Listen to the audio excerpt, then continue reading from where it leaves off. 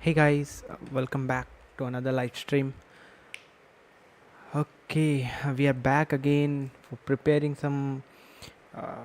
ourselves for some MAANG interviews. So, you know that I have started this stream basically whole and solely for one purpose, just to prepare for interviews for cracking those big companies because they have a lot of hype. So I need to know like what's the hype for. Is it really the hype or something we need to really be prepared for? So for that, I started. On that note, I started this stream, and today I'll be doing the same thing. I'll be trying to prepare for MANG interviews. Specifically, I'm more focused on Google right now. Maybe I'll switch it back when I feel comfortable with Google interviews. Then I switch back to Microsoft, Amazon, Netflix, Meta, all those interviews questions. So maybe I'll think of picking up those questions also in today's stream. So as usual, this stream will also be somewhat like my usual stream. I'll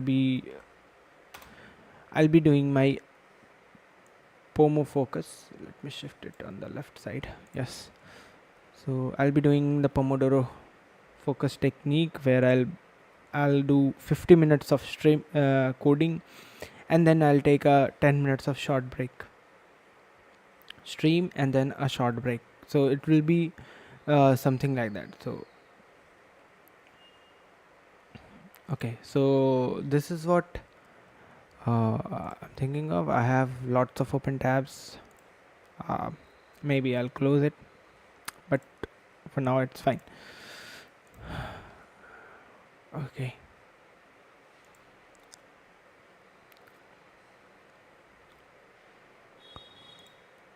So okay. So now let's start with our live stream, and without wasting any time, we'll start coding. We'll start building our concepts.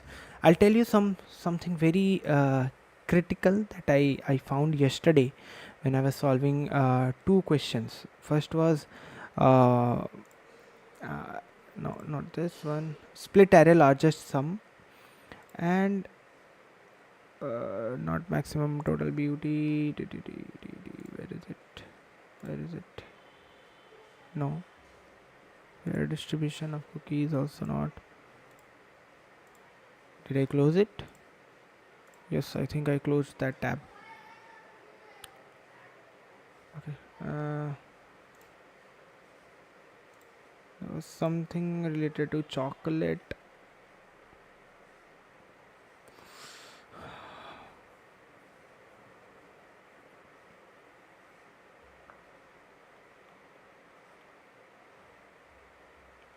Candies or something. Something related to candies.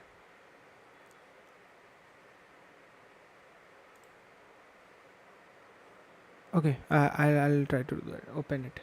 No problem. So for now, let's start with our coding practice. So what I was thinking of picking questions are the question that I haven't done yet. So I see this LRU cache came up. Earlier this LRU cache was not there. So maybe I'll try to pick this LRU cache and solve it. I did solve it earlier also, so not an issue, but I'll try to solve it again. So let's see what that this LRU cache uh, means and requires.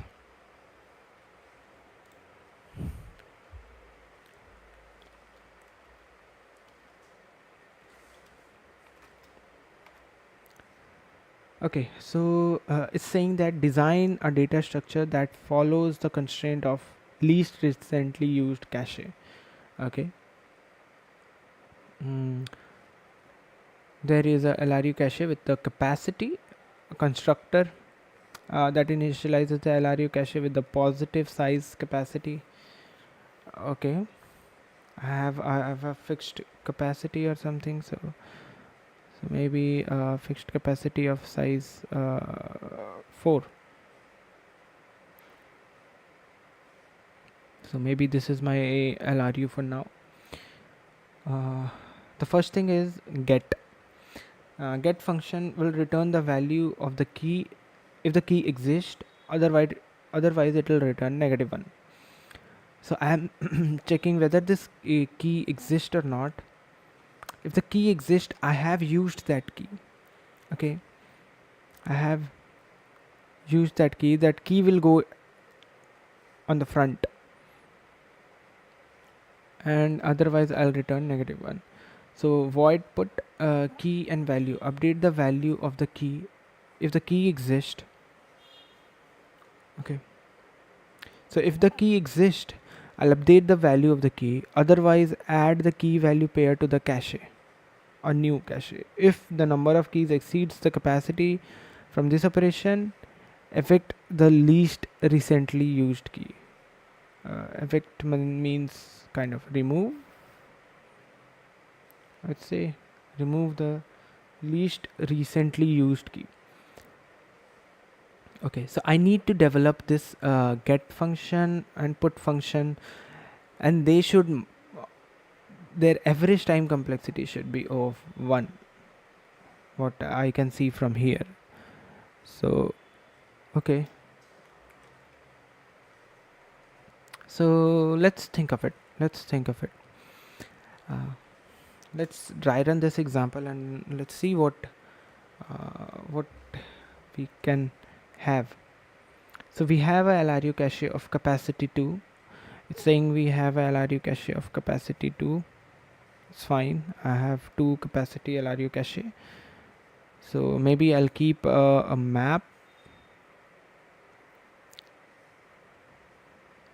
and something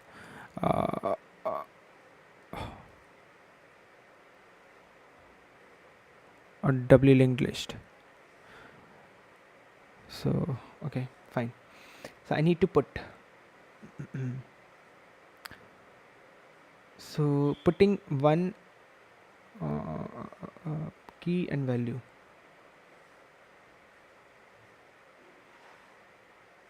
So key put will be having key and value. Okay, I need to handle this key and value, and when I'm getting the key, so corresponding to that key I need to know what the value is. So somehow I need to keep map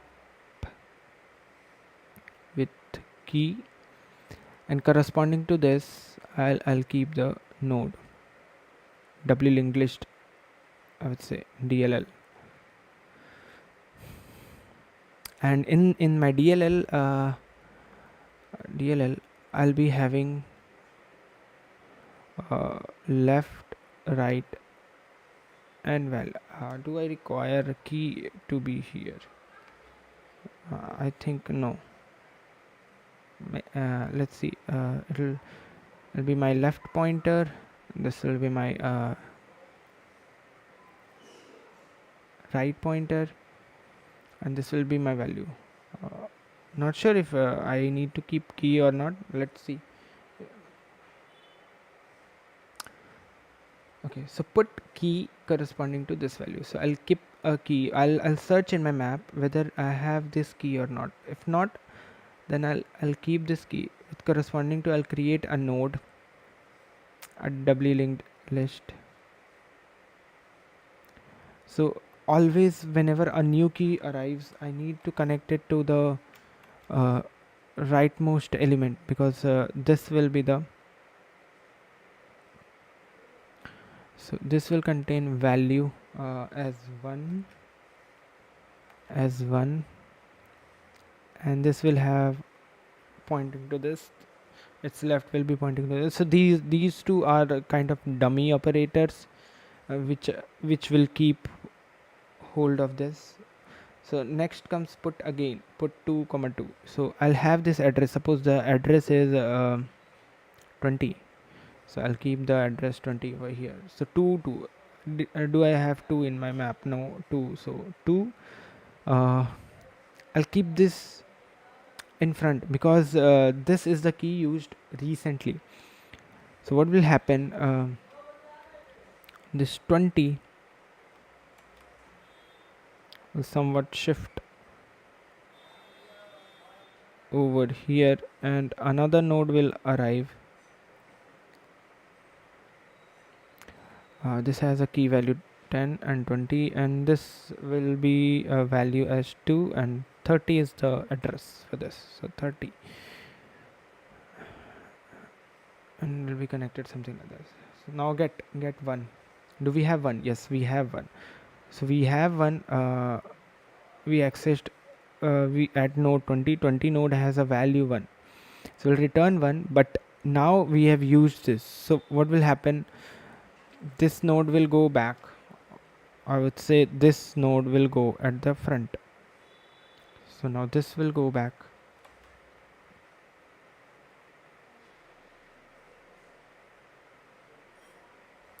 With value 2, this as 30, and this will go come at the front. So this is the logic that I am thinking of building. So this will hold everything values. uh, Give me a second, I'll be back in a minute. just just a minute.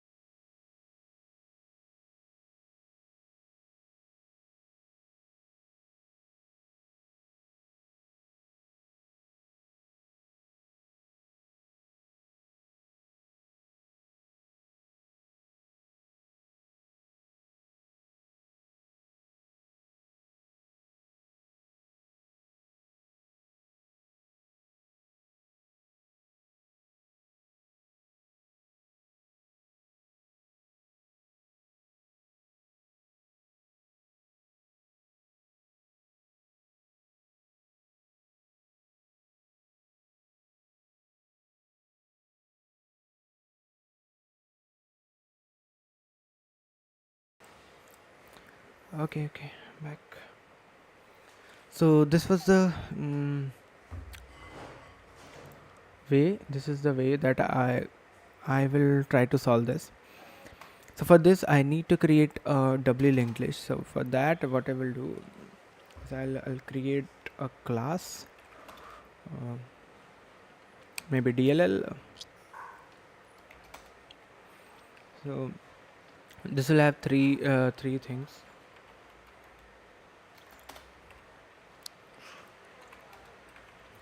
First is value. It will contain value, a pointer pointing to left, a pointer sorry pointing to right. Now I have a I'll be having a DLL constructor, sorry, which will contain val. We may pass val. So this dot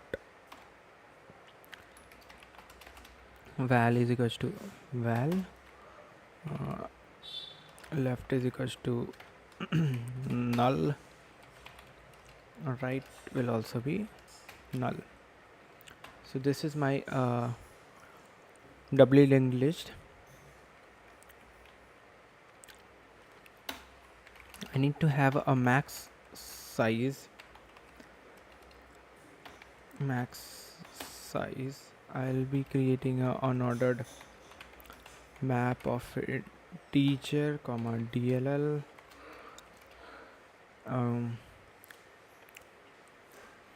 This is something key node, key DLL.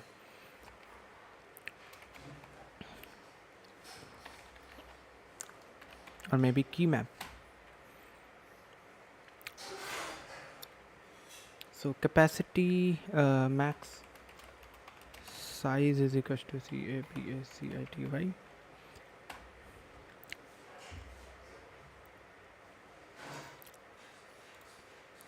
So we'll have two functions, get functions and put function. Okay. So I need to put this key. Now two things.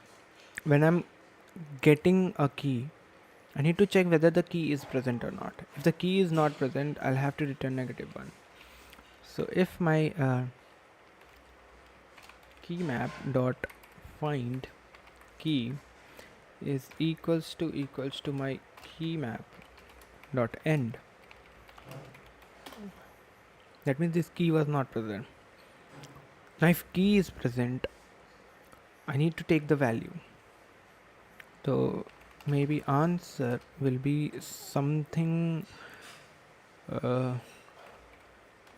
key map of this key will transfer to my node val will give me my answer. So I'll keep this in my answer, but one thing, I need to shift this node to another node. So DLL node is equals to key map of key. I got this node. I have to remove the connections, so it's left. Obviously one thing that I need to be is I'll have to create two things. DLL of left dummy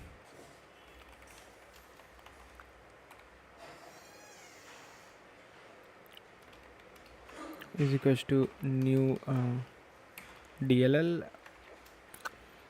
I'll pass -1 here.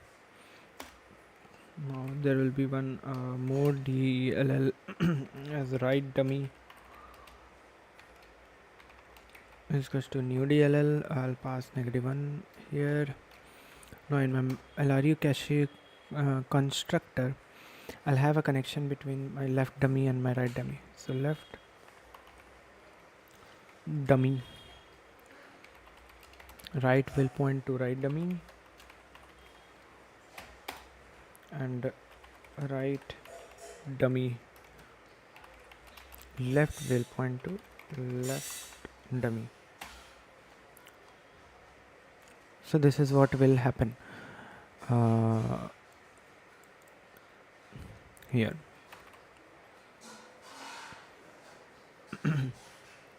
Okay, so I have this max size left dummy, right dummy created, constructed. Now I have to I got this key. I'll have to return this answer. But what if got this key? I need to shift it to the front. So I need to disconnect it from its left. So what I will be doing is I'll have a DLL. Hmm.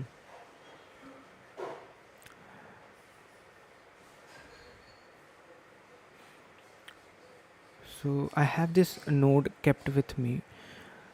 What? So I'll go to its left.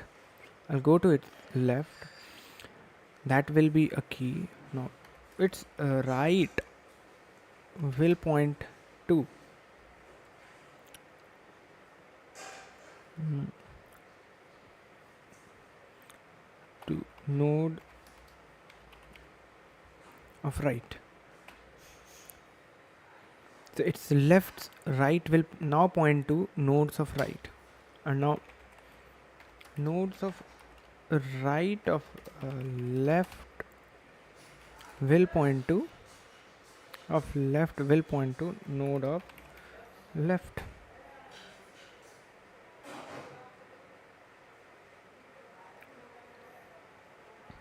So what I did, I made a connection something like this.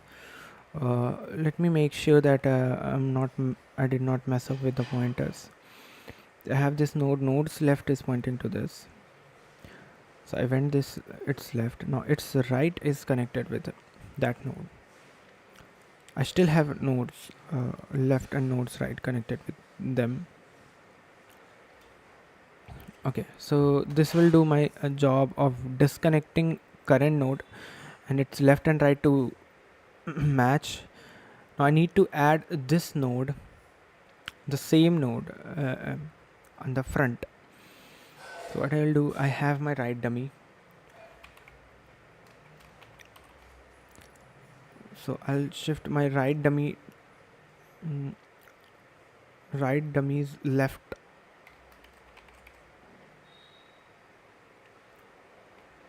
Right dummy's left of right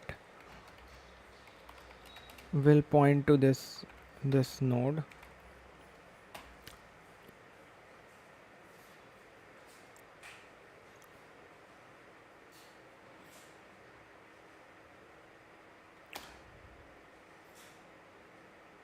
So this will point to this node, and node will point to this node should point here. So I still have right dummies. So node of left will point to right dummies left. Right dummies left. So this will be connected with them. Now node's right will point to this right dummy. Node right will point to this right dummy, and right dummy not left will point right dummy left will now point to this node.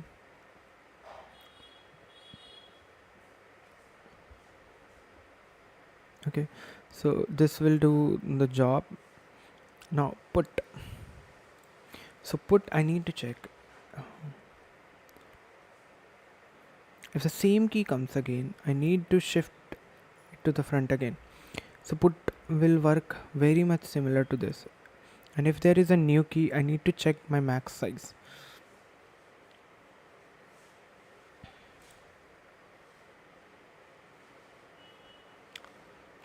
So if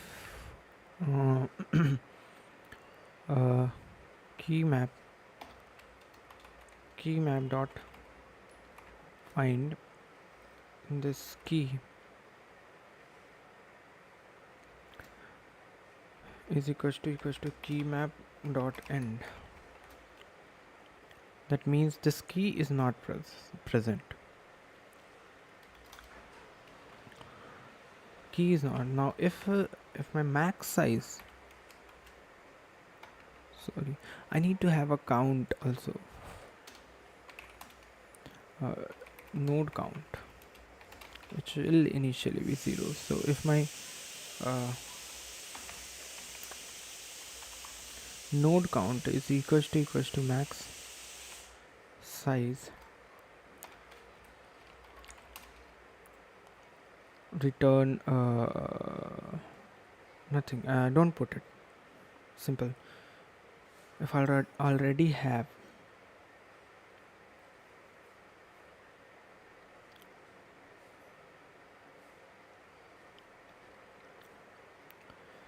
I have this 1 1 and 2 2 in my,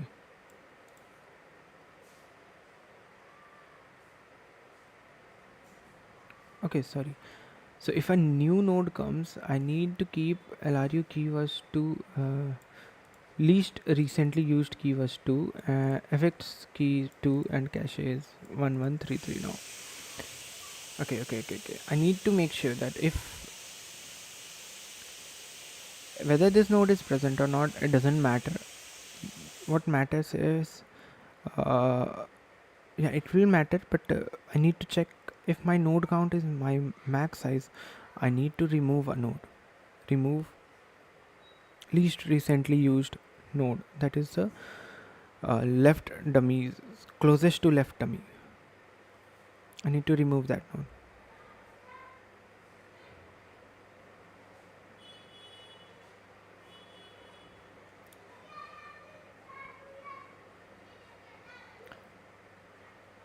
Okay.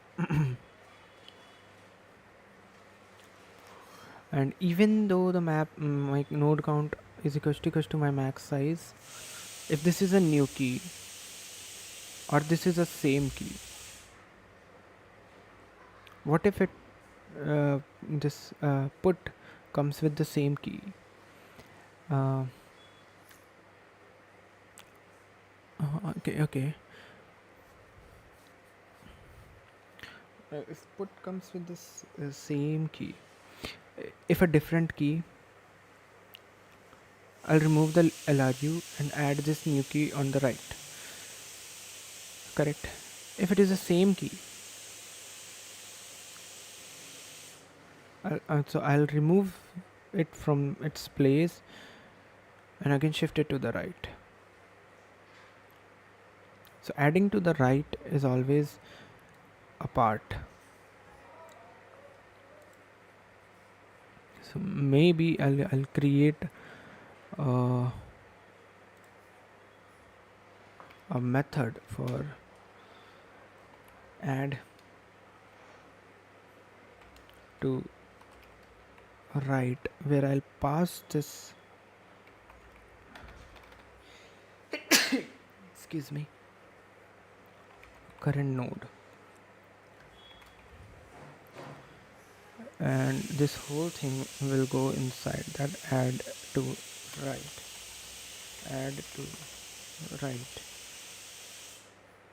with DLL of node and this part.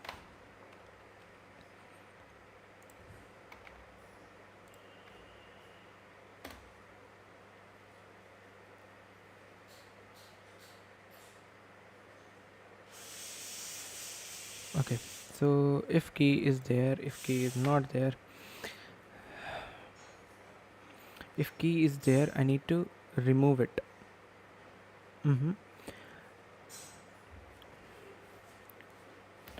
If input is there, I need to remove it and add it to the right. If there is no key, remove the least one and add it to the right. Same. Okay, so if key map dot find key is equals to key map dot end, That means if key map dot I'm finding this key, I did not get this key. So this is the new key that is coming.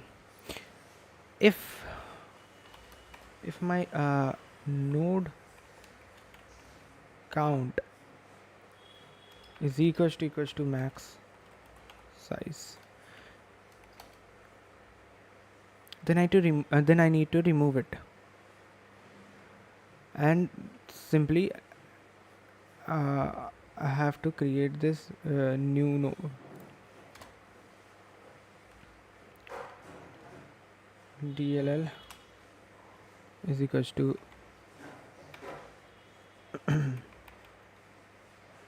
node. Initially let it be null. Maybe I'll need it, maybe I'll not. So if node count reaches my maximum size, I need to remove node.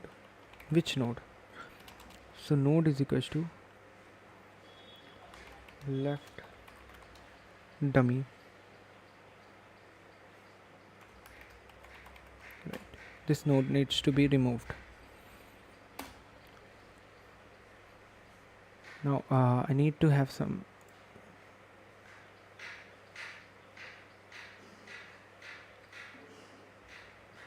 remove function, add to right or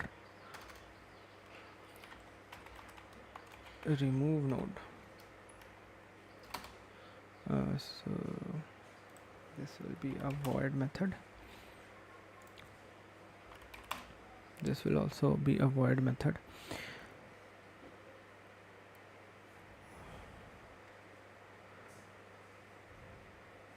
Remove node means its connection will be disconnected. So this node left right will point to node right.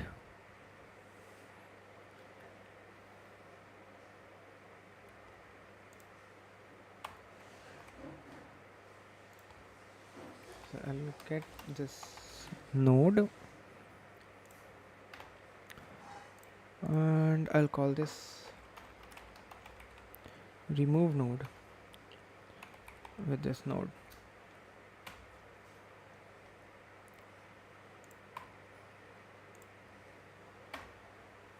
And add this node to right. Okay. Now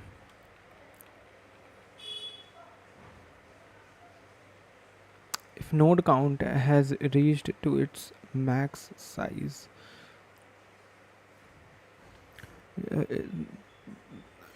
okay, this key was not there in my map and node count has reached map size, so this node I need to remove it. So remove node, this node, remove the specific node, add to right.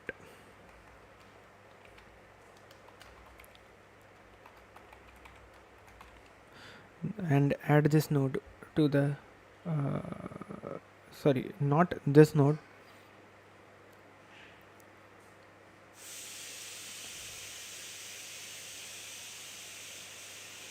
so get in get no address changing will be there, right? Because I'm taking that node on the front, so there is nothing to change, but input I need to do few things. Okay, I did not find it in my key map. I created a node. This node is not there, so I will create a new node. Sorry, so I'll create a new node.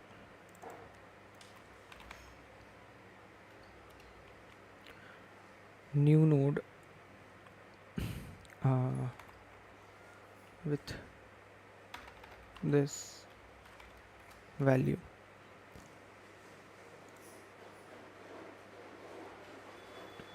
So I created a new node with this value.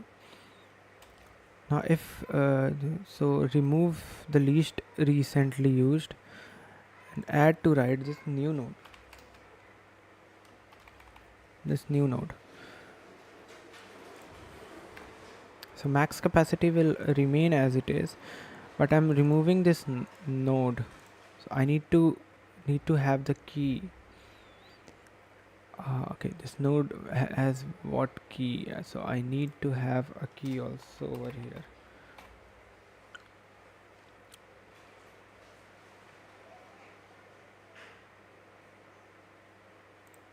So maybe int key. So whenever I'm creating, I'll initialize it with -1 comma -1, -1 comma -1, and this key is equals to key.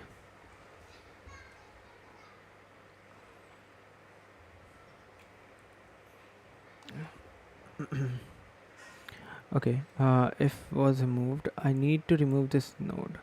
So this is a DLL pointer node, dummy left of right. I need to remove this node, correct? How should I remove this node from map also? I need to remove this node from map also. So I need to erase it. So map key map dot erase node key. So this key will be erased. I added this new node on the right. So key map with this key is equals to new node.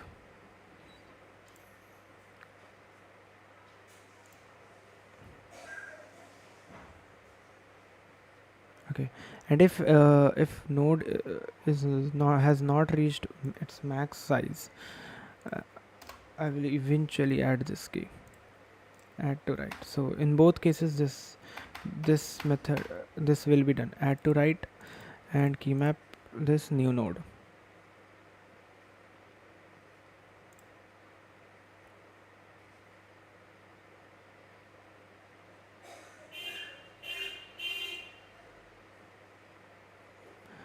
And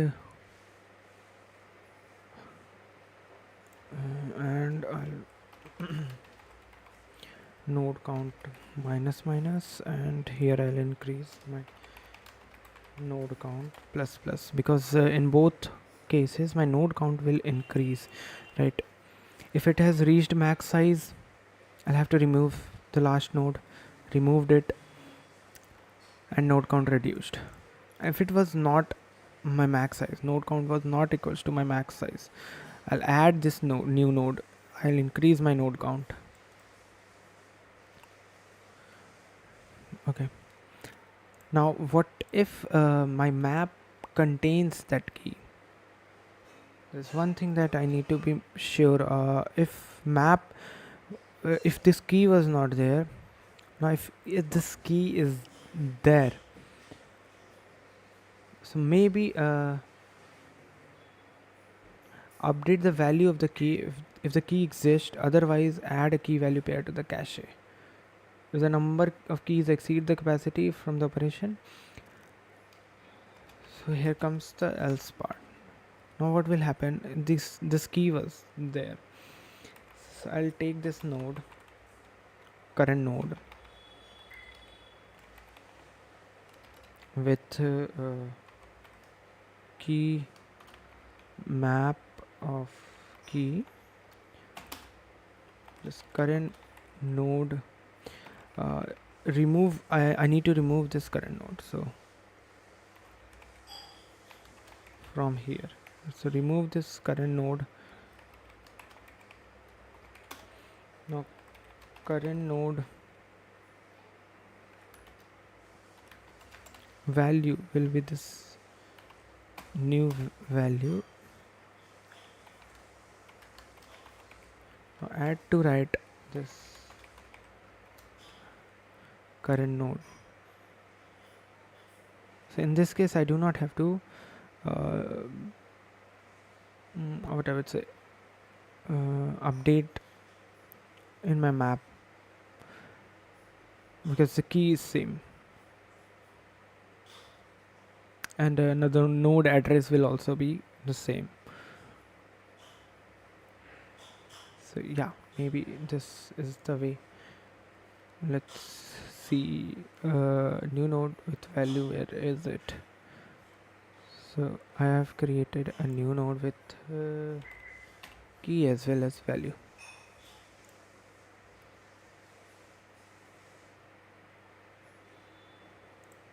Is equals to new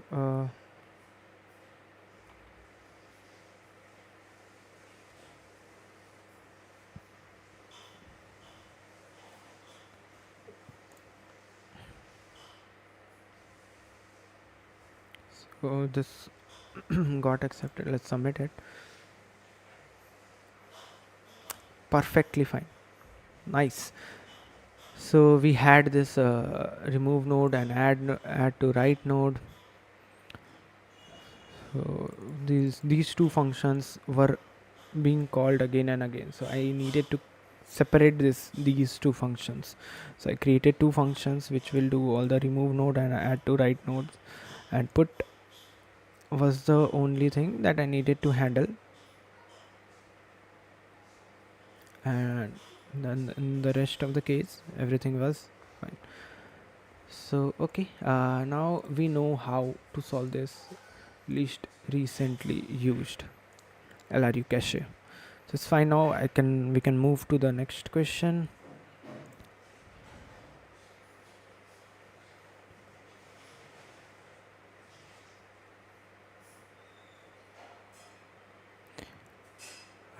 Okay, I can see one more question coming over here.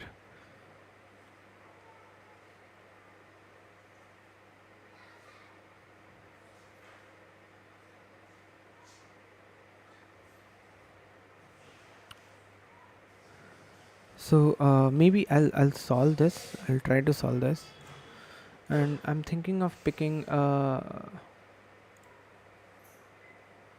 this one, fair distribution of cookies. I was yesterday I was solving it, but I did not realize that this was a subsequence. I was thinking of it as a continuous. So I tried with binary search approach, but it did not work. So let's see what this question holds.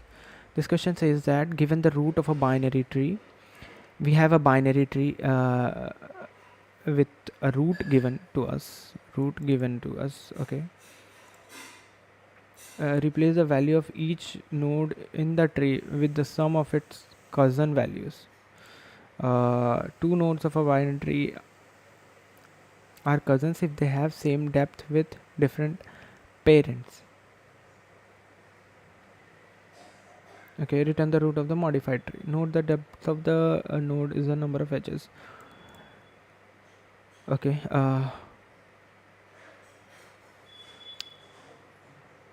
okay, let's see. Mm, Replace the value of each node in the tree with the sum of all its cousins values. So what is cousin? Two node of a binary tree are cousins if they have same depth with different parents.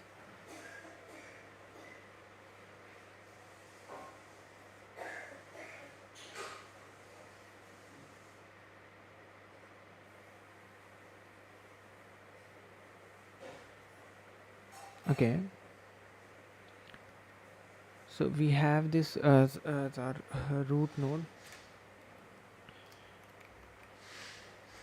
Just a second, we have this as our root node, correct? We are shifting to left, we are shifting to right.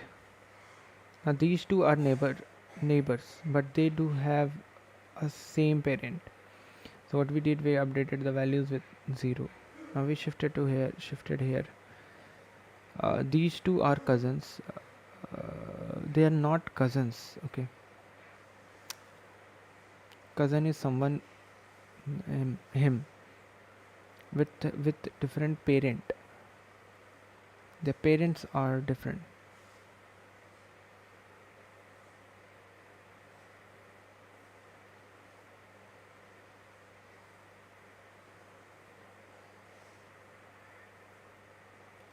Okay, let me understand it more precisely. This node parent is this, and this node, these three nodes are at same level, correct? Fine. They have a parent as 4, they have a parent as 9. So I need to know what their parents are. Okay.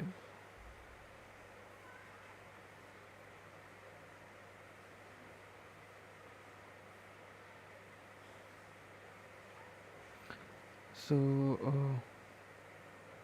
4, parent as a 4 contains 1 and 10 value. Parent 5 contains 4 and 9.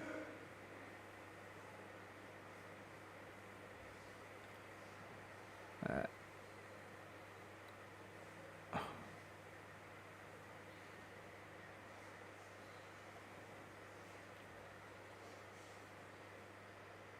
so I need to know level. Okay. And their parent. So at 0 level, we have,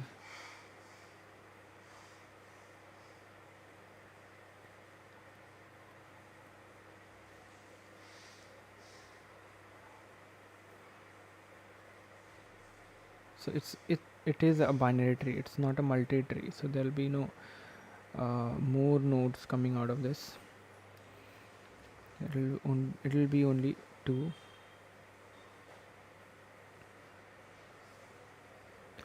Okay.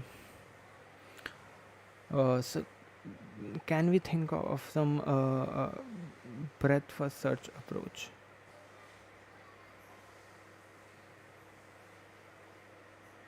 So will depth first search works? Let me see if 5 to 4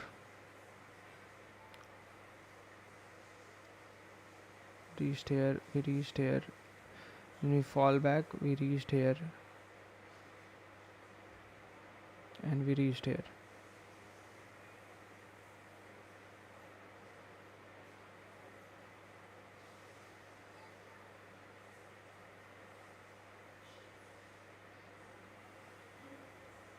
And I have to update the values also, correct?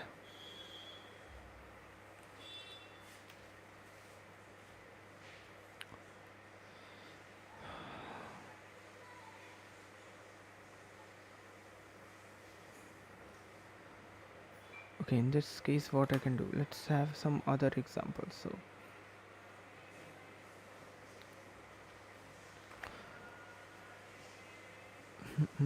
okay, this is a binary tree. uh, for every node, for every level, and for every node I need to know, is there any node on this level with 4 as not its parent?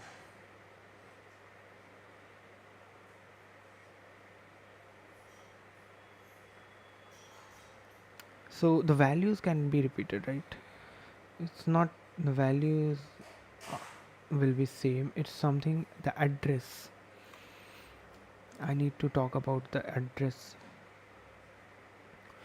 So one uh, so level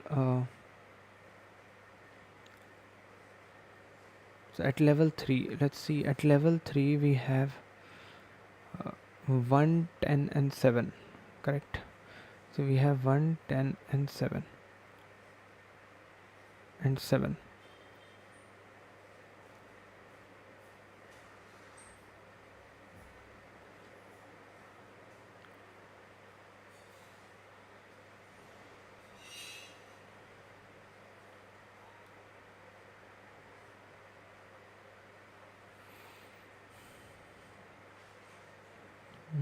Okay. This has parent 4, this has parent 4, this has parent as 9. Their parents are different. These two parents are same, these two parents are different. So whosoever parents are same, I'll sum up their values. Parents are same, I'll sum up their values.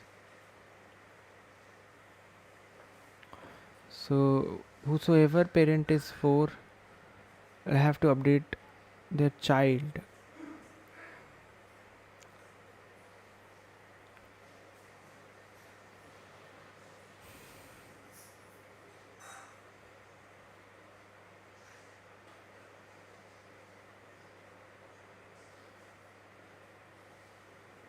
Okay.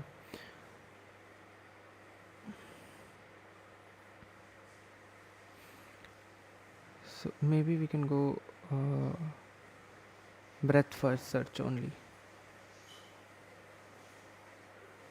and we'll have to traverse it.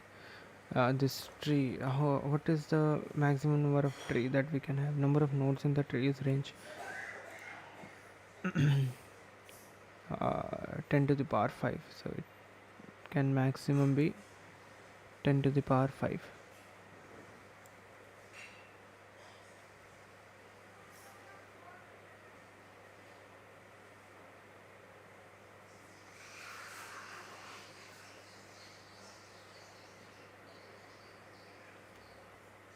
Okay, let's keep track of parent. Parent 5.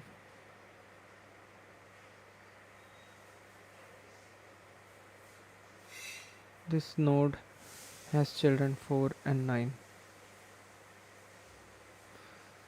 Parent 4 has children 1 and 10. Parent 9 has children 7.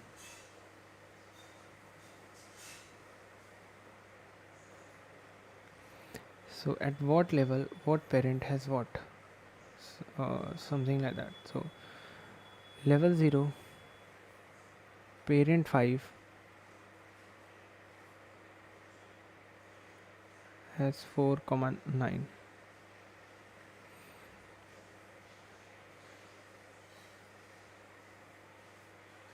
Now let's level 1, parent as 4 has child of 1,10.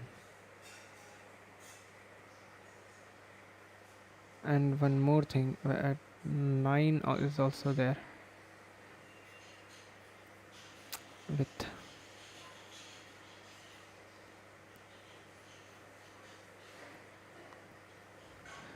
at level 2. This one node has no parent, no child. This 10 has no child. This 7 has no child.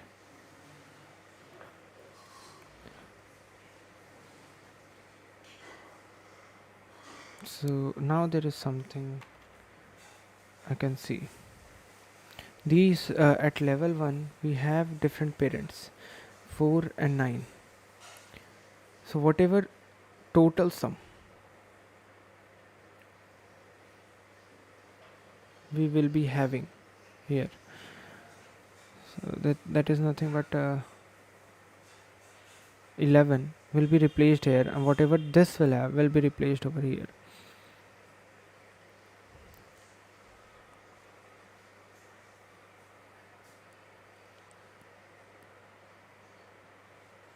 So at level 0 we don't have multiple parents. At level 1 we do have multiple parents, but we don't have any child. So if we don't have any child, what's the use of it? So I'll start iterating over level by level. I'll have to have the total sum once, means the values, I'll go to 4, all the node values sum up, then I'll travel this again. mm.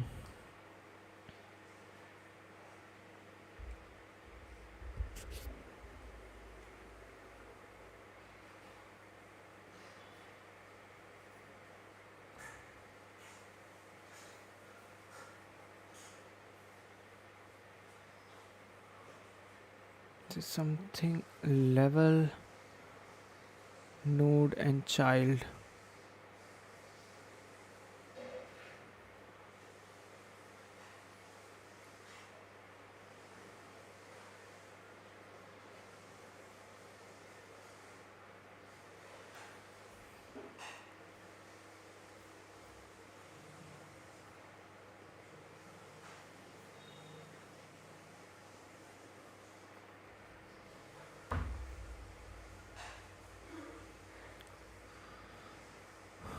So this way we can do it, but is there some other any other way where we can handle these things more better way? Is BFS good enough?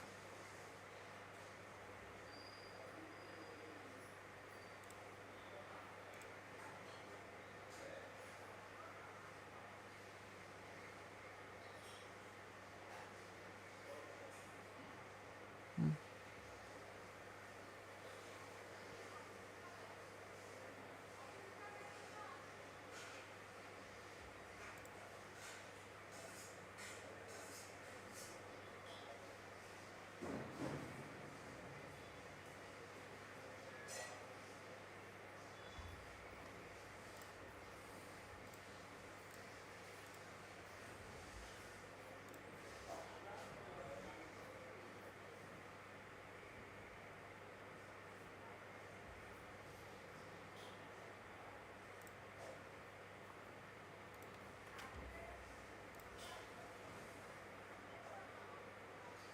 What I'm doing is I called the DFS, which will keep which will I have this map.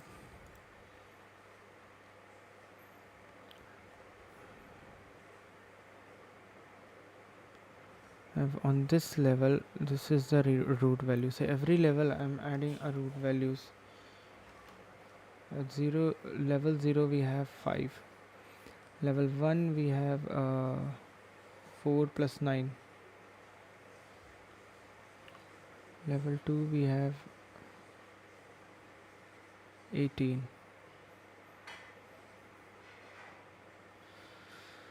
So 0 1 2 we have these sum.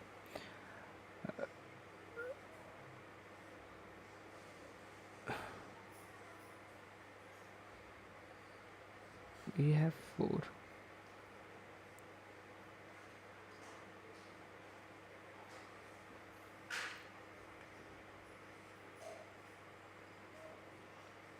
Now solve.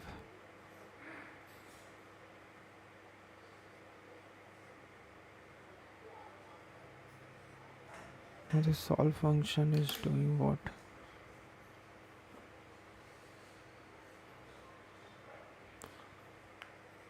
Root level I have this map, correct? If not root, I'll return. If level is 0, root ka value will always be 0. Left value, right value.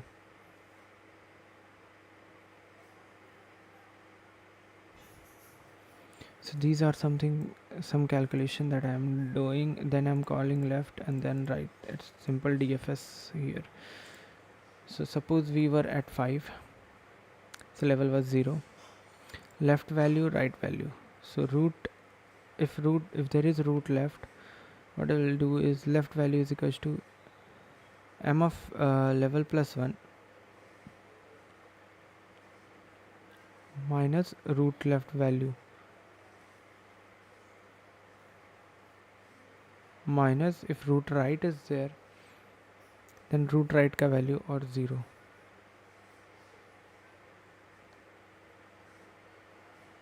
So uh, if this value is there, it's left and right.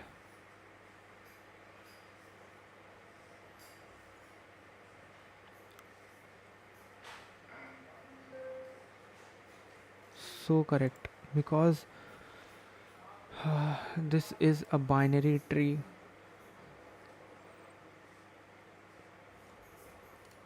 How can I do such a silly thing?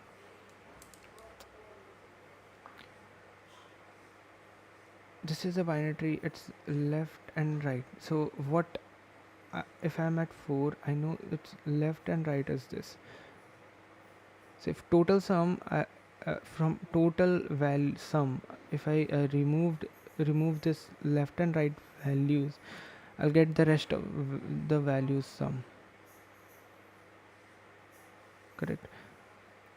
And at this position also, from total sum, if I remove this left and right value, I'll get the rest of the sum values. From here, if I'm at here, from total sum at this level, if I remove this left and right values, I'm left with the different parents value. Oh my god,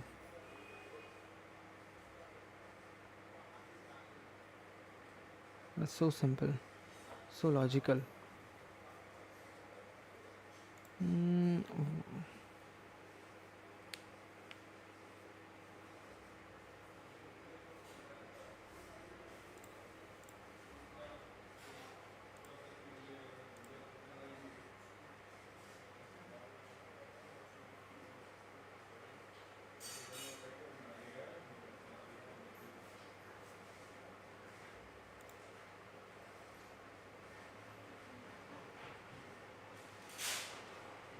so okay, fine, no problem.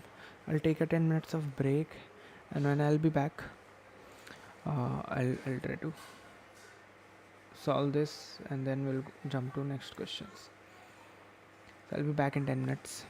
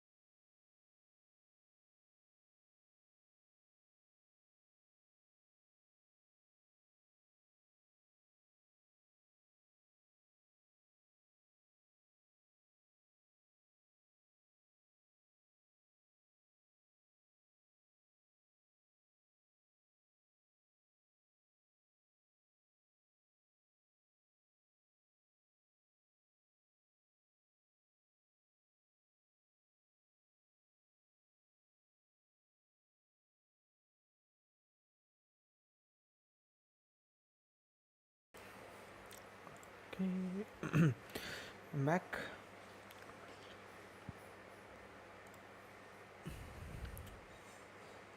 So where were we? We cousins in binary tree.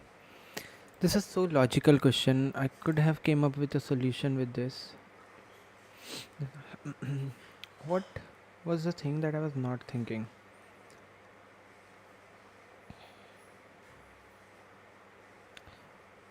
Every node will have only two nodes if it's left and it's right.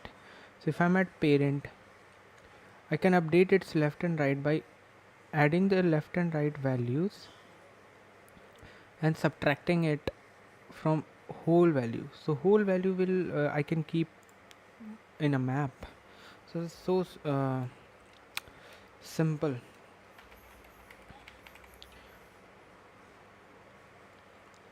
Um, Maybe I'll not solve it. Maybe I'll skip this question because now I know the solution.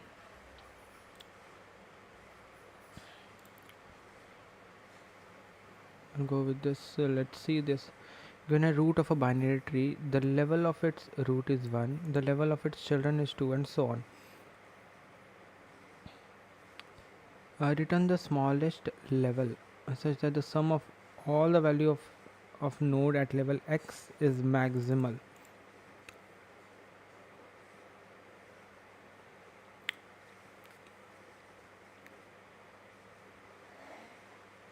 So at level 2, so we return the level with the maximum sum, which is 2.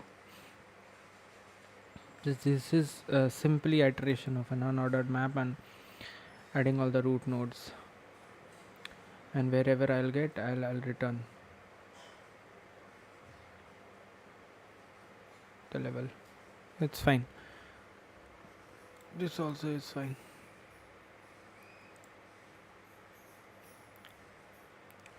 So you are given the root of a binary tree and a positive integer k. The level sum is the in the tree is the sum of the values of the nodes that are on the same level. Then the kth largest level sum in the tree, not necessarily distinct. If there are fewer than k level in the tree, return -1. Note that two nodes are on the same level if they have the same distance. So kth largest.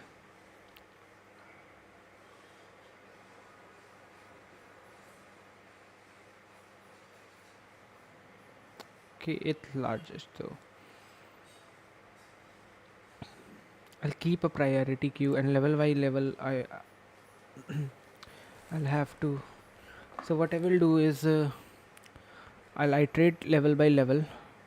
I'll find all the sum, and then I'll keep a priority queue. I'll go one by one and check.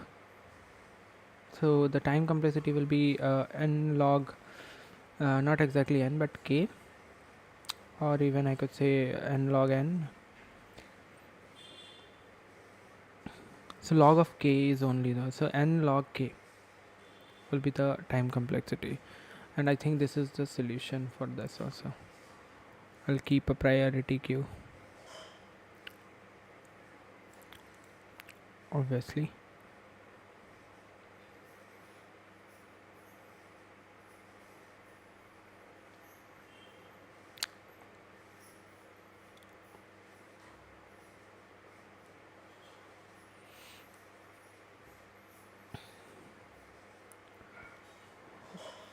Okay, we did it. I did it in one go. What I did.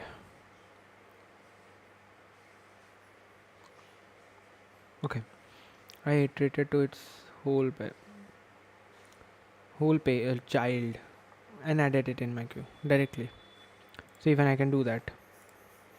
Yes, this could be one of the possibility. And what I was thinking was also correct, but it will take 2 iteration. We can do it in the single iteration using directly using priority queue, which is whenever we are at whenever we are at this level, We'll check. We'll have 5 in my priority queue. So my priority queue will contain 5, suppose. Now it's child. I'll push it left and right. Right. Or even I'll take the whole sum of its left and right until my queue is empty. So I'll take this level. This level is at 0. This will be in my priority queue. I'll add 8 plus 9 its neighbors. 8 plus 9. I'll add everything till level 0. So till level 0 is only 5. So 8 plus 9 is nothing but 17. 17 is greater than. So I'll add 17 over here, which is at level 1. And sorry, not 17. This is node 5 and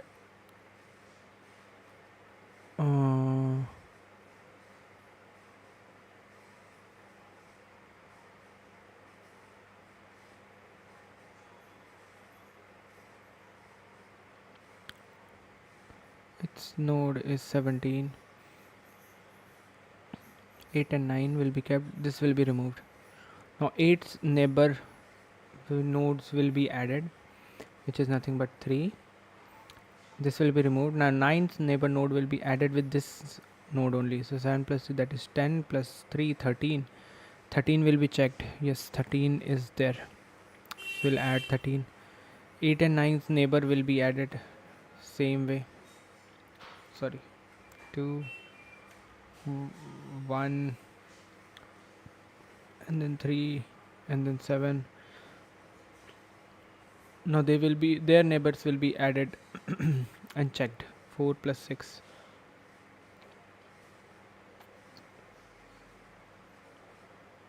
Or even I could have done a little lazy way. Lazy way can also work. Lazy way is better to do. What lazy way will tell me is something, instead of going to the child, I'll have some variable. I'll add 5 to it. I'll add its neighbor. I'll check this value is greater or not. So 5 will be added in my priority queue. I'll go to its neighbor 8. I'll push its neighbors here. I'll add so 8 here plus 9 here. So 8 plus 9 is nothing but 17. So 17 will be again pushed in my queue, because these were at level 2, these were at level 1. Yes, level 1.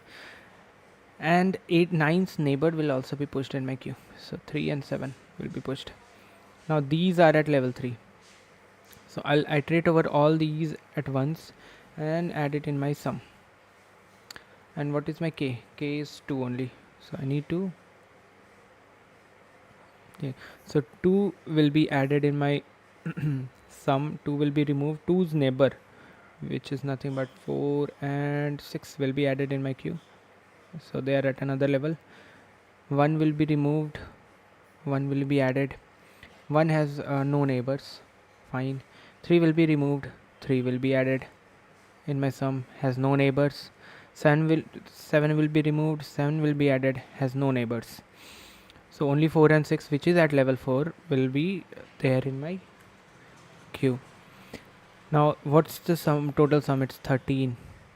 So is 13, because k size is 2, so my priority queue will have only 2. So is 13 greater than 5? Yes, 13 is greater than 5. So I'll pop the 5 and push 13 instead of that. So now these two values are the largest. Now 4 and 6. Now my sum will again come, will go to 4 And then 4 has no neighbors, fine. 6 has no neighbors, nothing to be pushed. 6 will be added, so it's 10. Now I'll check whether my case size, my priority queue is full. Yes, my priority queue full. Is my topest element uh, lesser than this value?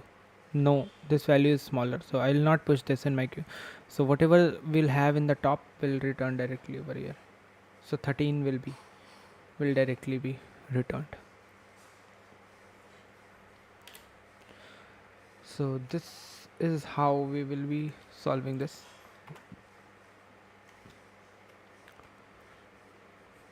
So I'll not solve this, maybe I'll go with a similar question. Okay, I haven't solved this. Let's try this one. Okay, so we are given the root of a binary tree root where each node has a value. Where each node has a value, specific value. Correct? Okay, fine.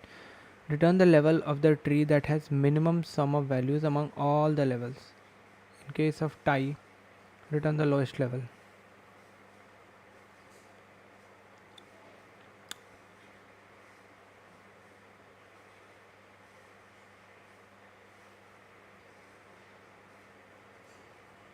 Return the level of the tree that has minimum sum of the values among all the levels.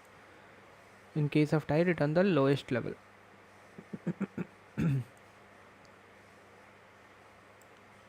So this is at level 1. This is at level 2. This is at level 3.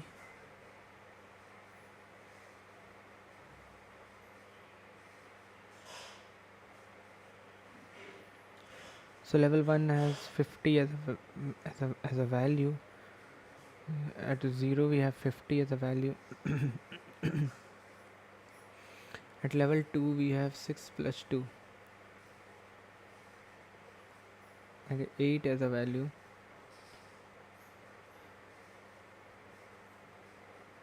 At level 3 we have 117. So level 2 has the minimum. So level 2 will be returned. Simple.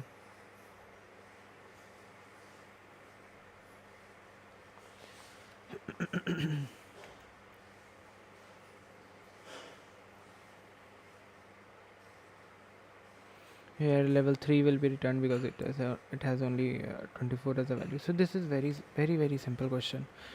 I wouldn't consider this as a medium level.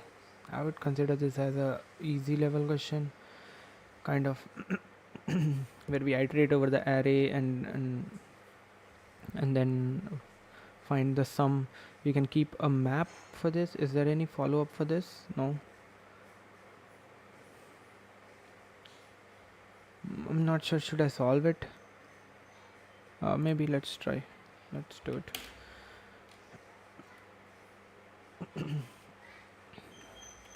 Even I can keep a unordered map for this. Int and int. Level sum map.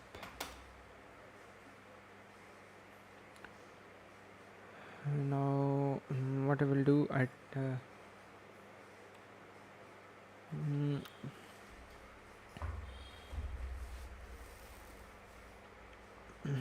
it's like iterate over trees. So iterate tree with this root and this level sum map, and will pass level. So this will do my iteration and some summation of the trees. Now after that we'll have one as level, lowest level, maybe.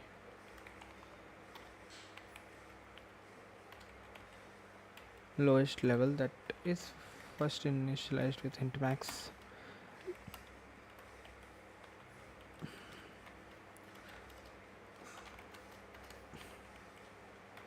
There will be at least one node, right? So there will be one. So it is equals to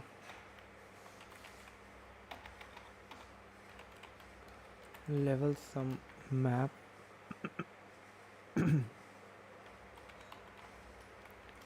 dot begin.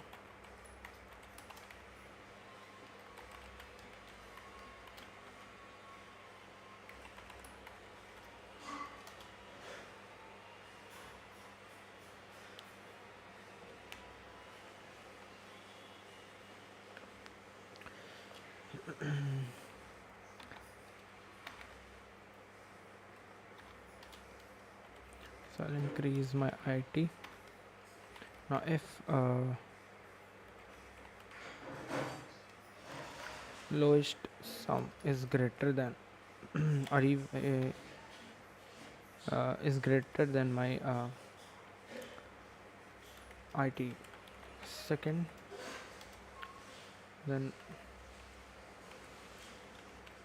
lowest level will be of IT of first and lowest sum will be IT of second. There's one thing that I need to be sure of, else if my LWEST lowest sum equals my IT second,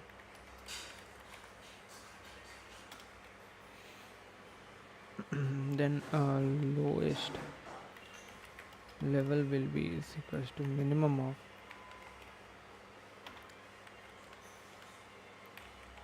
lowest level comma IT का sorry first.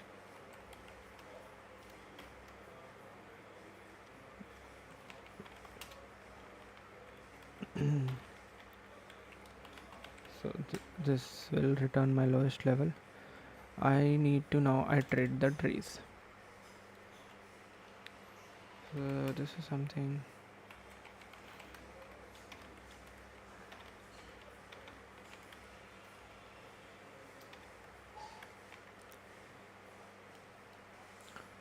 So I'll have tree node as node. I will have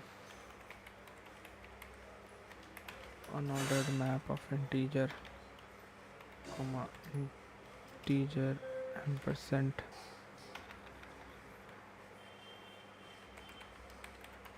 level sum map.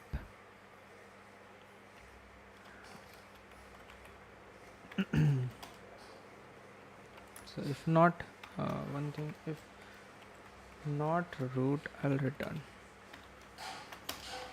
else my level sum map of level plus is equals to node का value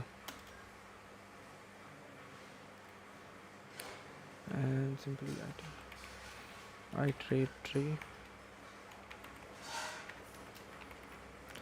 node left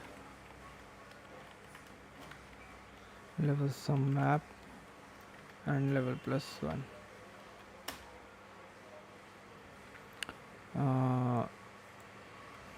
Same thing for just my left will be changed to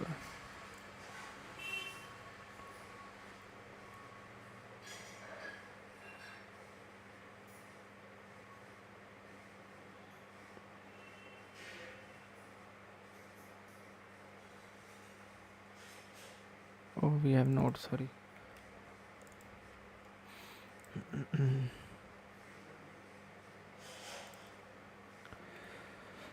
Okay.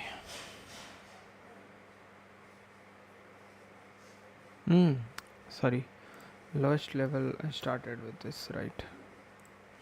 0.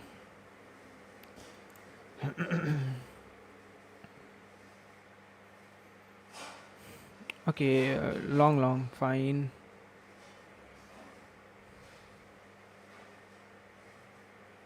I'll declare this map as sum as long.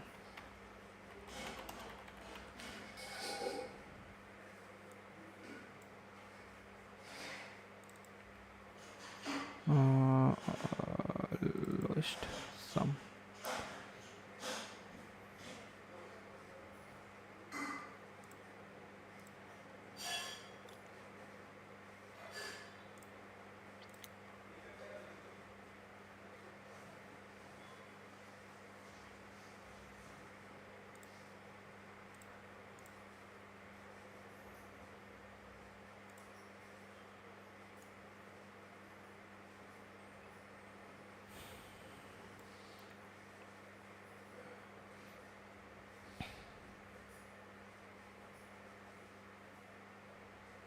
Yeah. So this is not that difficult part. Fine. Oh, I should have. No, no, no, no, no. Why did I do that? Oh, you want me to pick this one?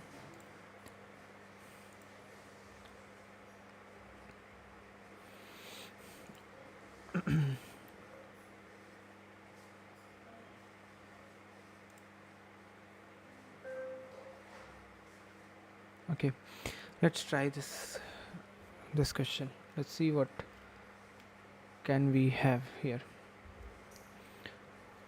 Uh, so Alice is a caretaker of n gardens. Okay, there are a total of n gardens.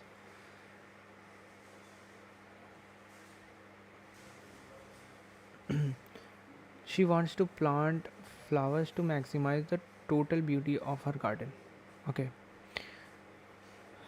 to plant flowers to maximize the total beauty of your garden. Okay, you are given 0 integer array flowers of size n. I have been given flowers of size n, where flowers I is the number of flowers already planted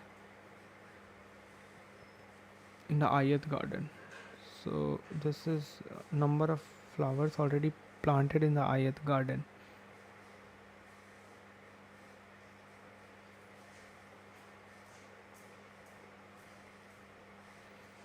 Flowers that are already planted cannot be removed. Okay, you are given another integer new flowers, which is the maximum of flowers that Alice can additionally plant. That is 7 additional plants can be done. You are also given an integer target full and partial.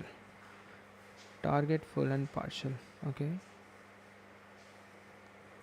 what is this target full and partial? A garden is considered a complete if it has at least target flowers. So at least there will be target. I can increase more than target, but there should be at least target flowers. So there are four flowers available. We need two more.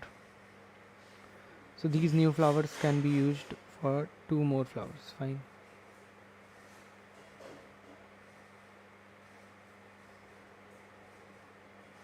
You're also given the integers target. Okay.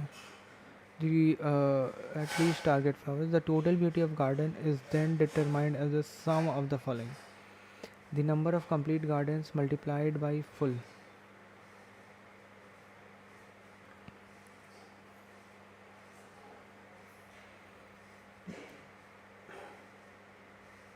A garden is considered complete. The number of complete gardens multiplied by full.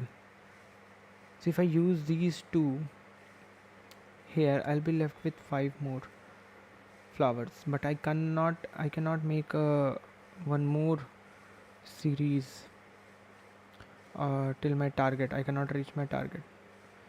So a number of complete garden multiplied by full. The minimum number of flower in any of the incomplete garden multiplied by partial. If there are no incomplete garden, then this value will be 0. Okay, return the maximum total beauty that Alice can obtain after planting at most new flowers. Okay, so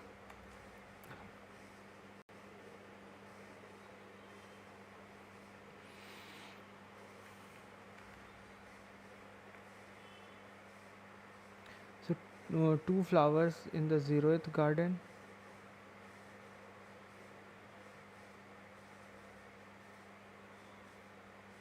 Two flowers in the 0th garden, three flowers in the first garden, one flower in the second garden, one flower in the third garden.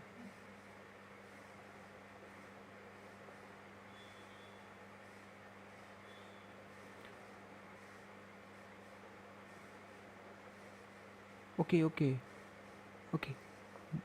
There are I ith garden. Okay. What is something this is the ith garden where we have already one plant.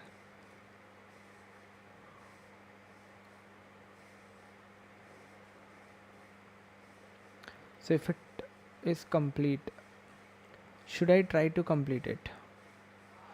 Okay, if I complete this garden, I need 5 more flowers, so I'll add 5 more flowers to this.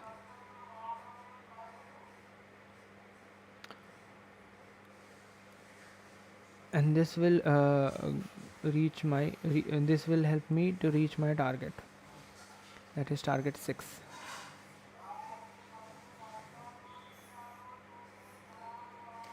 Right now this is a full, I can multiply it with full, so 6 into 12.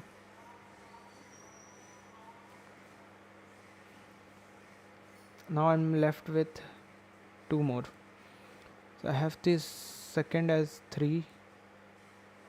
I can multiply this with I can add maximum of 2 more.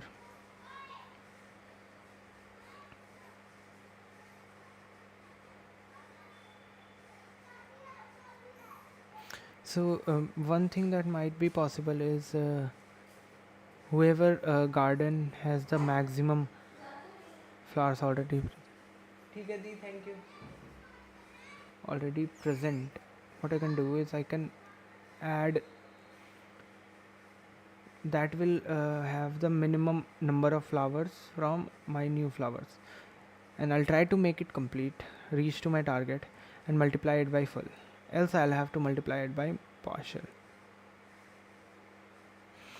Now the partial value should always be is it so it might be possible the partial value is more and the full value is less, right? We need to check. Okay, for now suppose full value is more and partial value is less.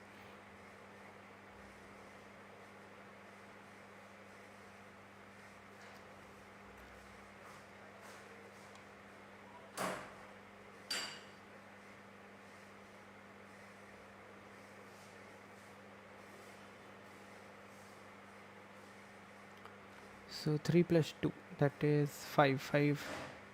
5 is partial, so 5 into 1 will give me 5.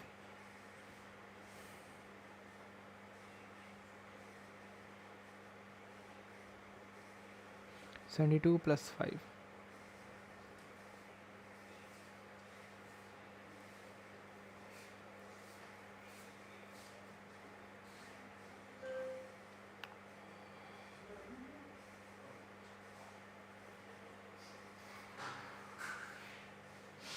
So I want to maximize. Why the answer is 14.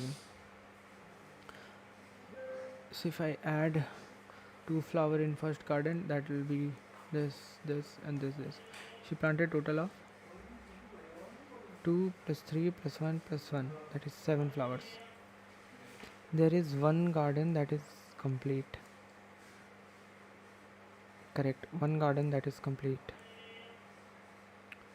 The minimum number of flowers in the incomplete garden is 2. Thus the total beauty is,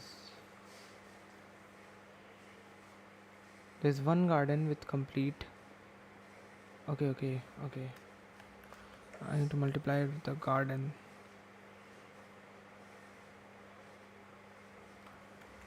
So there is one garden with complete.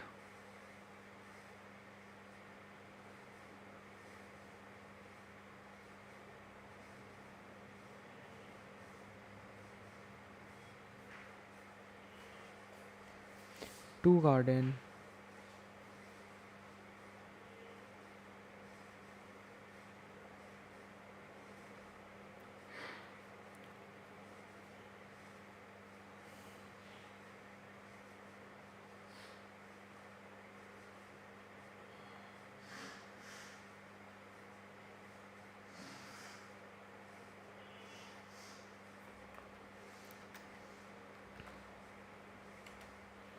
One garden is complete, two garden is incomplete.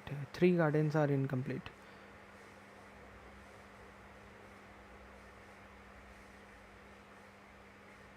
The minimum number of flowers in the incomplete garden is 2.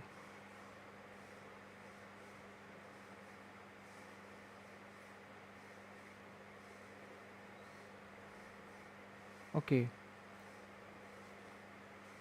So minimum okay.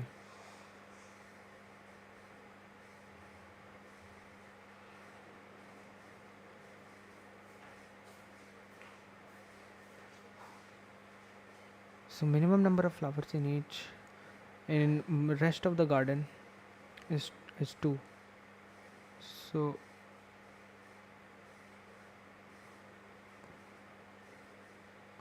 okay, the number of complete garden multiplied by 12, and the minimum number of flower in the rest of the garden, it will be multiplied by partial, which is nothing but 2, which will in return give me 14 as answer. Okay.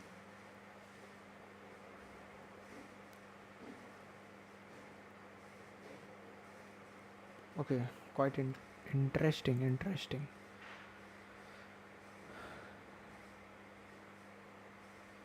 So there is something that I need to keep in mind is maximize the minimum or something like that.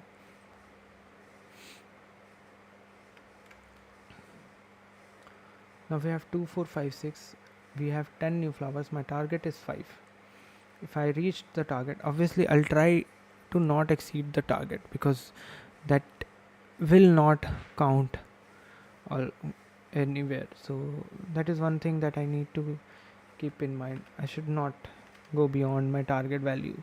That will be a waste of new flowers. So now this time full is 2, partial is 6. This, see, this is what I was talking about. Full can be lesser value, partial can be more. So in this case I'll not try to make full, will I?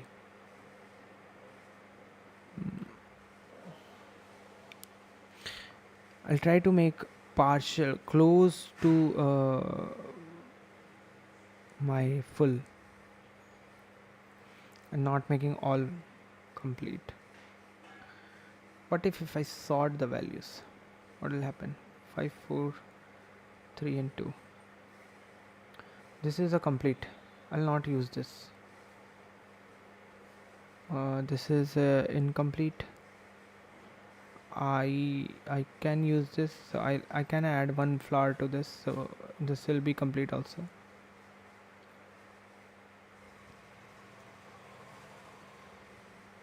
I can add 2 flowers here. I can add 3 flowers here. They all will be complete. So that which will be 4 into 4, nothing but 16. But here is something. If I make everything as 4, 4, 4,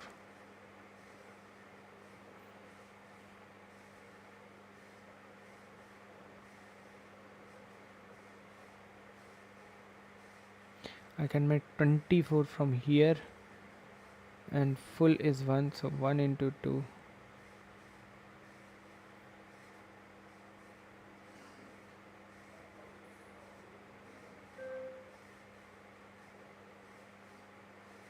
Okay, what I can do is make these all full. This also full, this also full. Keep this as 4. So there will be 3 into 2, that is 6, and 4 into 6, that is 24. So we can make maximum of 30.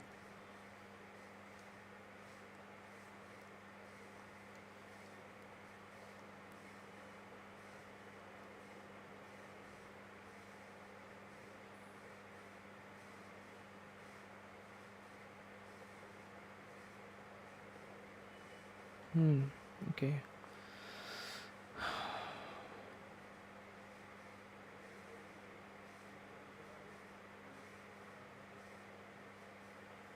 This is something we can use the new flowers we cannot use the new flowers. We can use the new flower. We may not use the new flower. And my target is 5. Full is 2, partial is 6.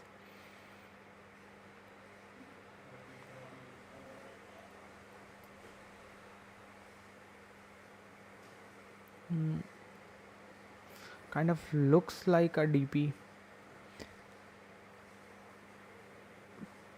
to check all the possible cases and then find the answer.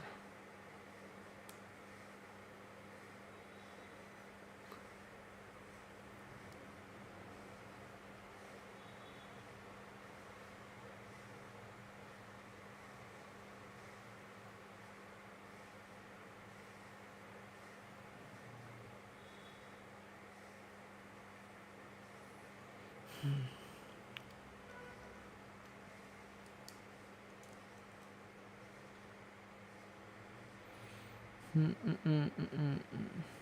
What I can think over here? New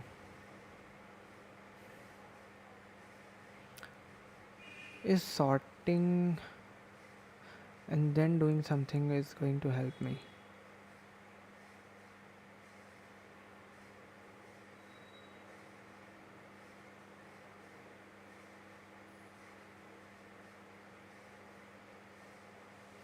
Something I can see.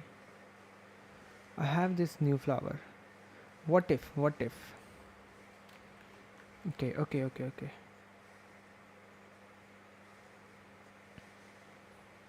We can think of something. We can think of something.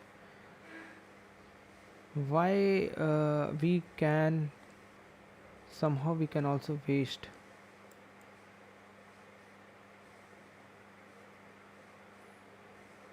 our new flowers. We can waste our new flowers. What we'll do is even sorting might not affect our answer. Even not sorting and sorting will not change our answer. What if my suppose my target is not this target, somehow my value, I have a bar like threshold as 8. I'll try to make everything close to 8 using the new flowers. So I have 5 here. I can make it close to 8. So I'll have to add 3 to this. Okay, which will reduce my new flowers to 7. Now making this close to 8, I'll have to add 4 more here, which will eventually reduce 4 more flowers, uh, which will give me 3. I'll have now for 3 to reach 8. I uh, I need 5 more flowers, but we don't have 5 more flowers. So maximum I can make it 6. Now what if I try to reach maybe 6, 6, 6. Let's see.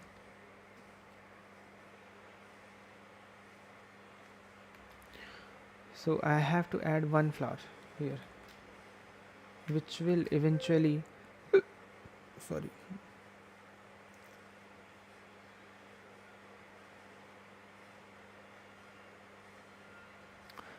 which will eventually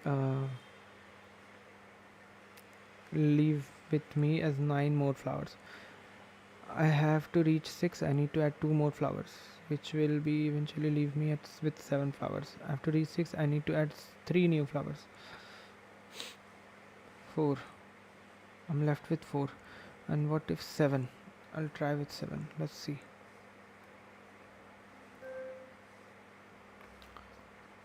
If I need to reach 7, I need 2 more flowers. So 8 left. I need to reach 7. I need 3 more flowers. I'm left with 5. I need 5 more flowers. 3, 4, 5, 6, 7. 4 more flowers. Sorry. I need 4 more flowers.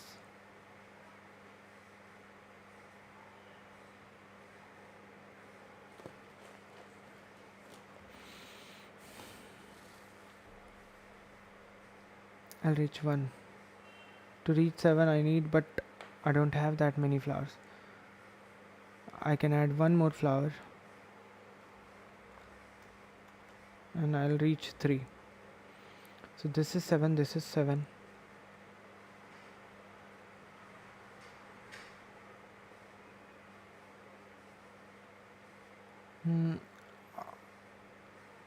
But the incomplete is has a value of 3.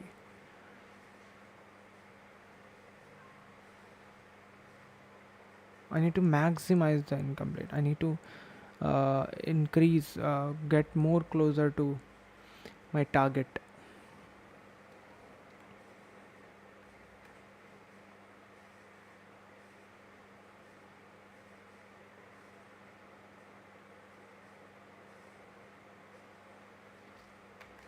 If I get closer to what I was thinking of, 4 more flowers, 2 more flower, which will make this as 4.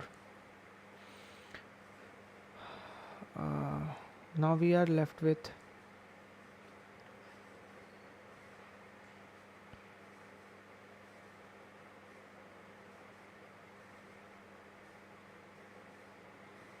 8.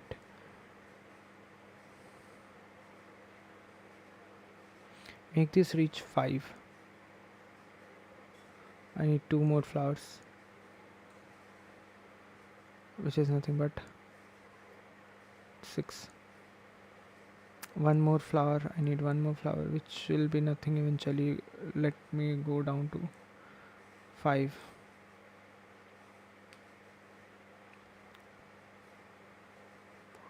I still have 5 more flowers.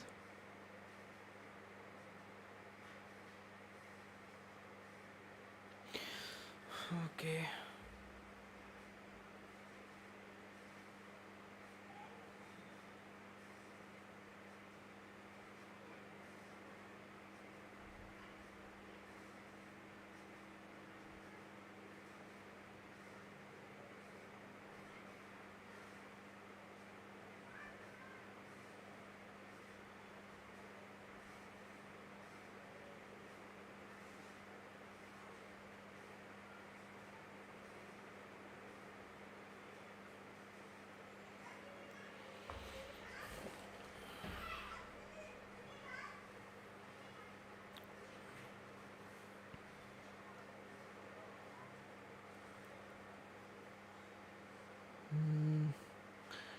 Keeping a threshold, is it going to help me always?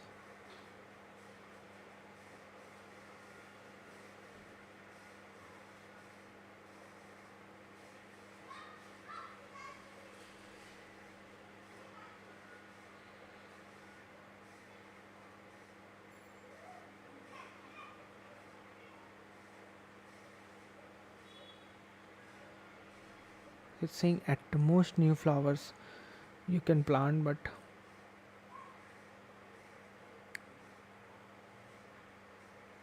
see, partial is something which depends on the value of only single, means I need to increase the value, but partial will depend only on one value, which is as close to my target but not exactly my target. I need to make a single value close to my target, not exactly my target.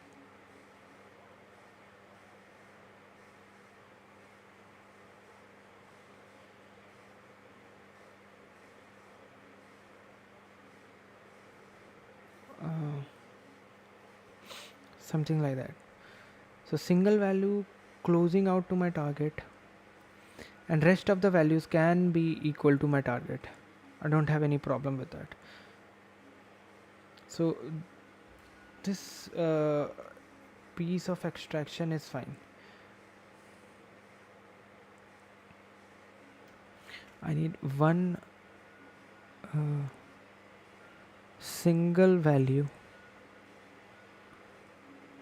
closest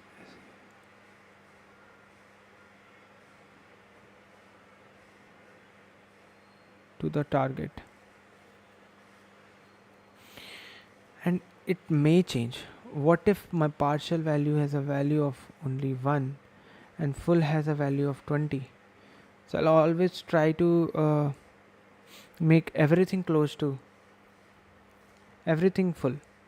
If we have new flowers, to make everything full, I'll make everything full, and I'll multiply 4 with 20. That will give me the maximum 80 score.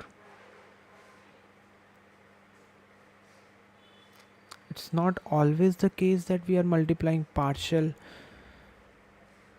and it's not always the case we are multiplying full. In some way we can multiply full or partial or both.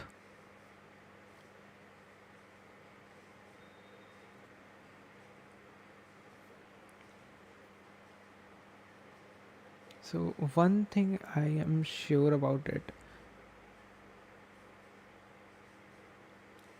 uh, only keep only one partial and check. Firstly, try to make everything as full and keep it as an answer. Now make one partial. Partial means reduce one value from the target and check.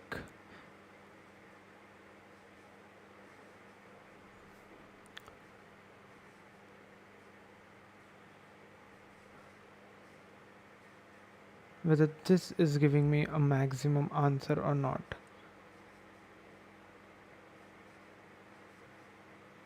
Because making two partials will eventually reduce my answer only. It's not something that will increase my answer.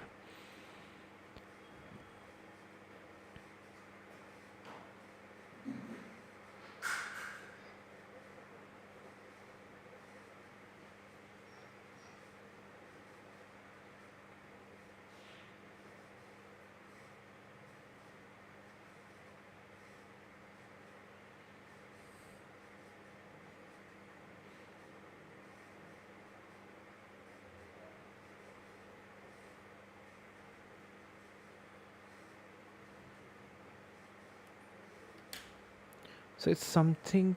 Can we keep? Okay, I need to only focus on partial, keeping one as partial.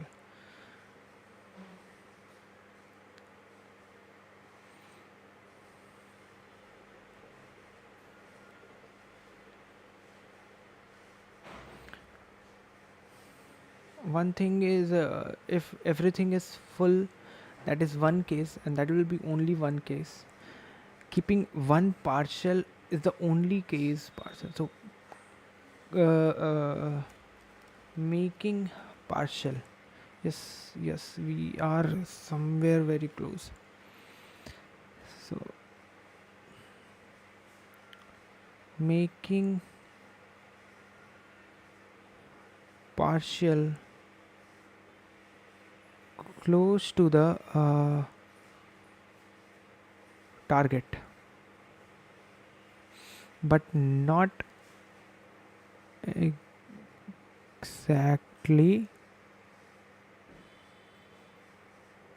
target.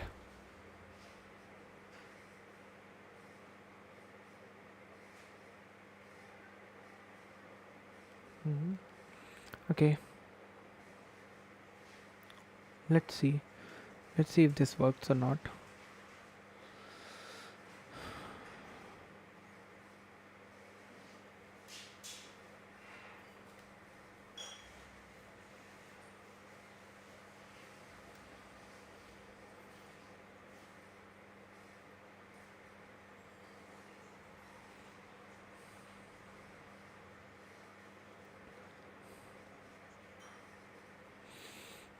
So we are given 5432. We will have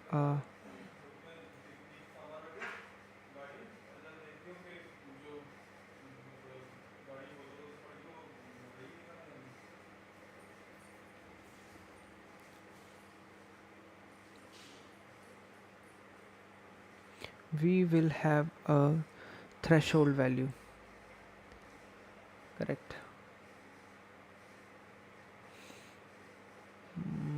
Okay. So initially I can make everything as target for this. If making everything as close as equals to target will give me what? 4 into 2, that is 8 as my answer. Now what I'll try, this target, my high will go as target -1, my low will be the minimum value in all the, because it can go this minimum, so low is something 2, high is something 4.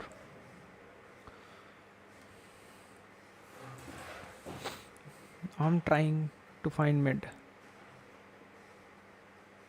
4 plus 2 by 6 by 2, that is 3.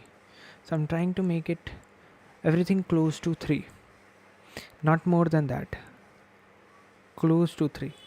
Yeah, sorry, equals to 3. So 5 is already greater than 3, so I'll not consider this. 4 is already greater than 3, I'll not consider it. 3 is equals to 3, fine. 2, so 2 is lesser than 3. I have to add one new flower to here to make it 3. So this will eventually become 5433. Now we are left with 9 more flowers. 9 more flowers. Now let's check if how many complete trees we can make with 9 more flowers, keeping in mind that I'll leave one tree which is which I'll take it as partial. So I'll take only 3 trees. These three trees I'll add. जा रहा है? नहीं. Okay, give me a minute, I'll be back in a minute. Okay, maybe I'll take 10 minutes of break because it's already 15 minutes, and then I'll be back. I just need to be back in few minutes.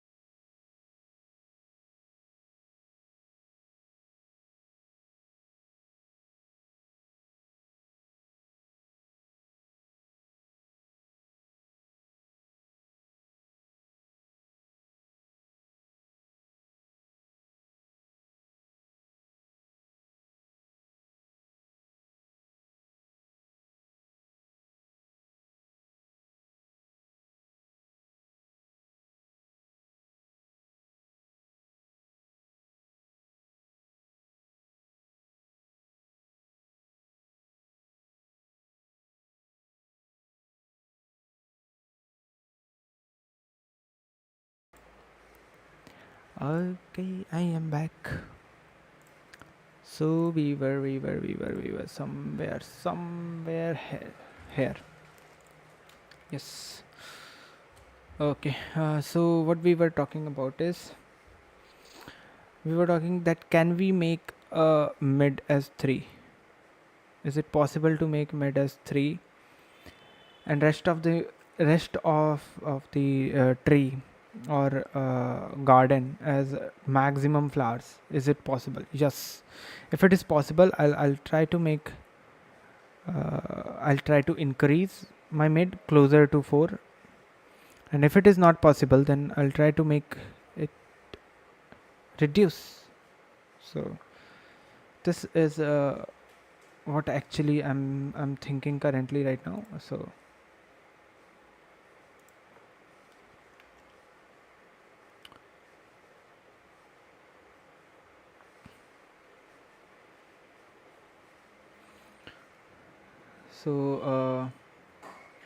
this part, can I make it 5 4 5? I need one more.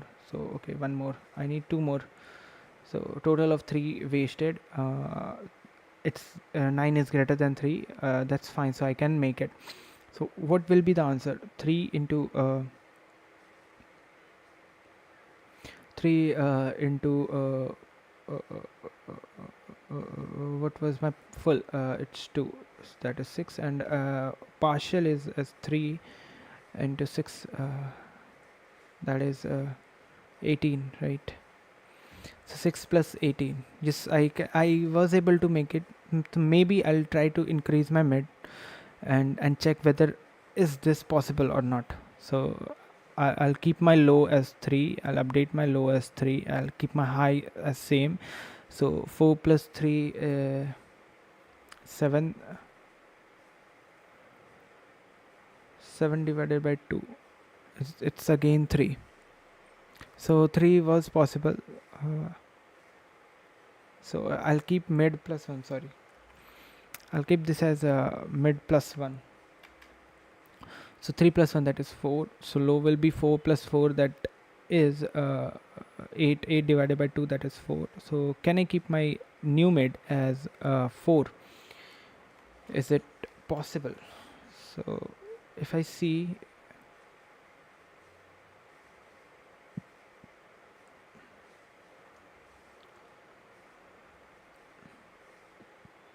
whether this is possible or not, can I make it 4?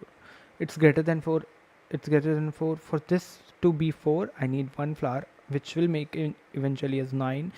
For this to be 4, I need 2 more flowers. So 7. I'm left with 7 more flowers. So for the rest, I can leave the last one.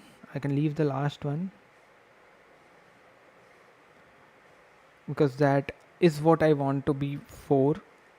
And for the rest, uh,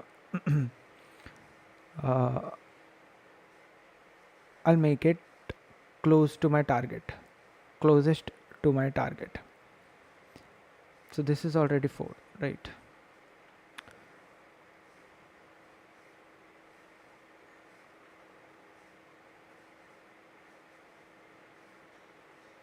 So this is my target. I need one to make it my target, and for this I also need one. So 2 more I need, which is left with me 5. So yes, I can. So 4 into 6 will be my partial, and 3 into 2 will be my complete. So it's 24 and 6. So when my low hits to right high, it's possibly the answer that we want.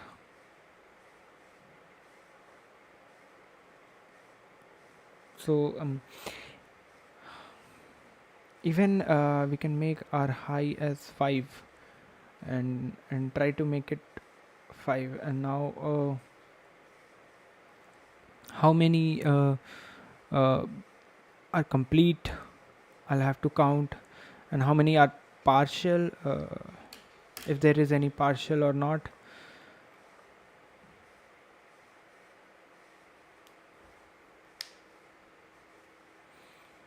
So it is going something like that. A binary search would help me to do the job for that, but uh, I need to sort my flowers. Maybe I'll sort my flowers. Even not sorting will also give me a proper answer, but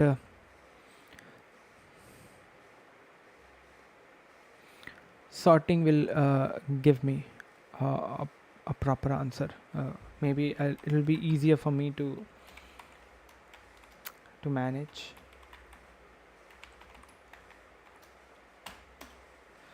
So also I need it to be greater.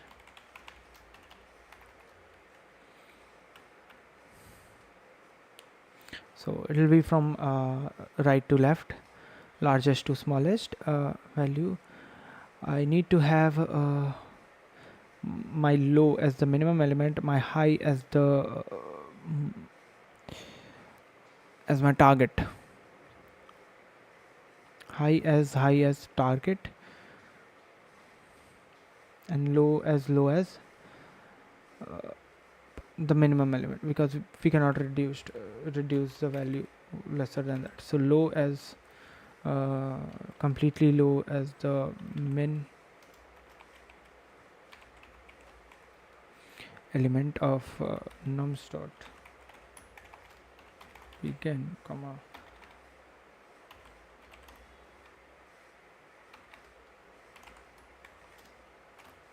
nums dot end.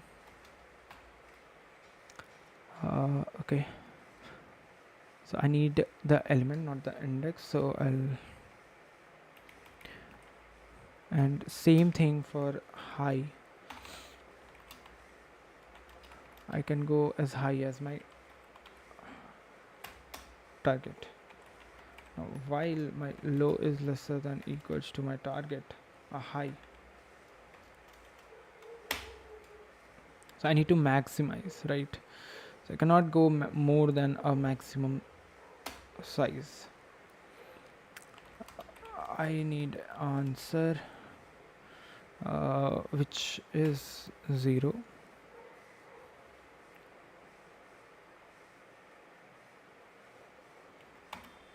I need to check, is it possible? So first the thing is mid threshold. It's something threshold, I would say. It's low plus high divided by 2. So the answer can be in long. So I may keep long as my answer.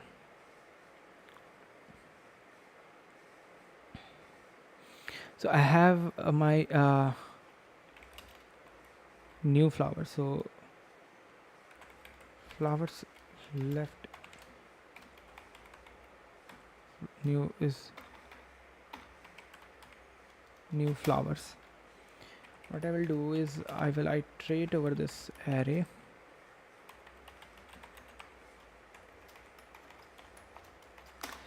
and keeping last value alive.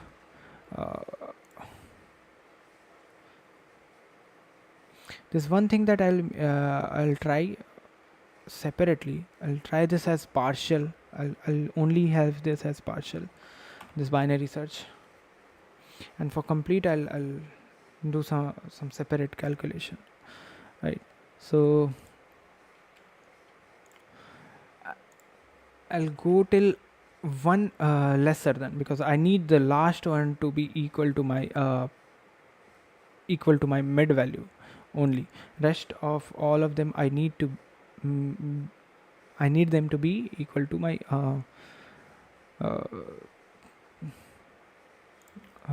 equal to my target.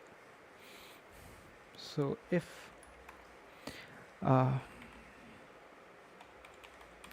flowers is left is greater than or even equals to what I require here,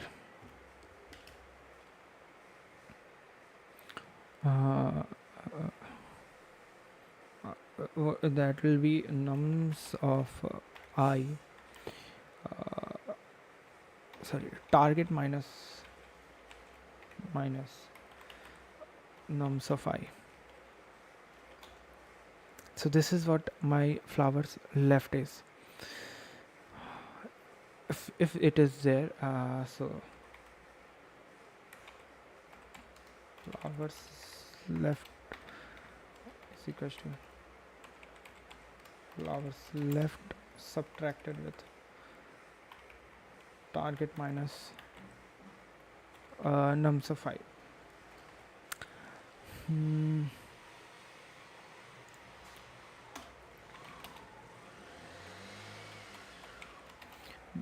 This will be something maximum of maximum,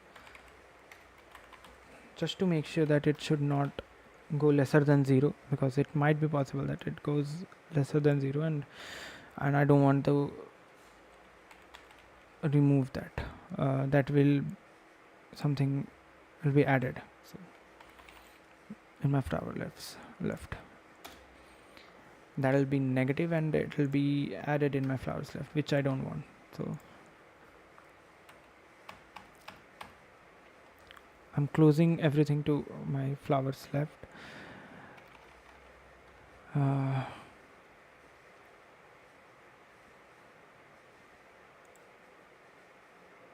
Okay, now something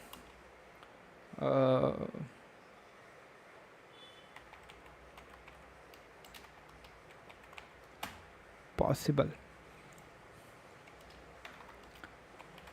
something else. Possible is equals to false, and I may break from here. I don't want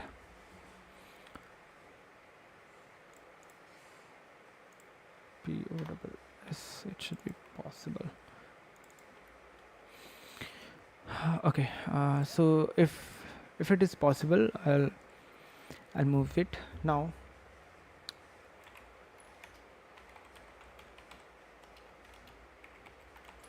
Means till now I will for the second last element, till second last element, I was able to fill up everyone to my target. Now is it possible to fill this current target to my threshold, so which is my mid?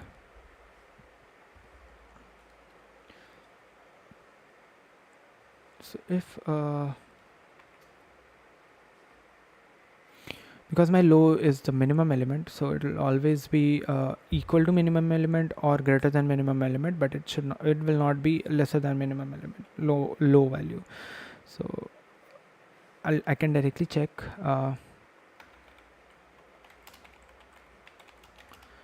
Same thing I'll do as maximum of 0, or I need to make it till mid, so mid minus flowers left, sorry,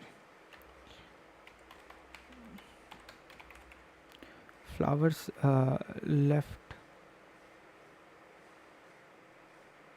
minus the last value. No, I need to make the last value reach to my mid now, so it will be mid minus the last value, nums dot size minus 1. Now if flowers left is greater than equals to my requirement, I'll say that okay, I'll be able to reach there. So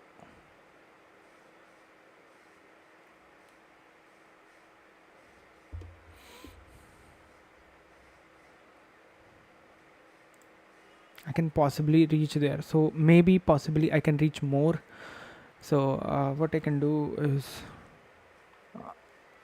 I can create my answer will be updated with something as maximum of answer comma something long. Current answer is will be mid, one time mid into partial plus nums dot size minus 1. This will give me the rest of the element multiplied by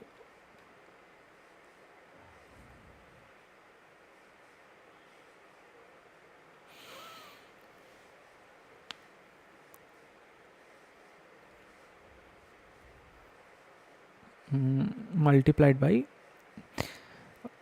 full, right? So rest of the part will be full. So answer comma current answer, and if not, I'll make possible as false. And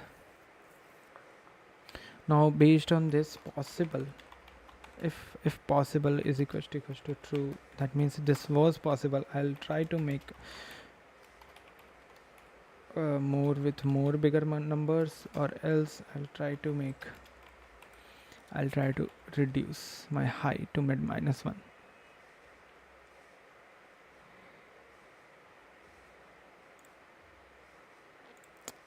And at last I'll return my answer. There is one thing that I am missing is make everything complete.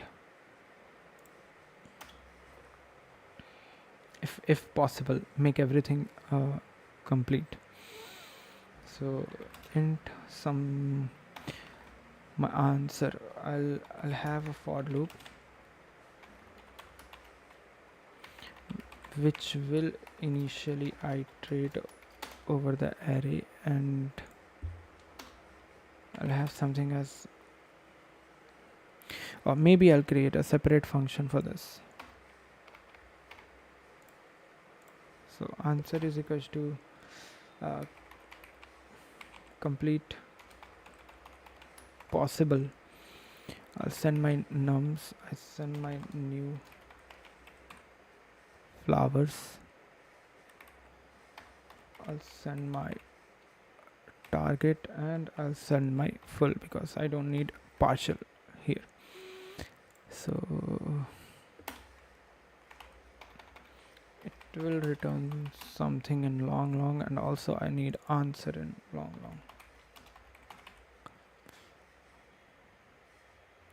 So long is complete possible.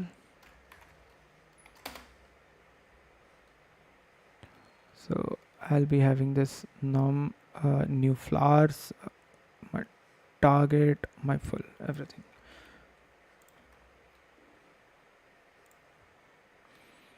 So what I will do is I'll start with a for loop. I is equals to 0, I is lesser than nums dot.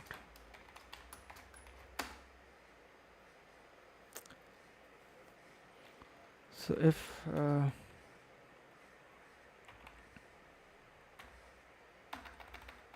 something require is equals to maximum of 0 or target minus nums of I. Now if new flowers is greater than or equals to require, I'll do what, new flowers minus is equals to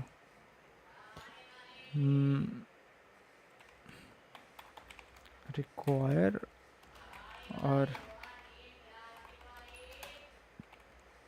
else I'll return 0.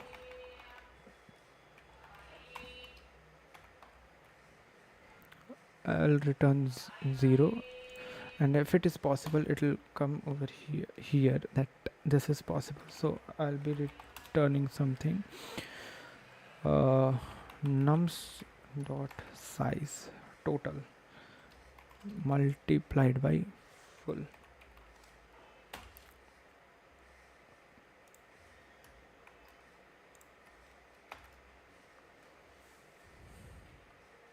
Let's run this. Where is it? Flowers left.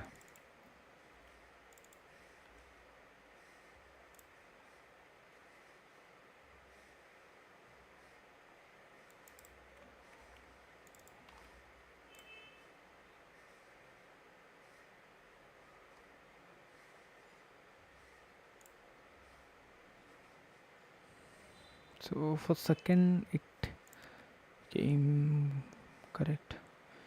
For the first it came wrong.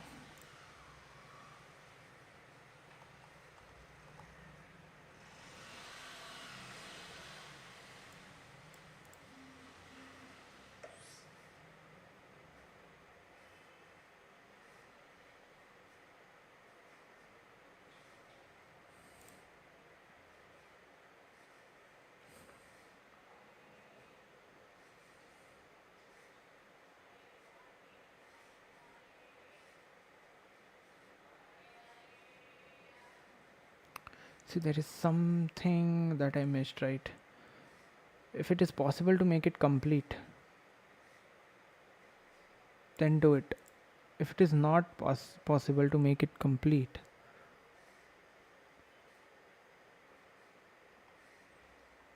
try to give him the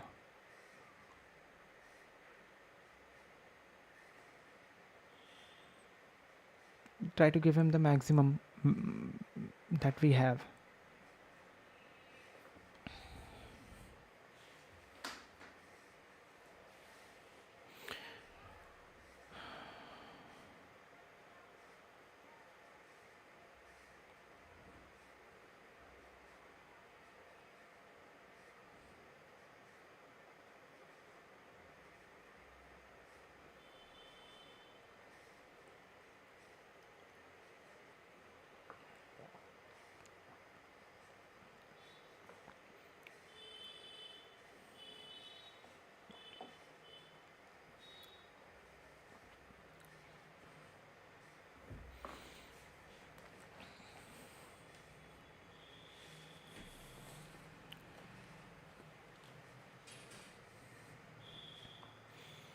What is happening for the first one?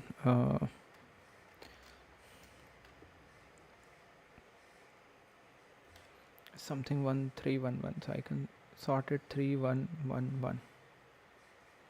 I have 7 new flowers full. My target is 6, right? So what I thought of, let's keep my low, sorry, the maximum, if we are possible to make it all completely equal to target. It's not possible, so answer will be equal to 0 currently. Now what will happen is my low will be 1 and my high will be equals to my target minus 1, that is 5.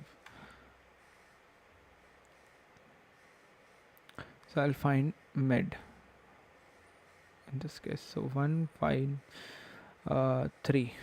So 3 is my mid. I'll try to make it everything at least 3.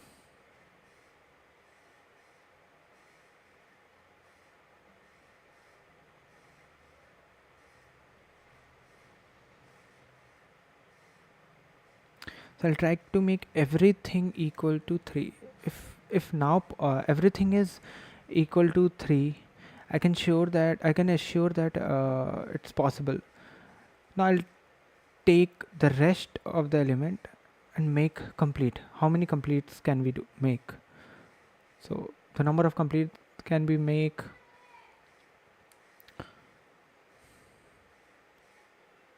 yes, that should be the either way around. I was doing something.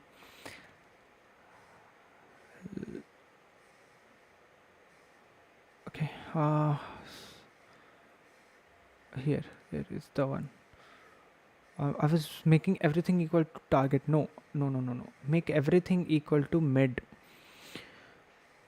So if mid minus nums of I, that is my requirement. If it is possible to make everything, then make a requirement as remove those reduce those requirements from flowers left. If it is not possible, make it possible as false. Now everything is possible.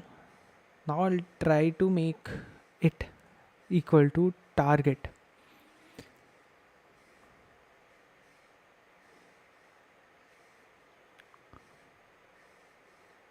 So making everything equal to target is something that I need to do. So my target is this, and I haven't changed the value inside nums, right? I haven't done that. I need to make sure that if it is lesser than my mid value, I'll make it so.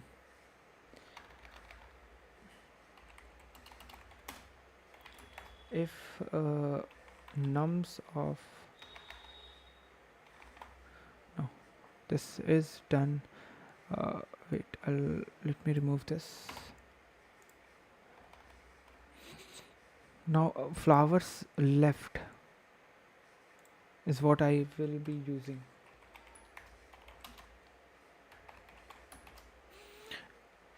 And I'll count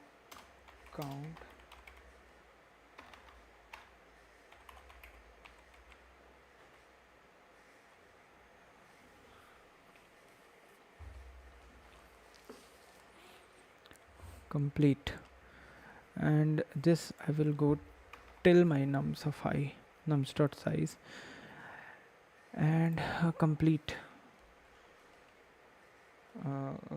complete garden.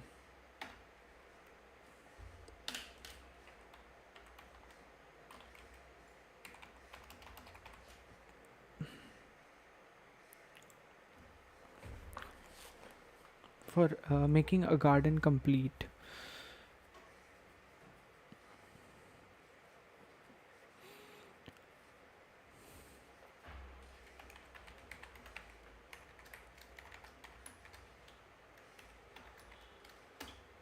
I'll go one size before that because I already checked it. Full garden. So if nums of I value is lesser than target,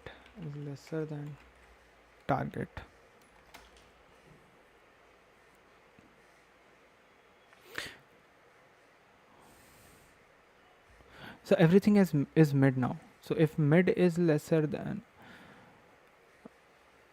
if nums of I is lesser than target, that means it was close to, so it was something maximum of 0 and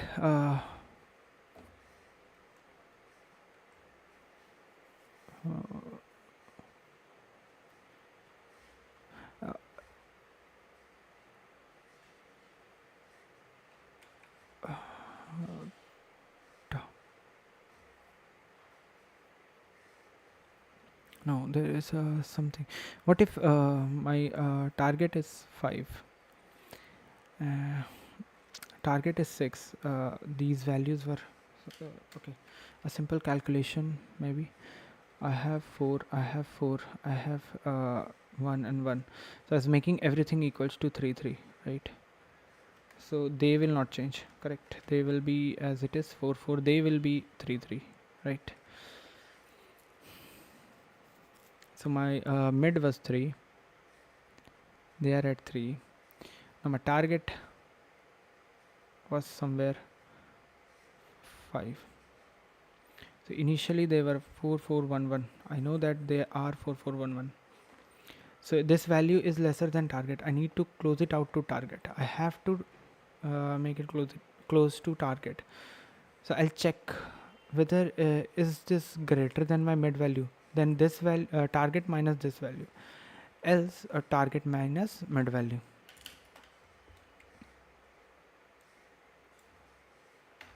So if nums of I is greater than my mid value, if that is the case, then uh, flowers left also I have to calculate. So if flowers what left is greater than or equals to my target minus nums of I, if it is, then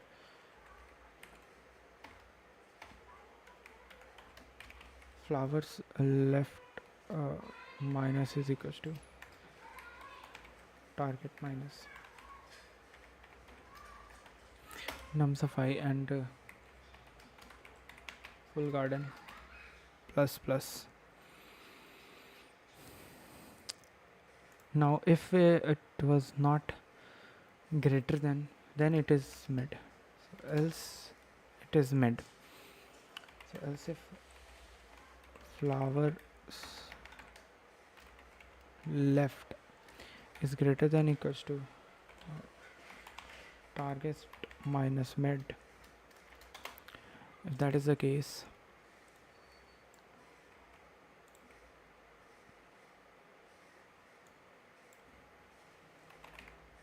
target minus mid and full garden will be increased.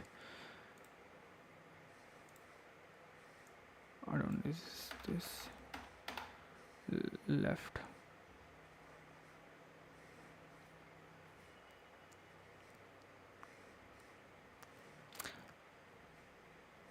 So I need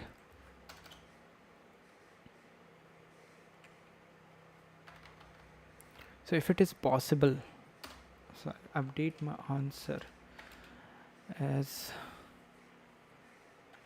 maximum of answer comma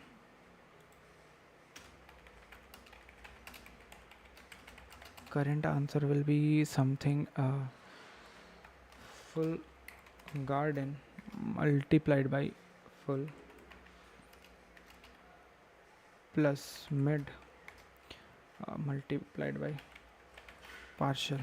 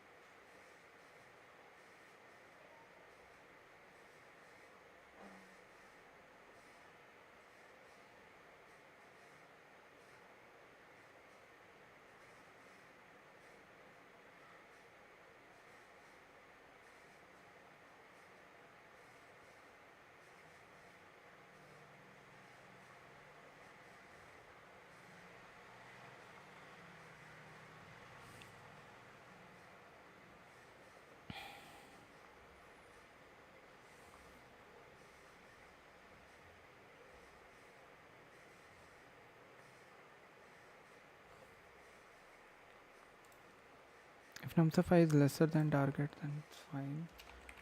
Else also my full garden will increase, right?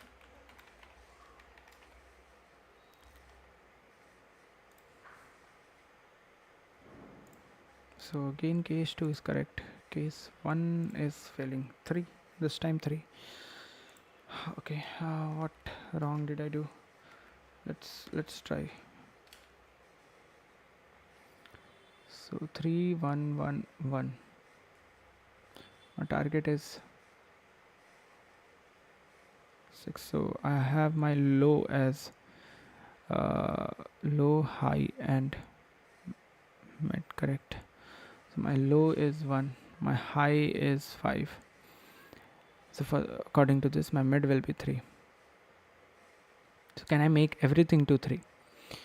This is 3. This is my first for loop. So first for loop will take flowers left is greater than equals to flowers left is a new flower, that is 7 total. I can make this to close to 3 by adding 2, 5 left, by adding 2, 3 left, by adding 2, 1 left.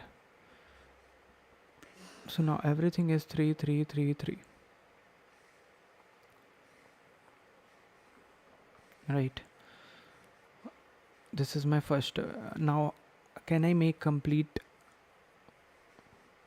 anyone to complete full? My target is 6, so 6 minus 3, that is I need 3 more, but I have only 1, so not possible. So there is none complete garden, so partial is 3 into 1.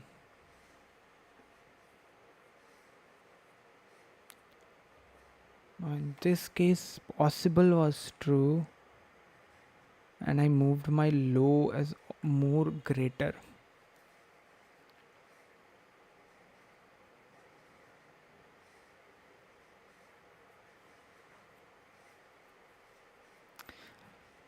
Here I have to reduce my lower.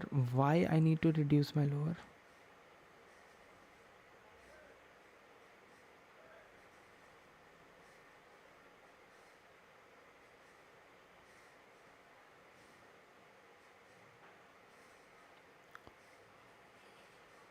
If flowers, new flower left is obviously it remains.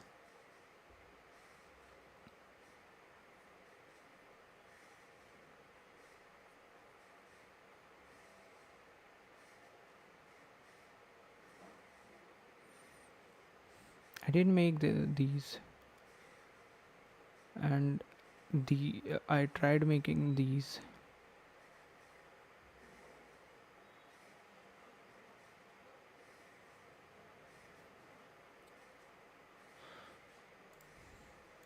If it is possible, else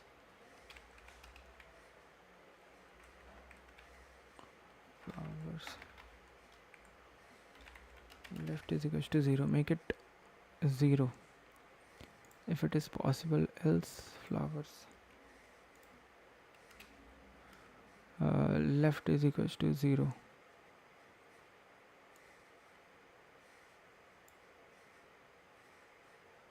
If flower left, if flower we are leaving flowers, if there are flowers left, then we can increase.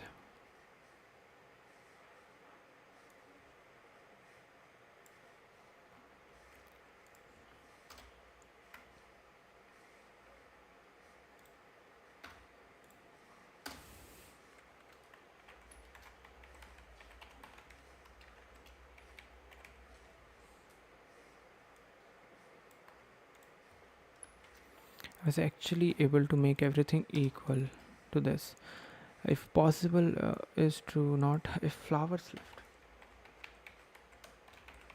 If flowers left is greater than 0.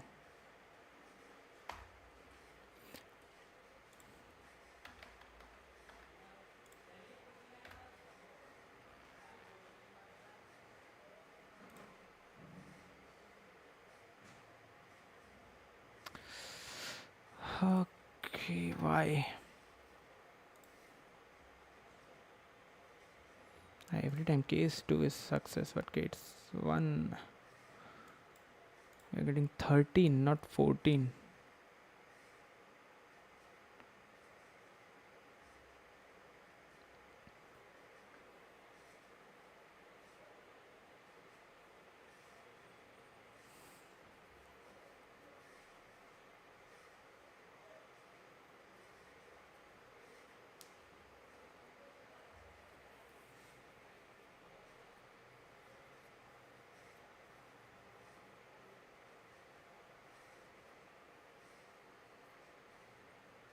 So my okay, this was 3. My flowers left is 0. So what I did is I made my high as mid minus 1. So my high is 2, my low is 1. 3 by 2, that is 1. I want to make everything as equal to 1. Okay. 3 1 1 1, they are possible.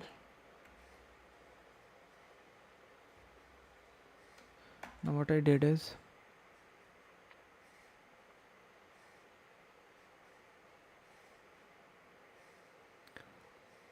I made one iteration 1 2 3.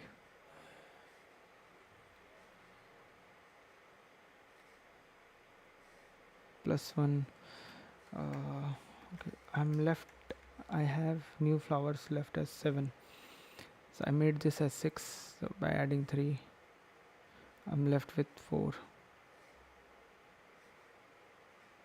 I'll give whole 4 here.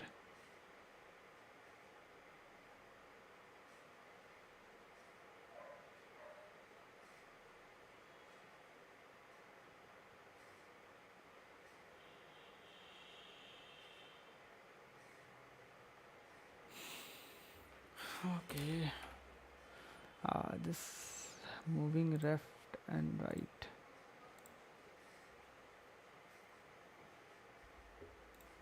Two pointers.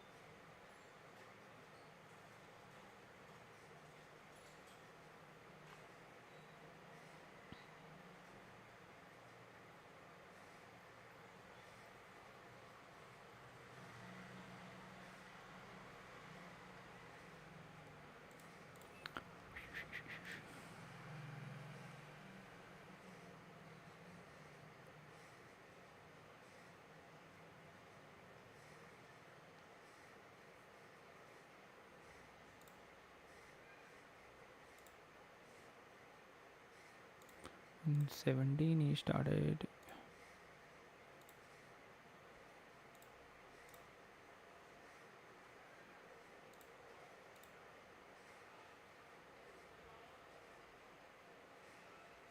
Okay.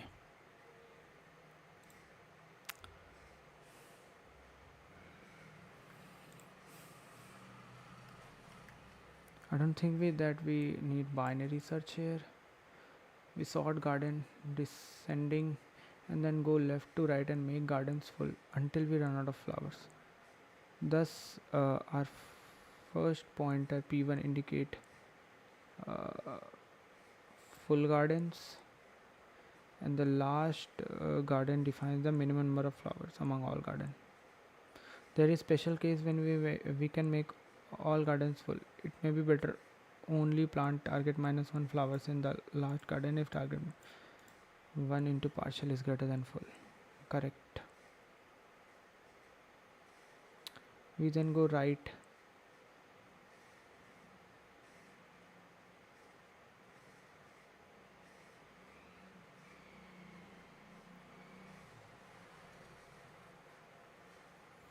So this is my target.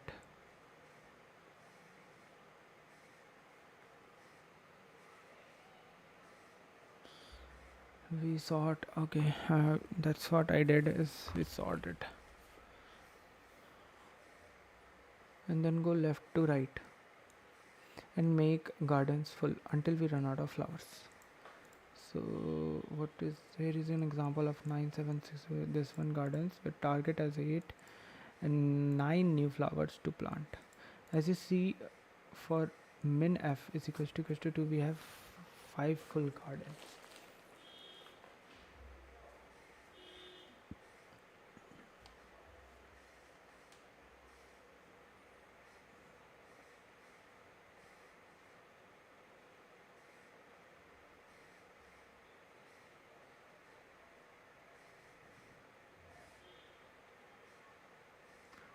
3 4 5. So for min f is equals to 2, we have 5 full gardens.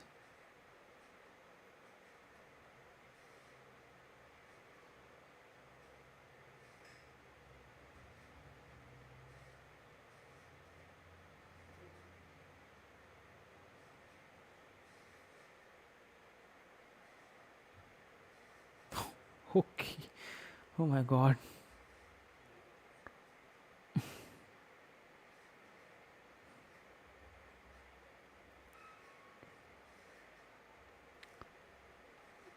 Got me tricked out, man. This question got me for good. This question got me for good. Yes. This binary search. Is there any solution related to binary search? Iterate over number of gardens we make full, then binary search.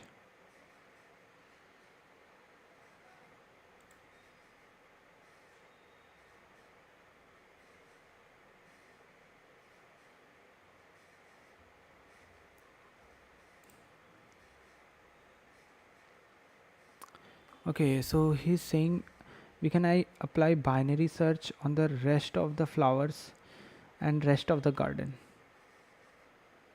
What is the maximum that we can make? We'll try to make it complete as much as possible.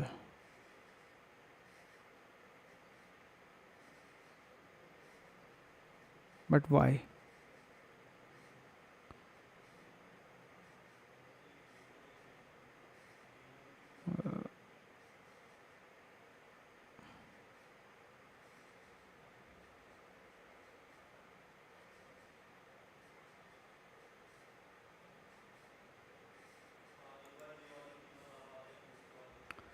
Now that if we make I gardens full, then the optimal solution, those gardens are I biggest ones.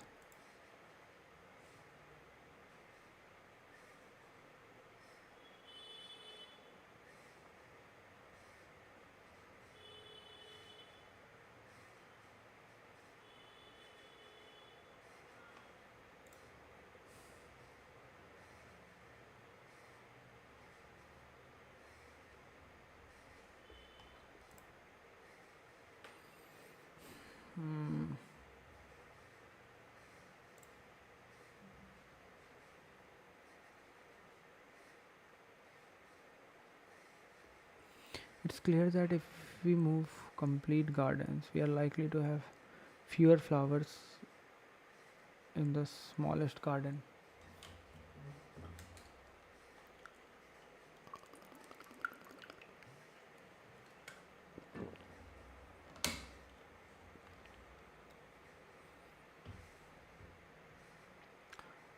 If we have more complete gardens, we are likely to have fewer flowers in the smallest garden. We are not sure how many complete gardens we need to maximize the score. Hence, we will try every possible number of complete gardens.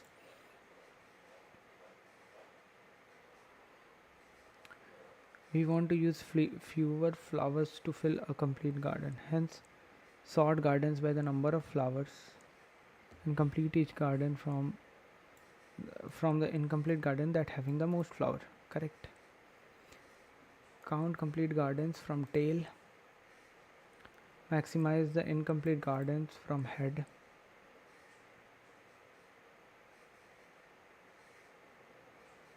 Notice that we have at most new flowers to plant. If we make all gardens after J complete, if we make all gardens after J complete, the remaining flowers equals new minus the cost to make these gardens complete.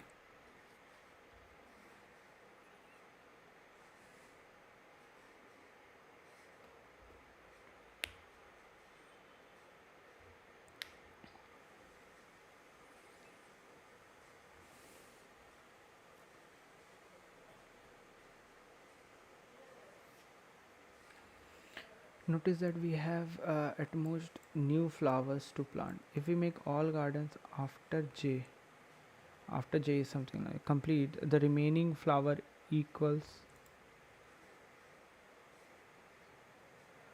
new minus the cost to make these gardens complete. Correct.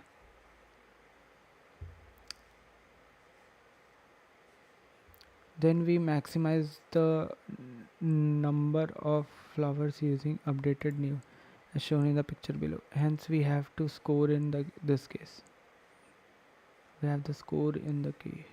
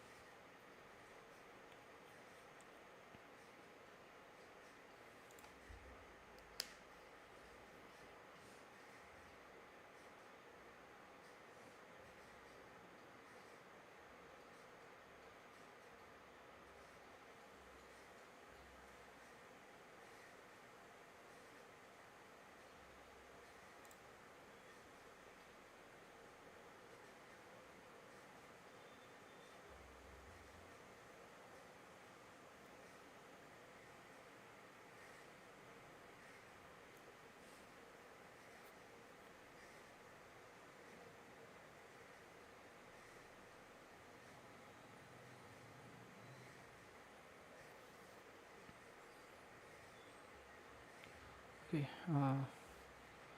Count complete garden from tail. Maximize the incomplete garden from head.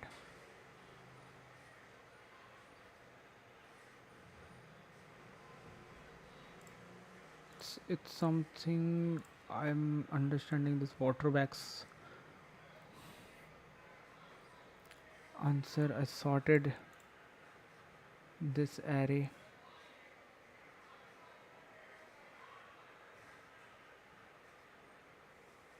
P1 is lesser than hz flower dot size. So from start is greater than new flowers. If it is, then break, else new flower minus that. So I'm trying to make as many complete flowers as possible.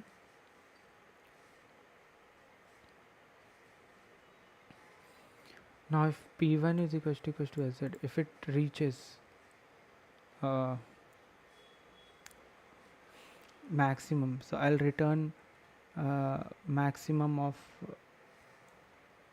SZ into full, total size into full, or SZ minus 1 into full plus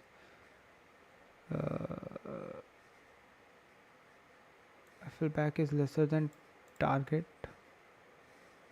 If last one is lesser than target, then target minus 1 into partial the last value if it is lesser than target.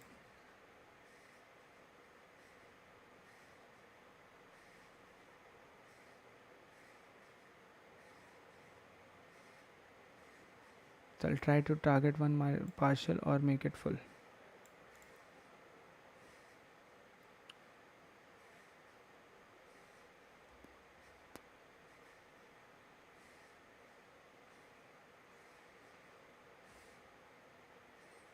Now we have two pointers.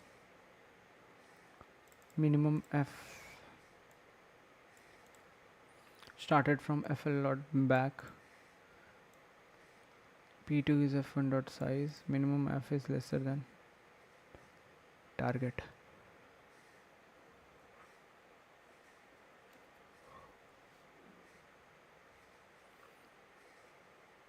While P2 is greater than what variables, he takes variables in a very bad way, bro. I don't know. These FL P2, where is P2? It did not even took P2.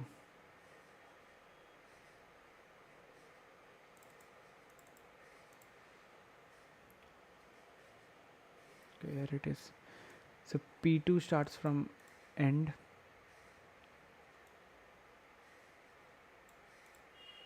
and minimum f is what is the last value we have. So if P2 is greater than equals to P1, while I'll move, and FL of P2 is lesser than equals to minimum of f.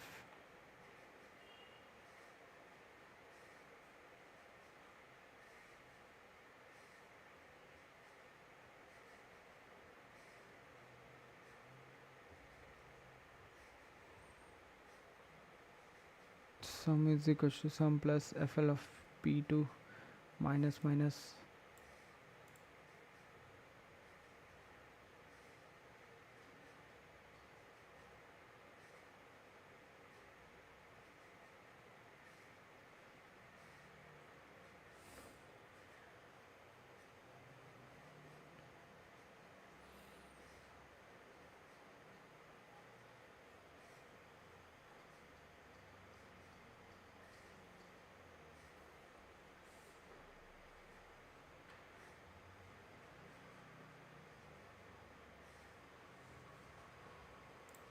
is confusing me a lot.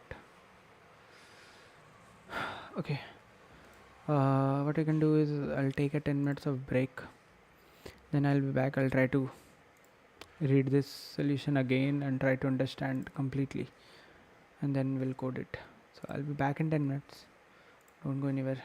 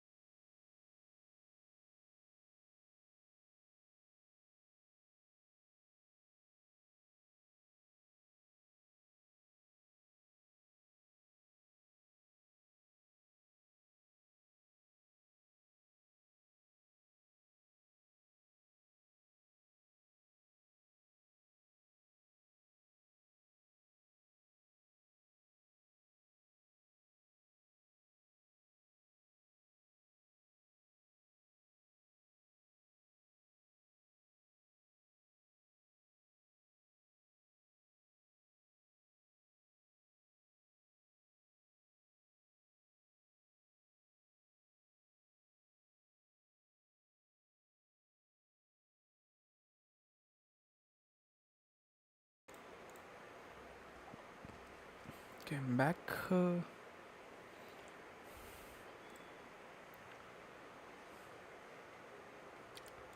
Okay, let's understand this more clearly, and then we can try to solve it. I tried. I'm getting some intuition. Just a second.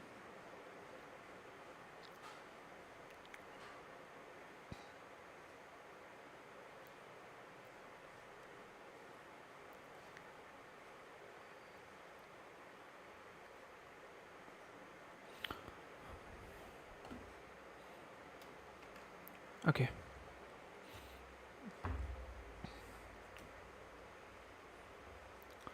So it's clear that if we have more complete garden, we are likely to have fewer flowers in the smallest garden. Correct. We are now not sure how many complete gardens we need to maximize the score. Hence, we will try every possible number of complete garden. Okay, this is what the intuition is. Means try to make the maximum complete garden possible. Okay, and for the rest of the flowers left, try to do binary search and use apply, and then reduce one garden, and then apply binary search on the rest of the part, then reduce one more complete garden, and then try to apply binary search on the flowers that are left. It's going something like that. So that is what the intuition is.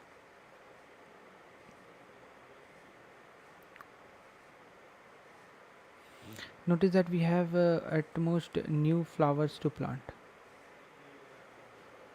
Okay, this is what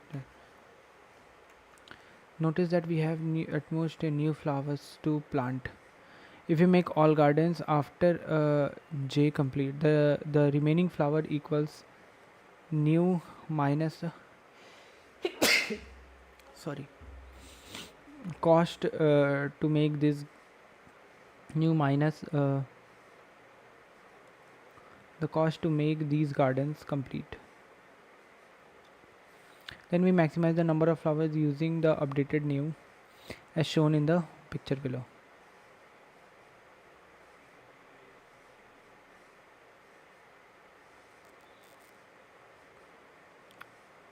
Hence we have the score in this case.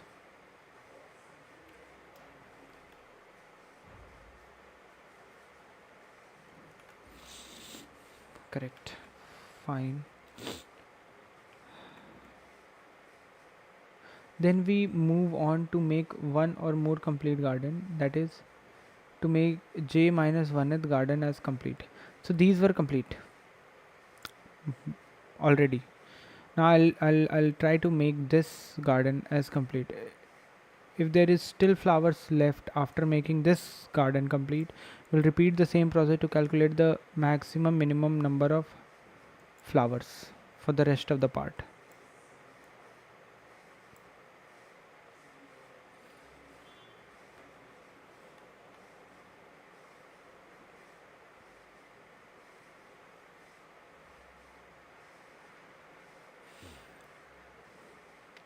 How to calculate the maximum in complete flower? Recall we split the problem into two halves, getting the cost to complete the garden after j straightforward.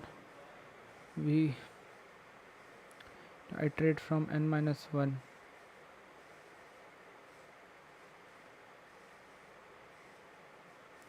to j and calculate the cost.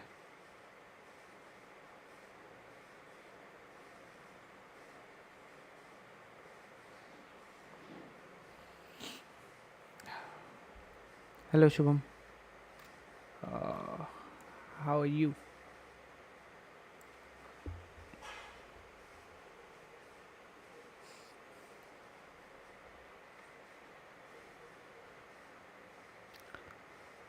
Okay. The cost to fill the complete garden.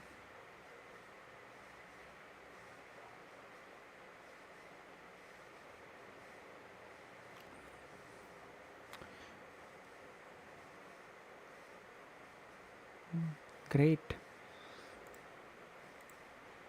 So, are you preparing for any interview or something like that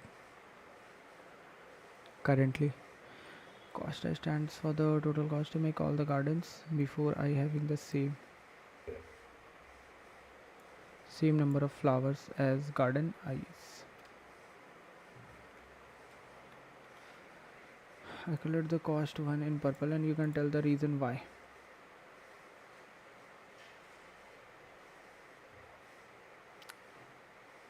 Yes, yes. Okay. Which company are you trying for, or or you have your interview?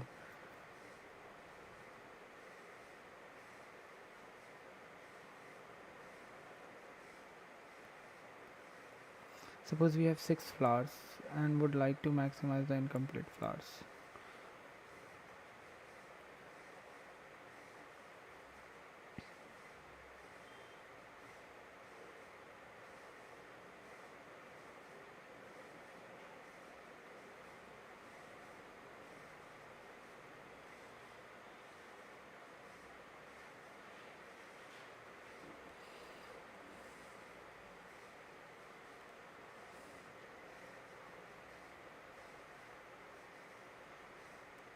Okay, you are in your 5th semester.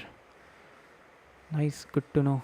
Which college you are in right now?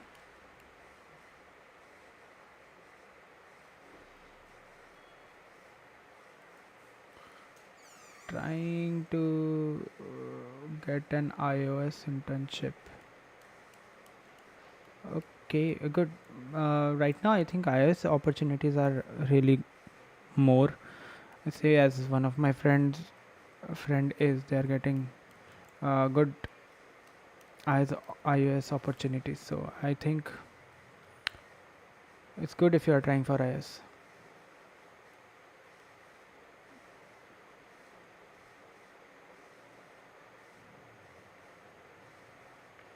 अभी dev start होगा ICPC के बाद. Okay, nice. So you are giving ICPC also. Good, good, good. I think then you are going great.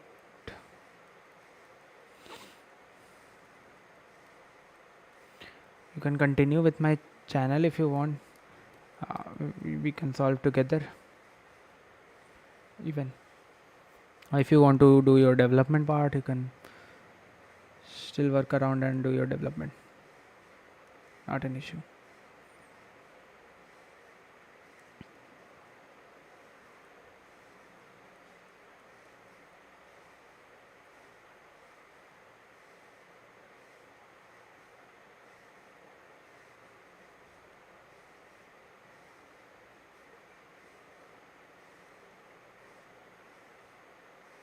Five, 1 3 3 4 5 5.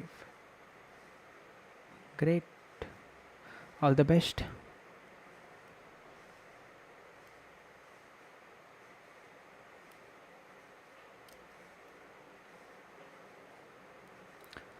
Okay, so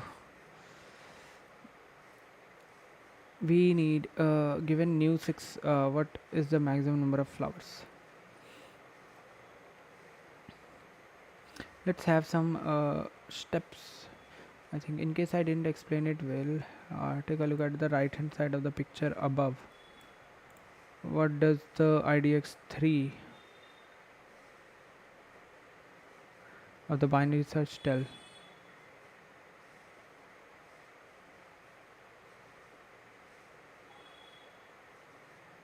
It means that new 6 it means that new is equal to 6. We have is enough to make 3 gardens having the same number of flowers.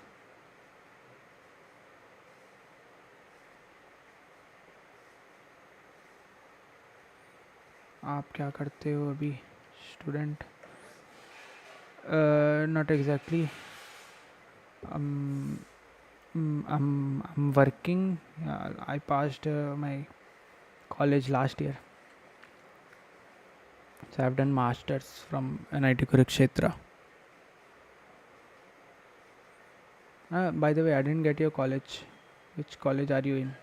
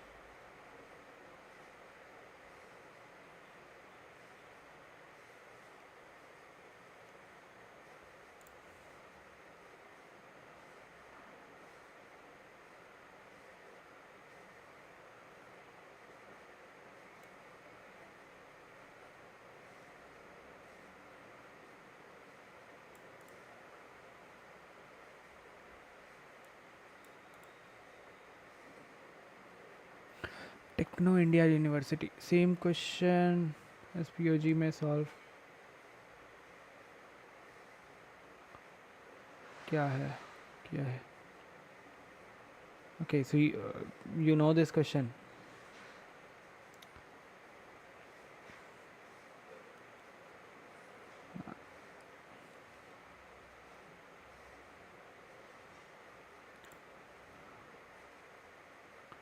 Say SPOJ.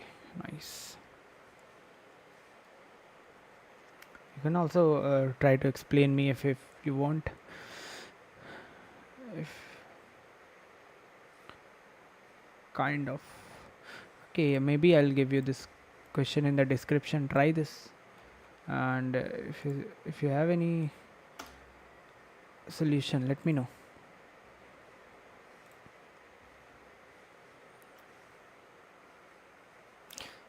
Then I'm looking for a solution where I find a better way.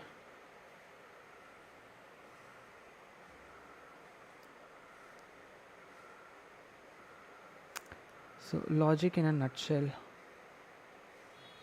Actually, in these types of question where the optimal answer is dependent on two distinct entities, we used to fix one entity and try to change, increment or decrement its value, and then figure out what is the impact of the first operation on the second entity. Correct. This is the logic that we should be applying.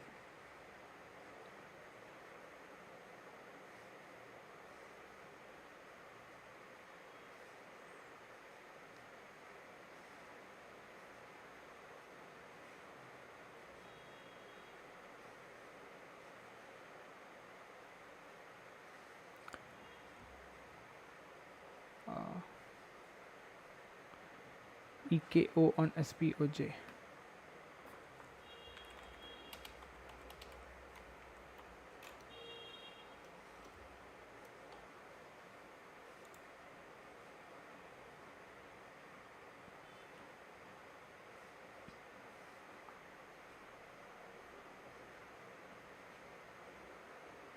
Okay, let me check.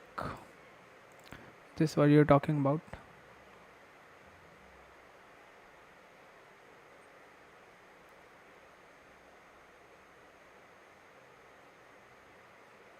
It is an easy job for him since he was okay. So you're saying this is also similar type of question. So maybe I'll pick this question next. After solving this, I'll try to pick that. आप कहाँ काम करते हो? Currently I'm working in Amdocs.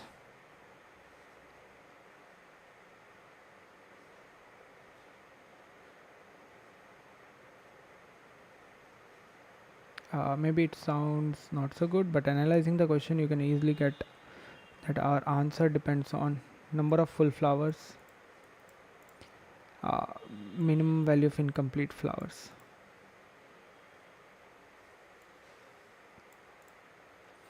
And the optimal answer will be maximum value of any of the combination of these two entity. Example, 2 full flower, 3 partial flower, 4 full flower, 1 partial flower, 1 full flower, 3 partial flower.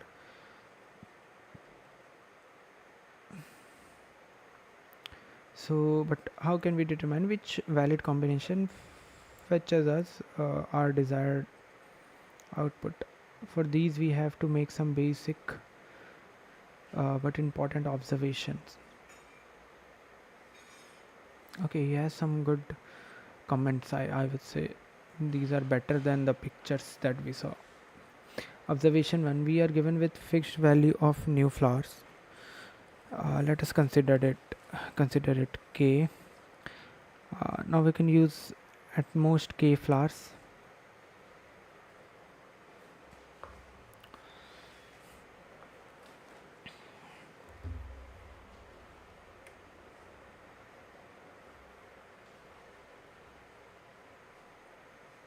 Now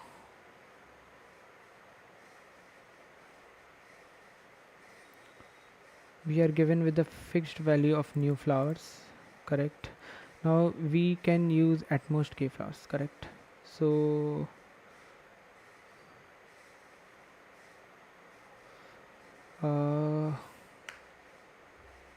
college exam के लिए 3 month से CP छोड़ दिया है. Okay, call L on code forces.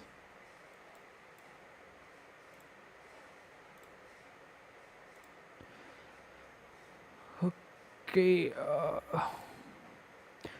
call L is your profile.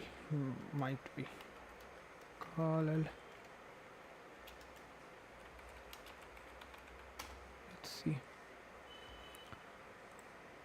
Is this you? Call underscore, or is it hyphen?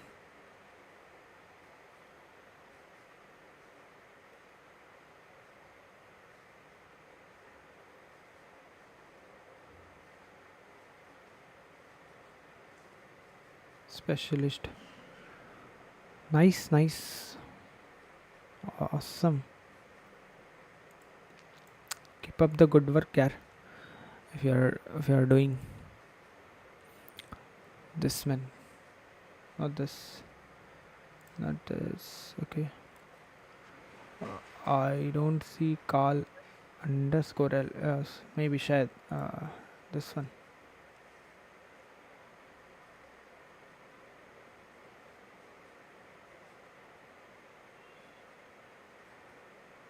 Is this? I think this one, maybe Shubham is there, so probably this one.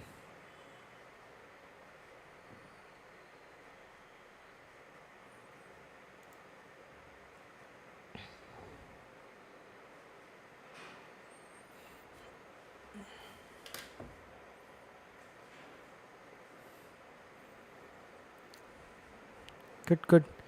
Keep it up, bro. If you are doing these, you can do it. Why not? Give your best.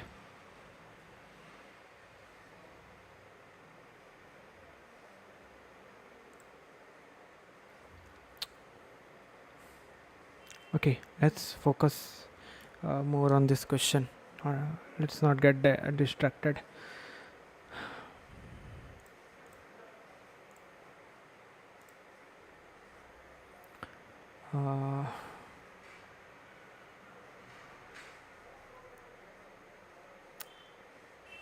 We are given a fixed new flowers, that is k. Now we can use at most k flowers.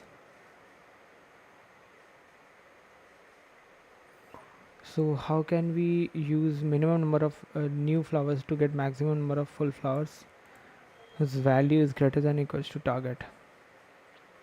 How can we use minimum number of new flowers to get maximum number of full flowers whose value is this? So obviously we have to pick the maximum valued flowers and try to put extra flowers till flowers I is not equals to target.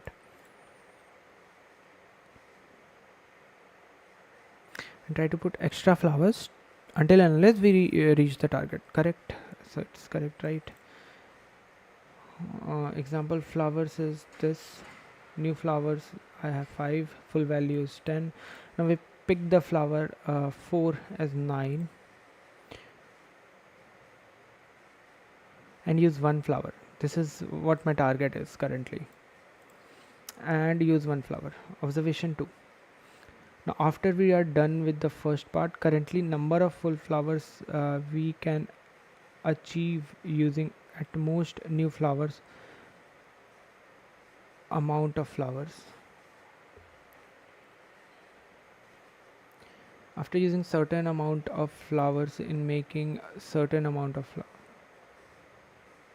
full, after using certain amount of flowers to make full flower, let us say we have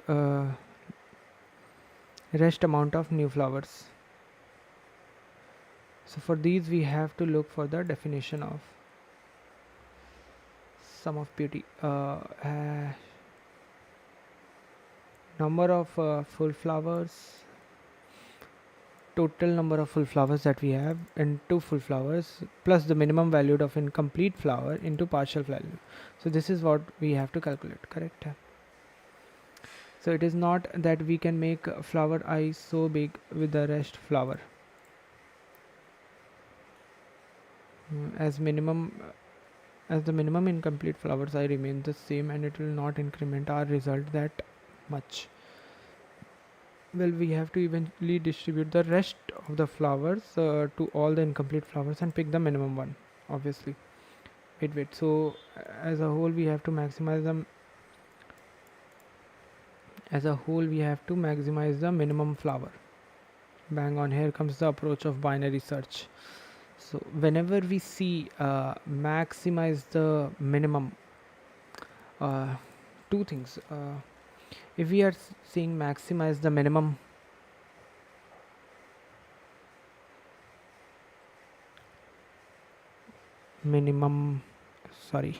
or minimize the maximum,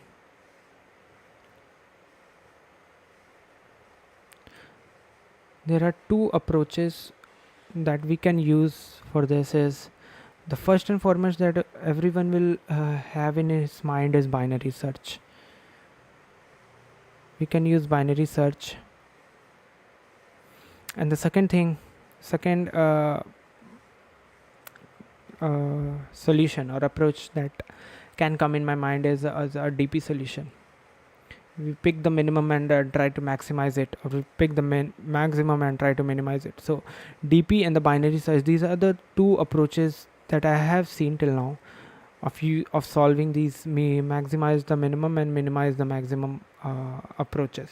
So I think these are always applied.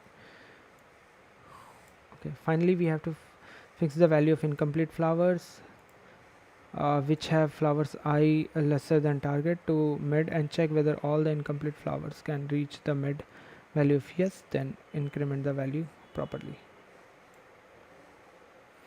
Question short, make bar, explain please. Okay, so the question is actually it says that we have given few gardens. So there are 4 gardens total, 4 gardens. Each garden has specific amount of flowers already already there. So we have garden I, or 0th garden has 2 flowers in it. First garden has 4 flowers, second garden has 5 flowers, and third garden has 3 flowers. Now we have these new flowers which are extra flowers that we can add to these any of the garden, 10 extra flowers. Now our target is 5.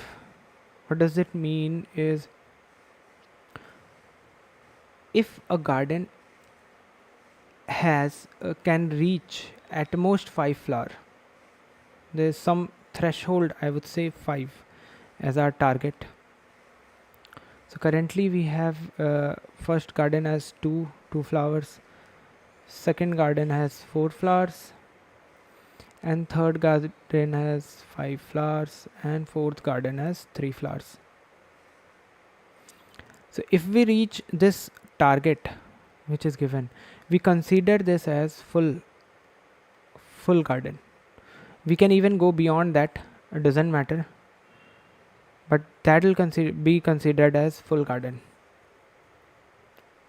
Okay, at least we have to reach 5, that will be full garden. If not, then that will be considered as partial garden. So these three currently are the partial gardens, this and this. These three are partial gardens, partial, and this is full garden for now. So what we need to find is, we need to find our maximum answer. So the answer will be something like this: the number of full gardens, I'm talking about number of full gardens,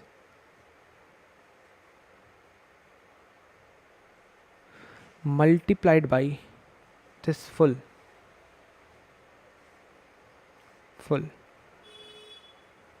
plus minimum value of partial garden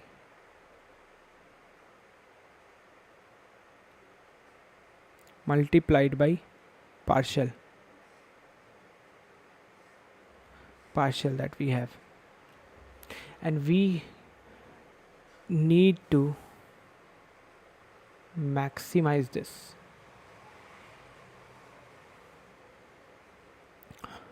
Now what is this minimum number of full garden? For in this case, if we see this as an example, we have number of full garden is 1. If there would have been one more array which has also reached 5, so the total number of full gardens is 2, which will be multiplied with full value, which is 2, plus the minimum value in the partial garden. So we have these 3 partial gardens and the minimum value is 2. So the minimum value will be 2 multiplied by the partial value, that is 6. So this is 4 plus 12, which is 16. So we need to maximize this.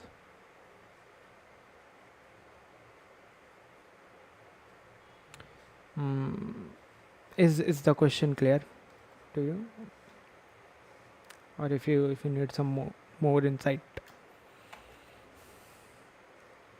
This is what we need to do, and we can use these new flowers anywhere. Either we can add over here, we can also go beyond our target, doesn't matter. We can use at most 10 flower. We can even leave the flowers. We don't exactly have to use all the flowers. We can use only 1 flower, we can use on 5 flower, we can use all the flowers, 10 flowers. It doesn't matter, but in any way we need to maximize our answer. So this is the question. Try it out. I've sent you the link, it's there in the chat. Try by yourself. I tried using binary search. I got the intuition of binary search, but was I was a little back. I needed to have thought a lot more. I should have given a little more thought on this, but it's fine.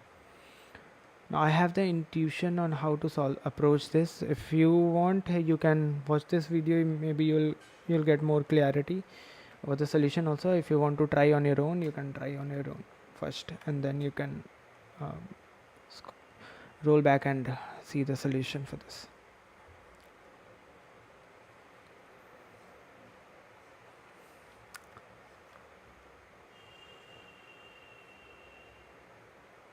Okay, so we have these flowers. We sorted the flowers from smaller to bigger. Let's take this as example.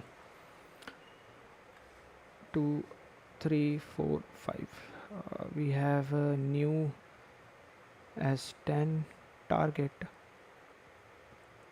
as 5, full as 2, partial as 6.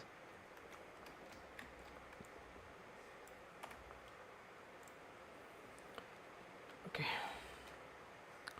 so we sorted this flower, correct? We sorted this flower garden.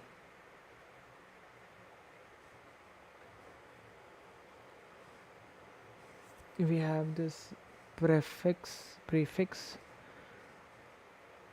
prefix of 0. We have this prefix of okay, this is flower. He used some kind of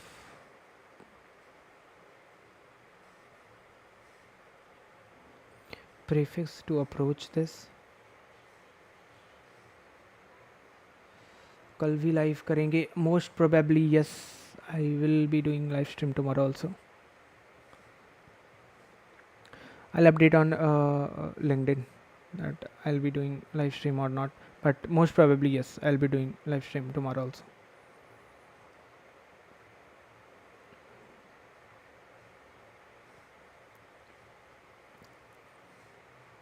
So I have this prefix of I minus 1, so I'm adding. Okay, it's fine.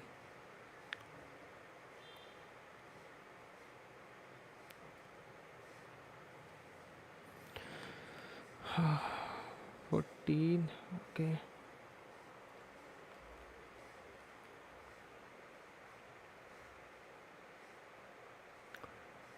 Send LinkedIn. Okay, you don't have my LinkedIn. Let me give you my LinkedIn profile.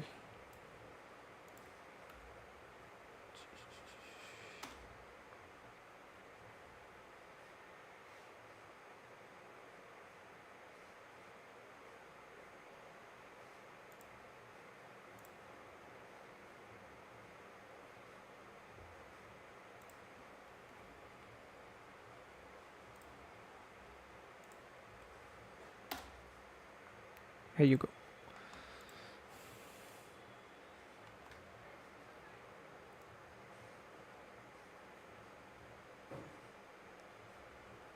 Traverse from end of the array as discussed previously, because we need to use the lowest flower.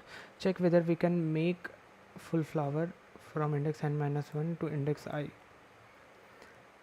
If not, then break.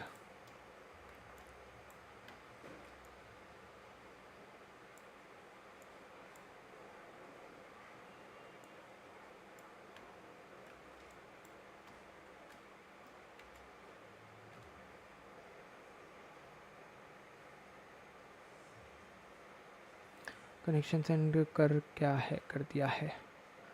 Okay, I'll accept the connect. Don't worry. In the next break, I'll accept.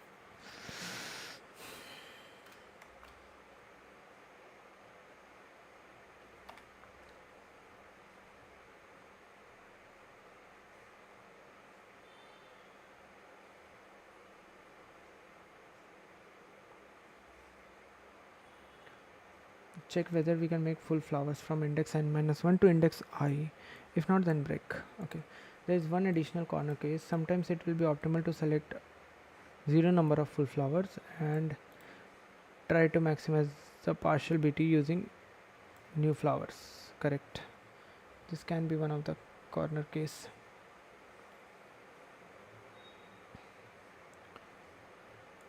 I'll start from last. I'll go till 0. If I is equals to n, I have to do nothing. This is my else part. Okay.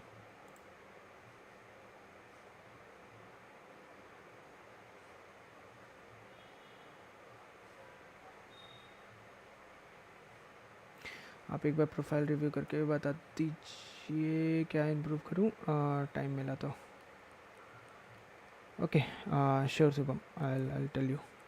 Don't worry, I'll accept your connect request now. And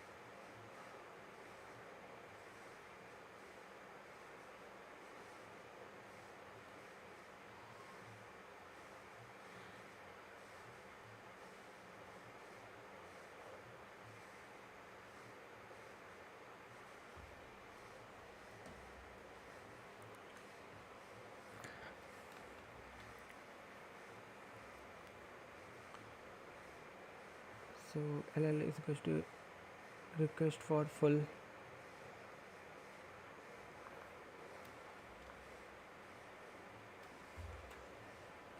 required for full 0 or target minus flowers of I. So whatever is maximum, if we are at last, what is n flower dot size? I don't want. Okay, to make okay, that's why he did something like that. Fine. So I am at this position. I'm checking required to full or not. So if how many required to make the last one full. So required to full is greater than new flowers. Then break this for loop and come out. Obviously, if it is greater than,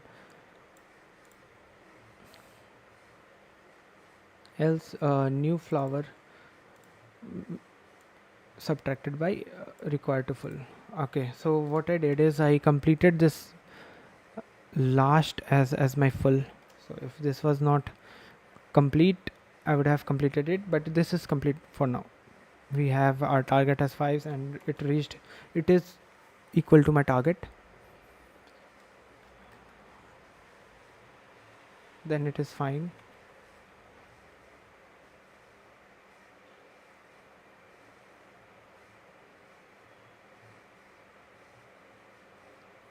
Flowers dot pop back. This is the line where your code fails even after it is correct logically, as there is some situation where number of full flowers and number of partial flowers can collide and it increases our answer than the actual one.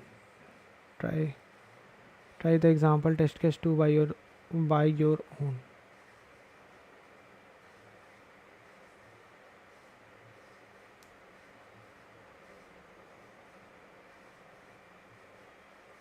When the number of full flowers and the number of partial flowers can collide,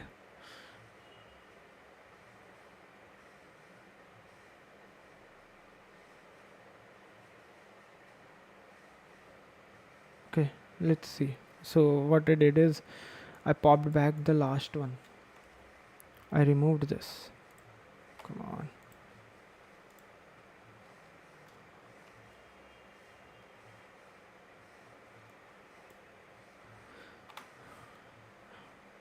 The current beautiful is n minus I into full. So these many are complete. So that is full beauty. Current beauty partial is 0. What I need to find is partial. So I applied my binary search. This is what I was thinking. Complete one by one and then apply binary search. Complete one by one and then apply binary search for the rest of the one, for the left over. So new flowers I have already removed. So while low is 0, high is my target minus 1. Obviously my high will be target minus 1 because I do not want to go to target. So low is lesser than I find mid.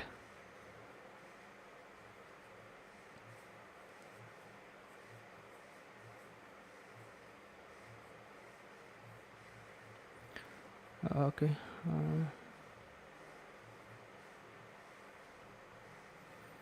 Now how we are increasing and decreasing my left pointer and right pointer is idx long id is upper bound flowers dot begin flower dot end comma find this mid. So till that position we will use our binary search, because after that I won't be able to. Right. So I found mid minus flower dot begin. I found that index. If index is 0,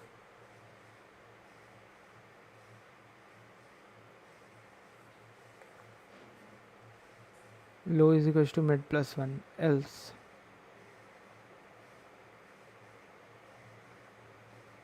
have flowers. So prefix of idx -1.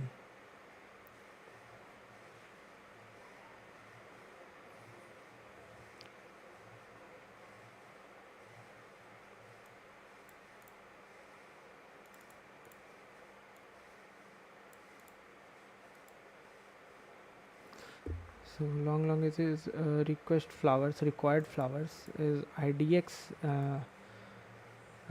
into mid. Okay, so we have prefix till there. So total prefix minus what we require till there is uh, is that idx multiplied by mid. Extra flowers that we need, and if that extra flowers is lesser than or equal to new flowers, I'll try to increase my mid. So current beauty partial is mid into partial.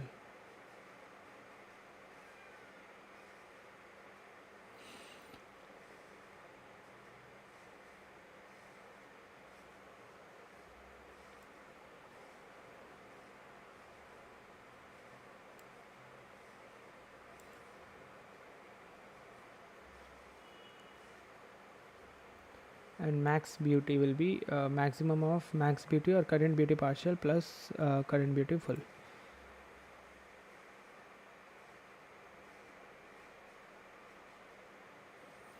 Try to complete one by one.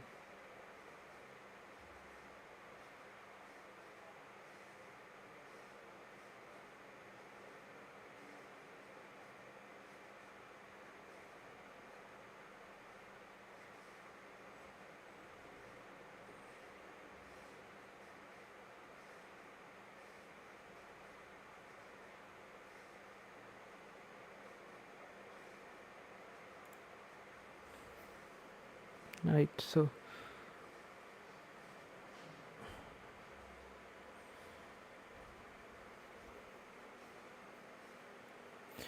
we are here doing what we are taking one at a time,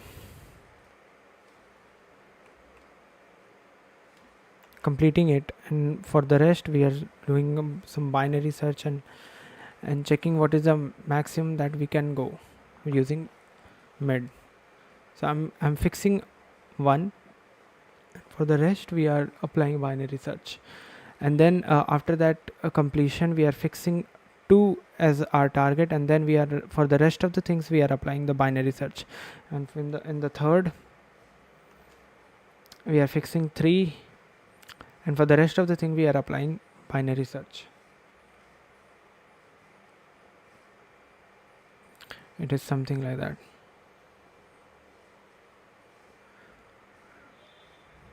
So it's always good to fix one side, and for the rest we try to apply binary search. So one thing is fix one as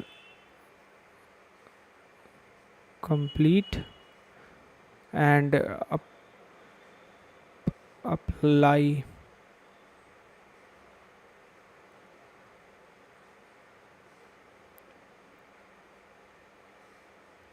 binary search for the rest.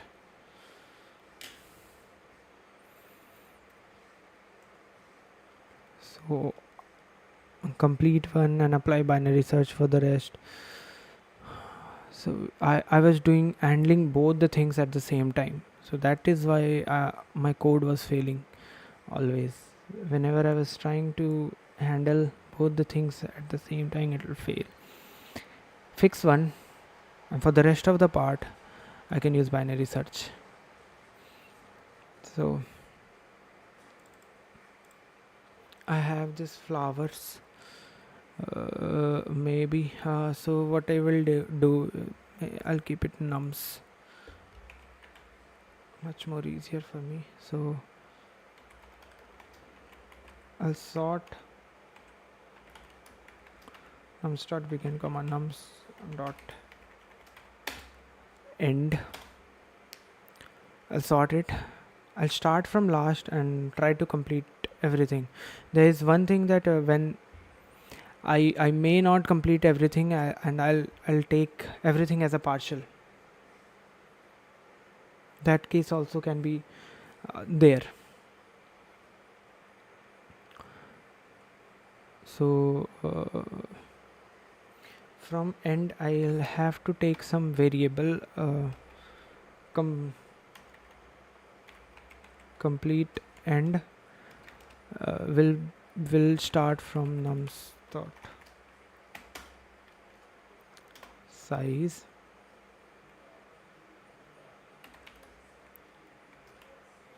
Now for int I would take complete end.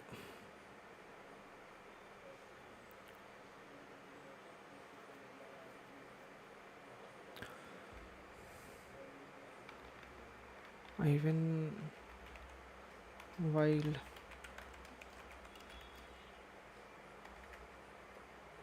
complete end is greater than equals to 0. Okay, now what you need to do, if my complete end is last, I don't have to do anything. If my complete end is greater than is lesser than nums, I'll take this.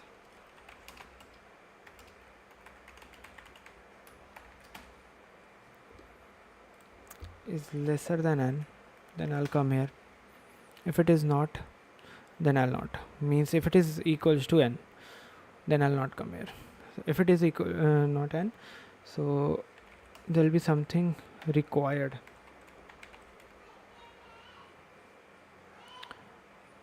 Required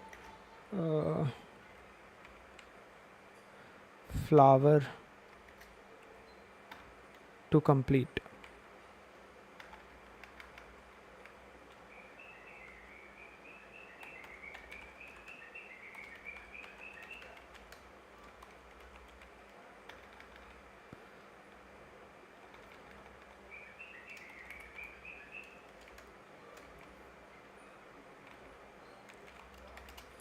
Required flower to complete will be maximum of 0 or my target minus nums of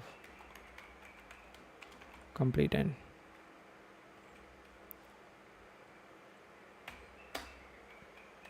Now if this required flower to come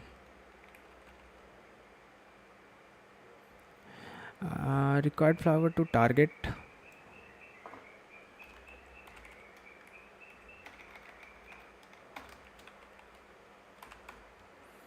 if required flower to target is is lesser than or equals to new flowers, then it's fine. Then I'll do what? New flowers minus is equals to required flower to target. Means if I'm completing my last index flower, I'm completing this, I'm trying to complete it and making it to target, and if it is possible, then I'll reduce that many flowers from my new flower.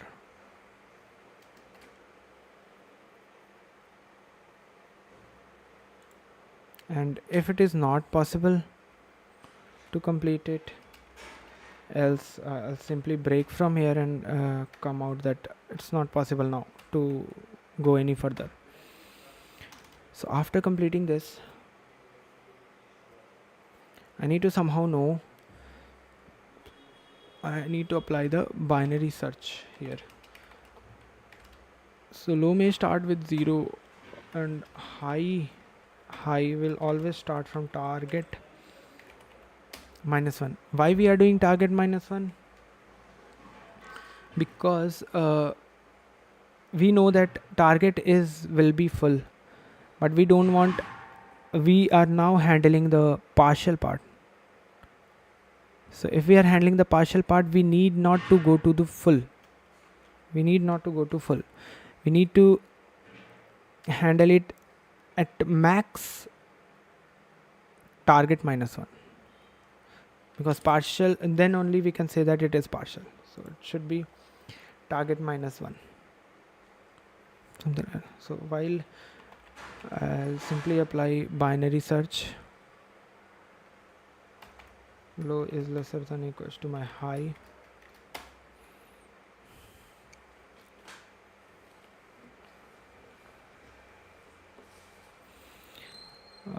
Maybe I'll comment here handling the partial part.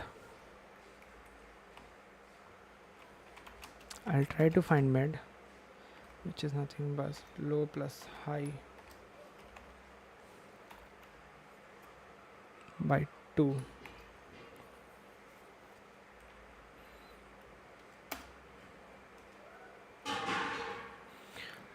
Low plus high by 2. This is my mid, means I want to fill till this mid if it is possible. So how much I can fill? So I can apply a simple logic, even directly going, because this array is sorted. I know this array is sorted. I can use binary search. So log n time it will take, instead of going over the whole array. So I can take idx, maximum idx for my partial.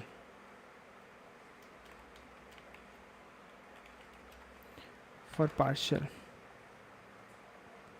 it will be nums dot upper bound, nums dot upper bound,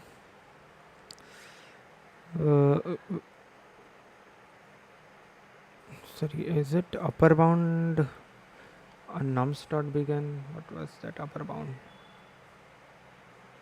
We have to use directly upper bound. Now I'm forgetting the syntax. Okay, nums dot begin comma nums dot end comma, I need to find this mid, and after finding mid I need to reduce nums dot begin from here. Correct. So maximum index for partial. Now this is the maximum index for partial. Now I need to know how many flowers are required. Okay, for that I need to handle it using Prism. That will help me for in O of 1 time.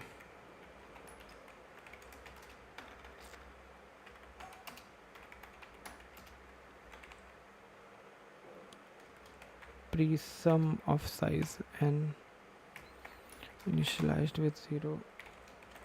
Prism of 0 is equals to nums of 0 and I is equals to 1. I is lesser than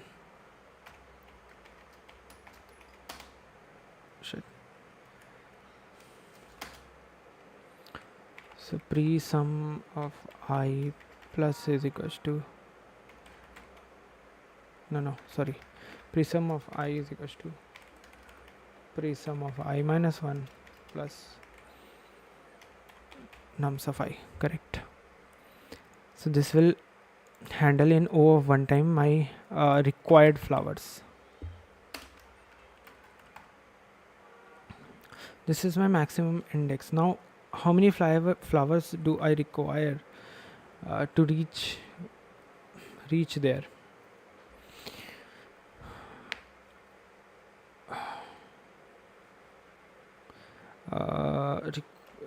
I'd say int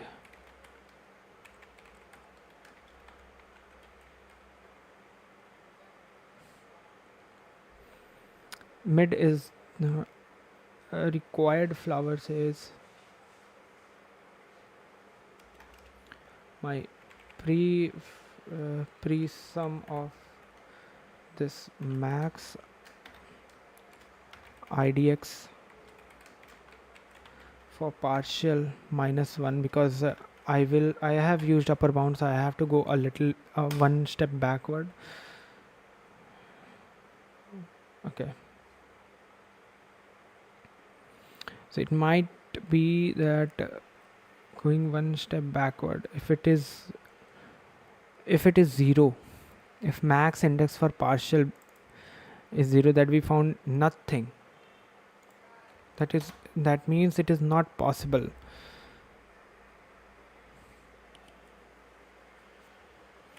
Now if max idx for partial is equals to 0,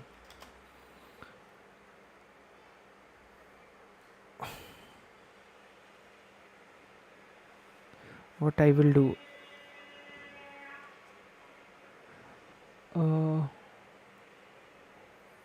if it is 0, that means my mid was very high. My mid was very high. My mid was very low, because I was not able to. So I need to increase my mid. My mid was very low, that's why it went to 0. So I need to increase the mid. So for increasing the mid, I need to go low is equals to mid plus 1, and I'll simply continue. Else, this is just a case when mid becomes very low, then and then the least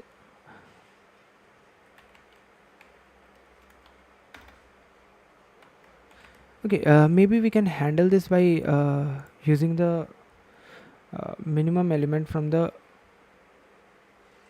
leftovers. So if we pop back nums dot pop back, so I can find asterisk min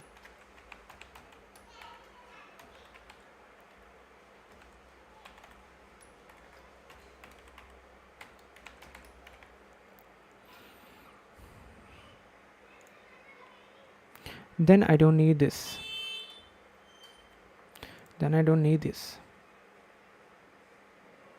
This will be handled by low, because will not go lesser than the minimum element that is there in my, so I don't need this. Fine, this is my required flower. Required flower is something total flowers that we have, no, minus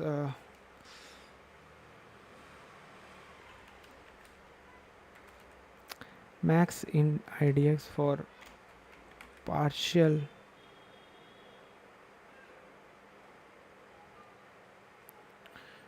multiplied by mid minus this. So max idx for partial minus 1 it should be.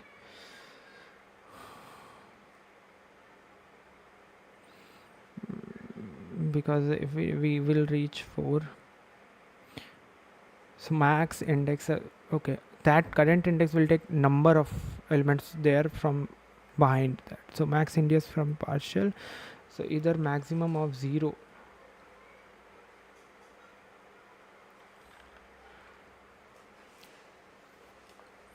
so this is my mid, what I'm talking about, and my max index for partial into mid. So this is my required flowers. I have this many flowers required. Now if this required flowers is lesser than or equals to my new flowers, I think. Lesser than equals to my new flowers. Yes, if this required flower is lesser than equals to my new flower, that means it is possible. So I can uh, increase my mid more.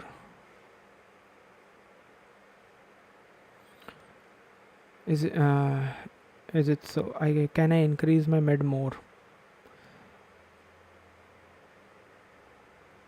Yes, I'll have to increase my, so I'll, my left will be, low will be more than mid plus 1.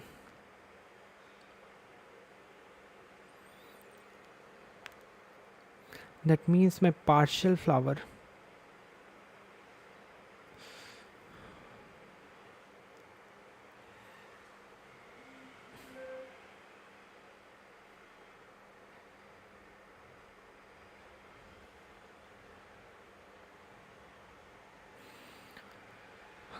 uh,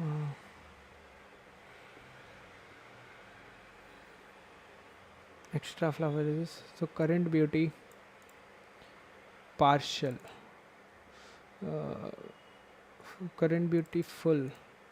Sorry, I did not find the current beauty complete. uh, it should be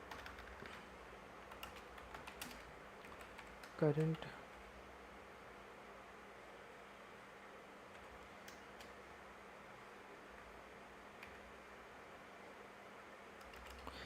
full will be total size minus complete end, so n minus complete end into full. This will be a total minus whatever we have completed, will give me the leftover, will multiply it be with full. Now long current beauty partial, so current beauty partial will be maximum.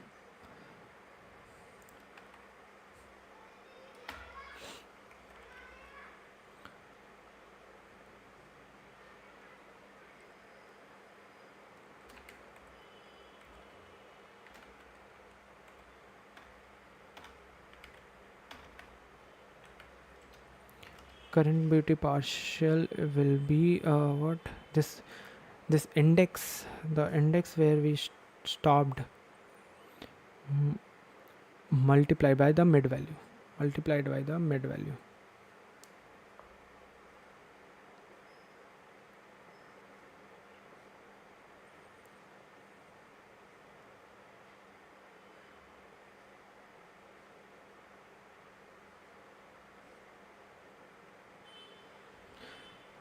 what he did, what is this partial?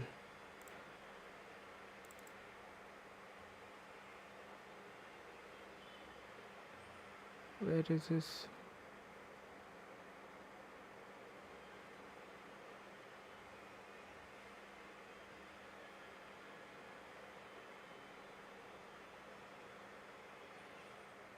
Where this partial came from? This is something wrong,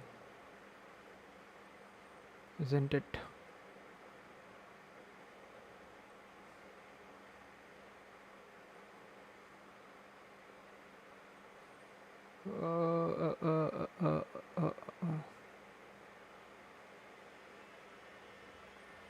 I don't have this partial.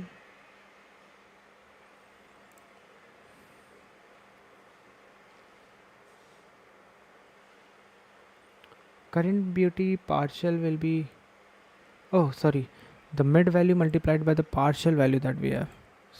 It's in the parameter, correct? Because it's possible, so mid value multiplied by the partial value. Now I can increase my low to mid plus 1 in this case, else my high will be mid -1.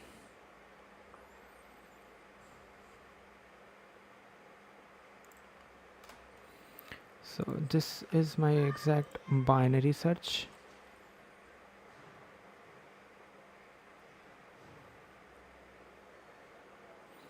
And after coming from here, I need to have result as long.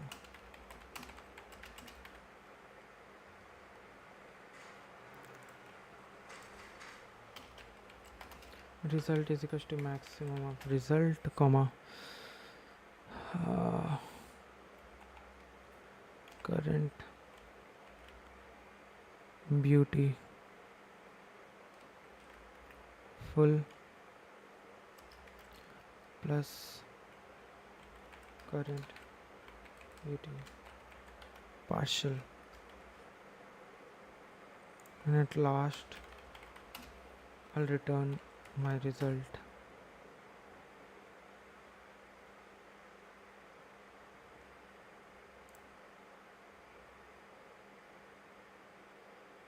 Okay, it will complete end has not, I haven't reduced my complete end.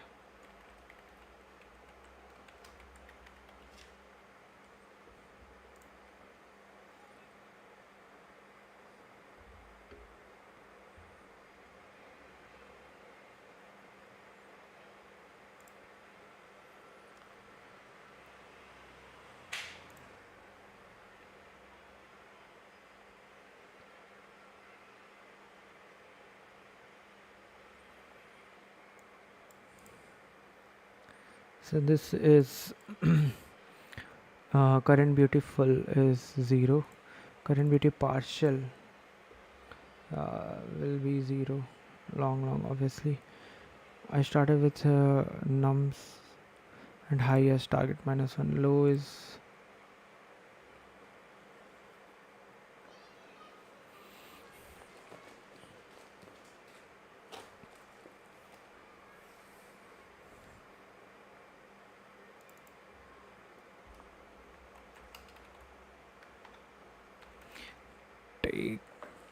taking everything long.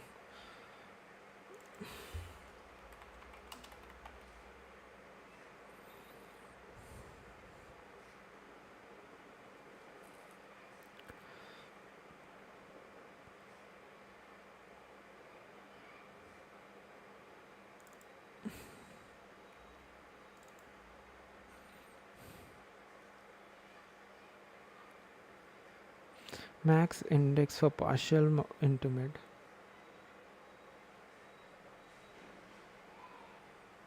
Define कर दो. हाँ hash define कर सकते हो ऊपर.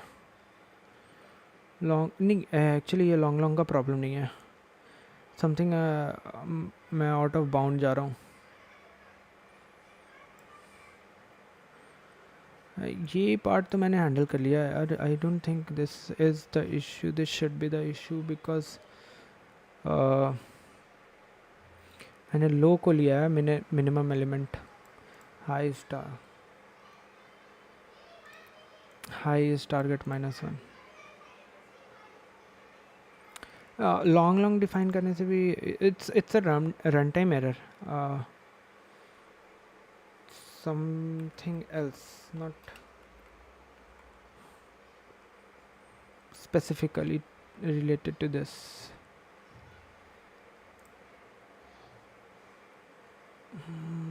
I need to check where are we facing. Complete end.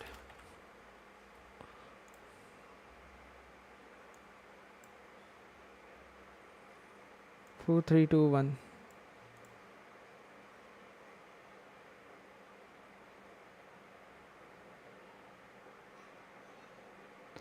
Two, 4, 5, 3.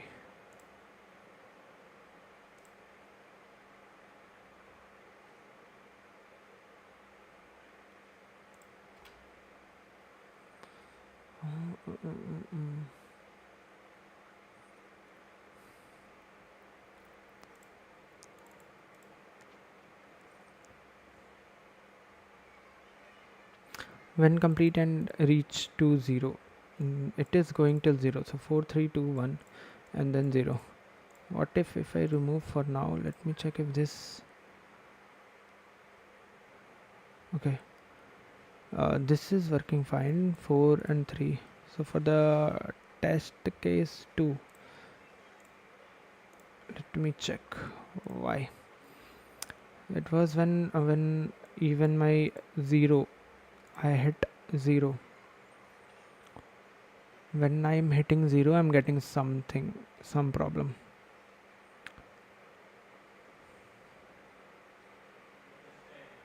So I don't have anything. I don't have array. Nums has been nums is completely gone.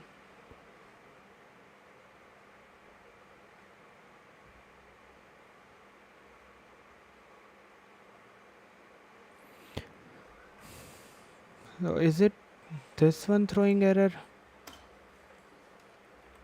Min element throwing error?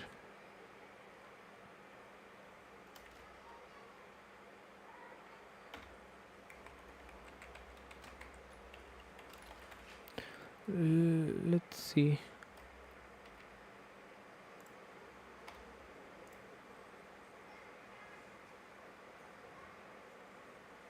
No, this 0, after 0 also we printed this. That means it's going. So what's inside low?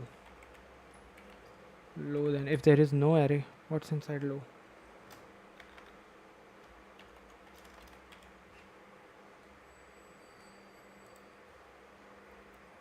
What this complete and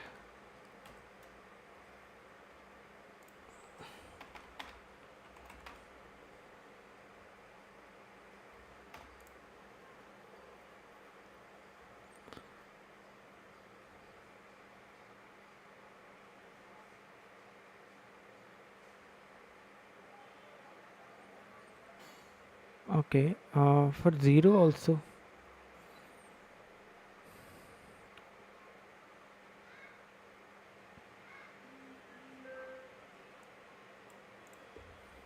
What's the second test case?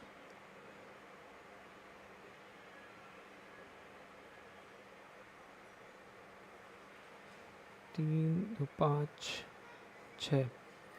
Okay, 6. So new flower is more than that. So for I0 also, why we are getting low as 2?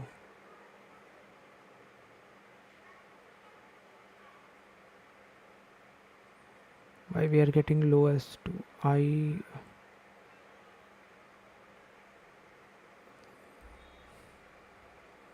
complete end is 0.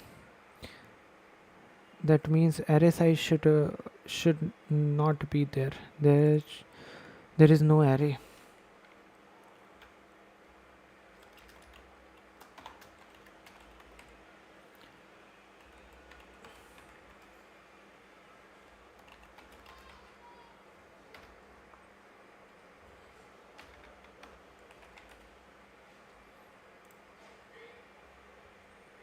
There is no array.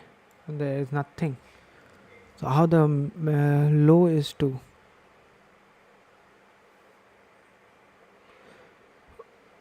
Okay, even it is 2, we're finding med and then will fail. It'll fail obviously. So if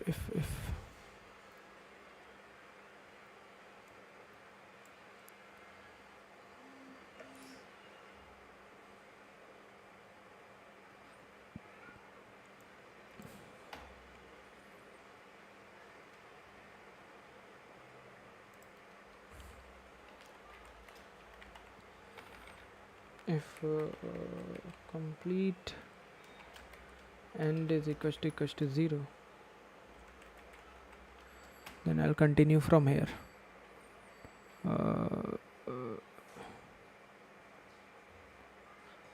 Not even continue.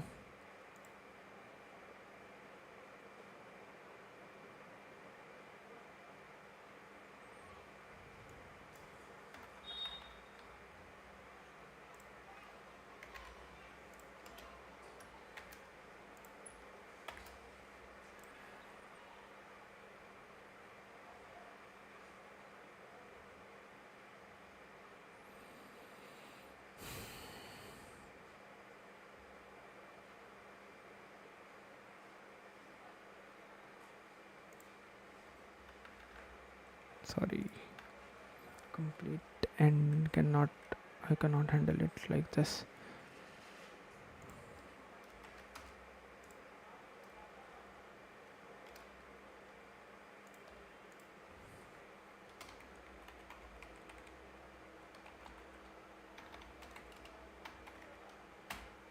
So complete and minus minus and continue.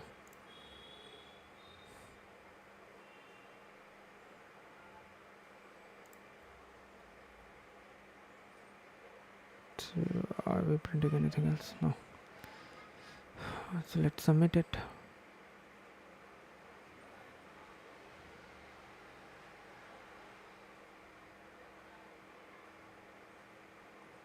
Okay, output is 60 and we are required to have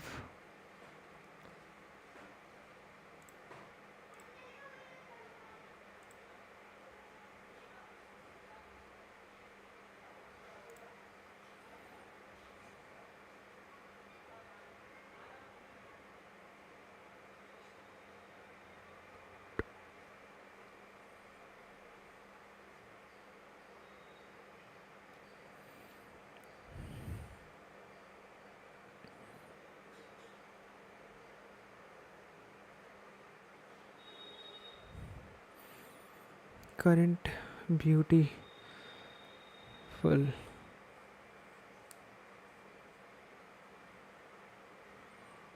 and minus I into full partial is 0, low is equals to high is equals to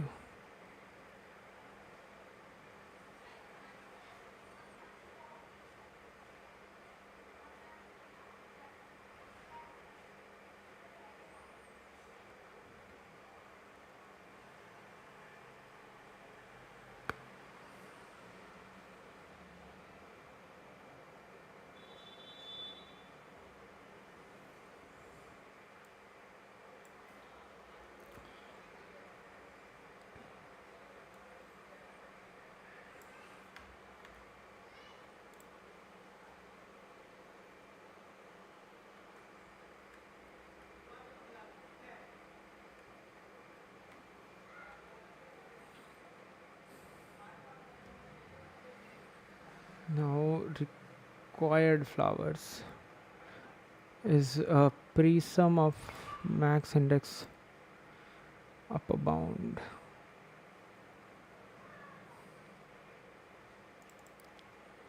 As into mid, required flowers is this.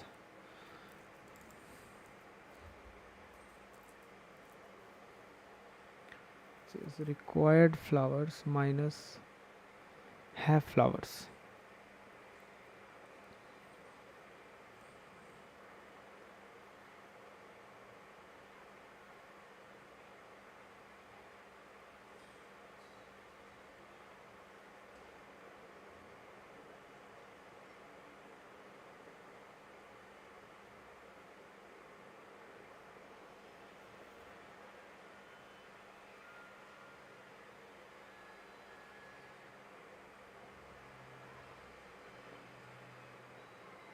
एक minute, I added complete and it is 0 0, then continue.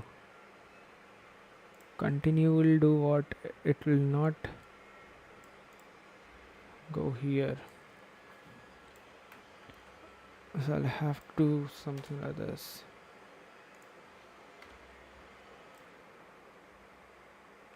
Then it will be accepted. Skipping that part.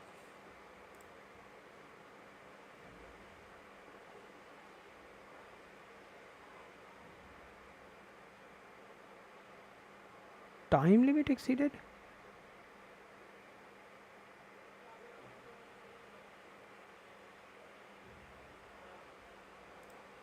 What does that mean?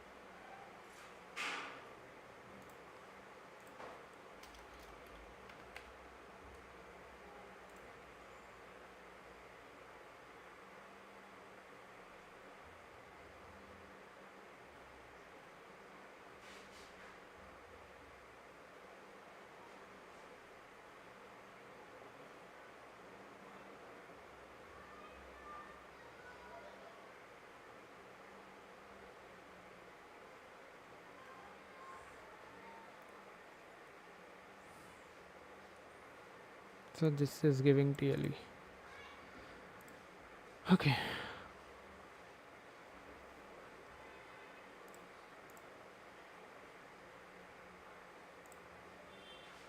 Doing one by one. Fine, but I understood the concept and minded there might be solutions which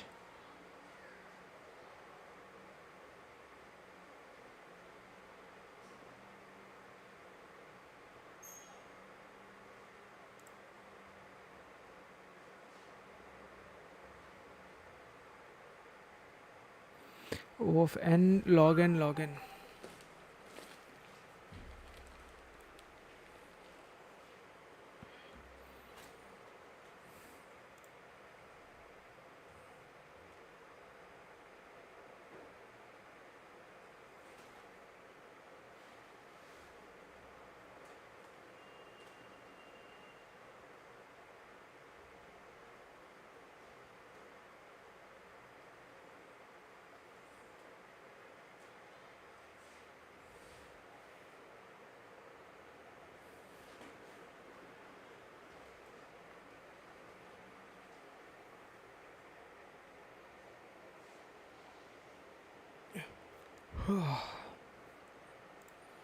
Okay,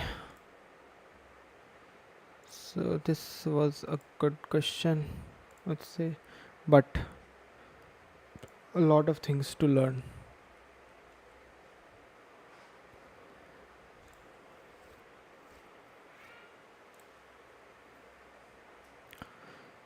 It's a great.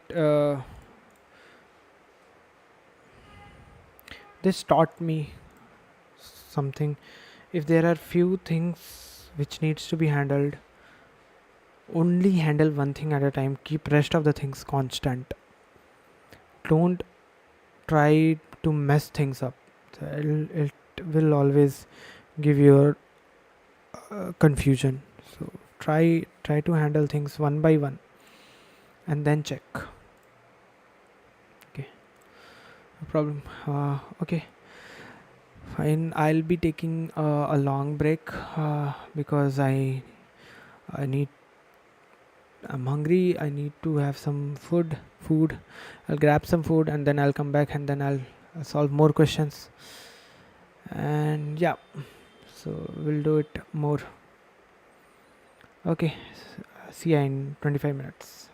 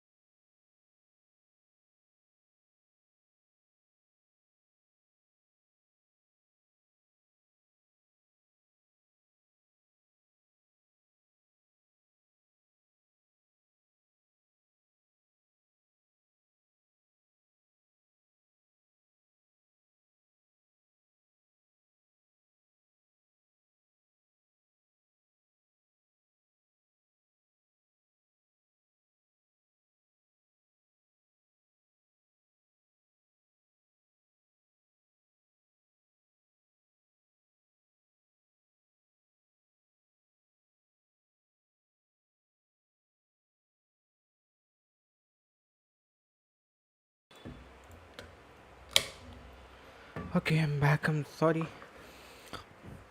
I took a lot of time. I was feeling very heavy, so I slept for a few minutes and then I started my lunch. Okay, so we were there, split array, where we were.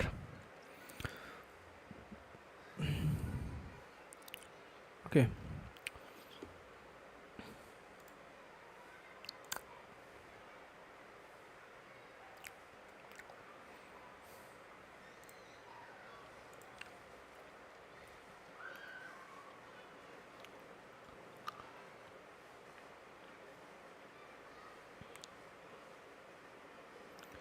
just a minute.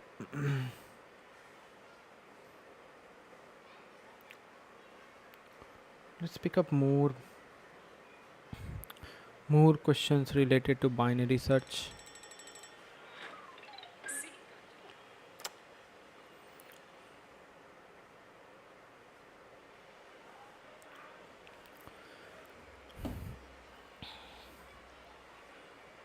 Okay, yeah, this question was really good. Divide chocolates. I remember this question now.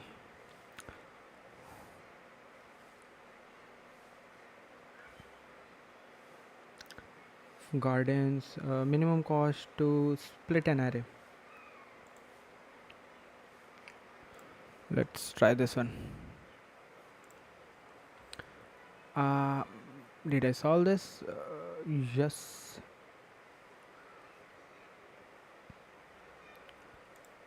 When did I solve this? In 2023. Fine, I'll we'll go with this one. And then we'll go with distribute elements into two arrays. 2.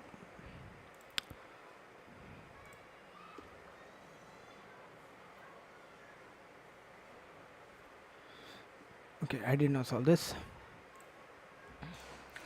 So actually, every question, binary search question, maximize the minimum and minimize the maximum. There are few subtle differences. Okay, after solving these two questions, what I was thinking of solving a question named as snapshot array. That question is really good. So I think I should solve that question because I had solved it in the past, but every time I try to solve it, I forgot the logic. So it's something like that. So maybe, okay, let's go with this question. So saying you are given an integer array nums and an integer k. Cool. There are two things that we are given. Split the array into some numbers of non-empty subarrays. Okay. The cost of a split is the sum of the importance value of each subarray in the split. Okay, what is the importance value? Which will eventually be our cost. Let trimmed subarray be the version of the subarray where all numbers which appear only once are removed. Okay, let trimmed subarray be the version of the subarray where all numbers which appear only are removed. For example, trimmed 312434 3434. Okay, where all the numbers which appear only once are removed. Okay, okay. For example, this the importance value of the subarray is k. What we have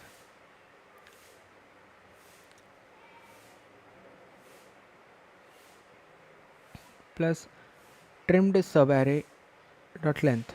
So we have 4 here.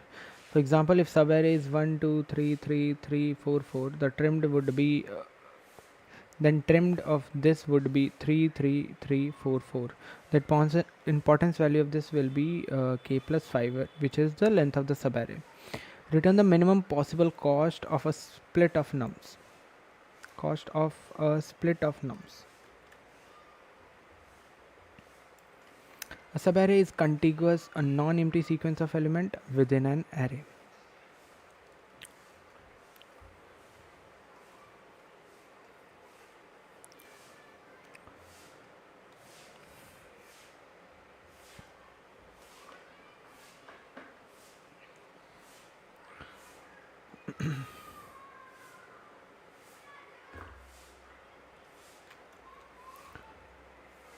Okay, so we split nums to have two subarrays, 1 2 1 2 1 3 3.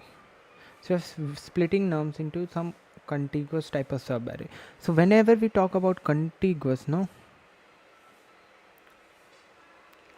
then two approaches that might come in your mind is a sliding window approach, sliding window,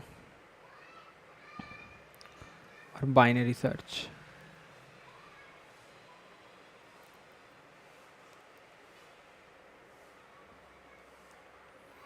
Okay. Now, what type of thing does it look like? Is it looking like a sliding window? Is it looking like a binary search?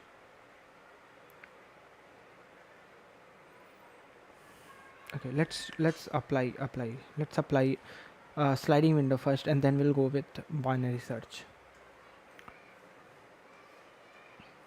See, sliding window is something we need to split. Contiguous. We are talking about contiguous, but this window part or outside window will be the answer. It's not two of them continuous. Here, two of them are continuous, so sliding window approach fails. So sliding window approach fails. I am left with binary search. I'm left with binary search. Cool, huh? I'm left with binary search.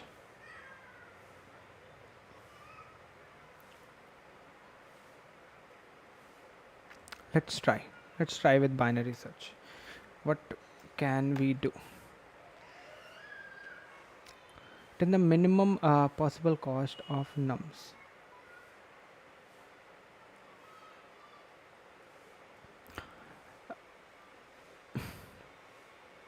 It's something minimize the maximum, and maximum we are taking as size, correct, of the array. I need to minimize.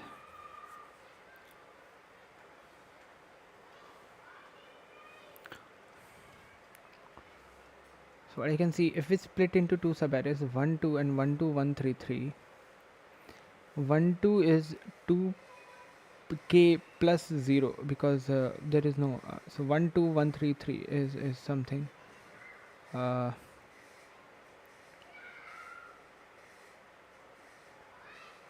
2 plus 2,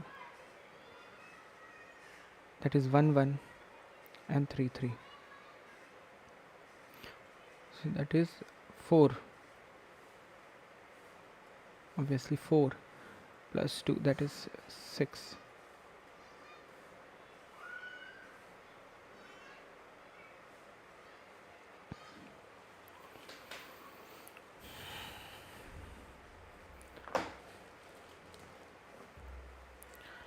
So we need to see how my low pointer and my high pointer will eventually be shifted.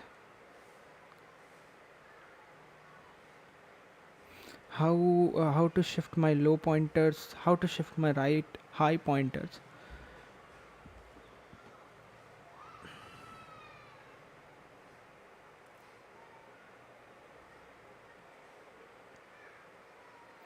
On what basis? We had a split over here.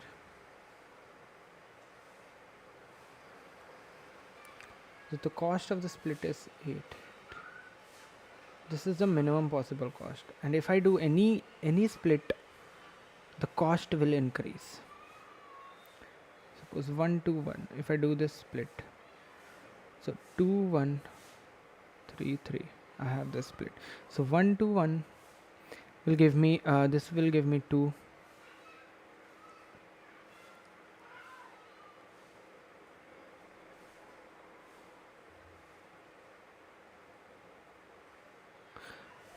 I can even split this array into some number of non-empty subarrays. I can split it into more than two, correct?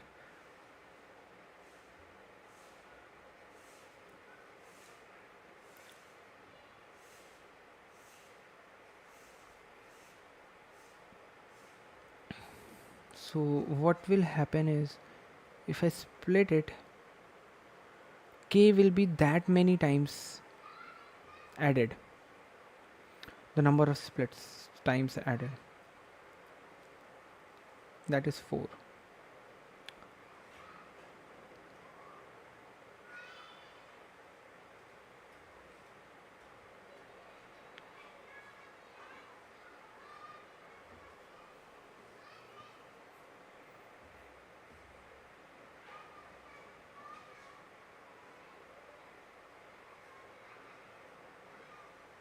So 1 to 1 will give me 2 plus 2.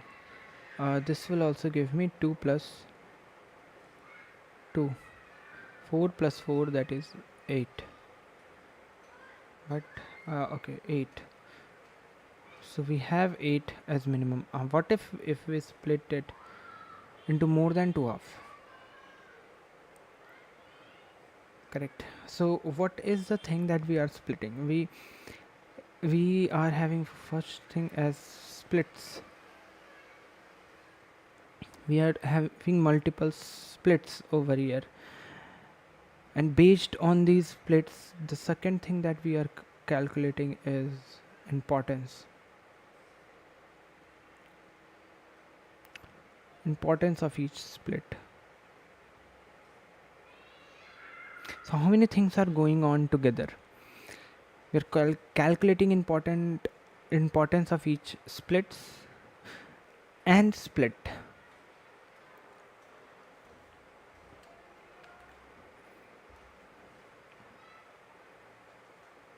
Right. So if we fix that the maximum importance, how many maximum importance that we can have, then based on that I can have multiple splits. So what if we had 1 2 1 2, so we can have 1 3 3. If we have two splits, what if we do three splits? Suppose 1 2 1 2 1 3 3. So this will have 2 plus 2, this will have 2, this will have 2 plus 2.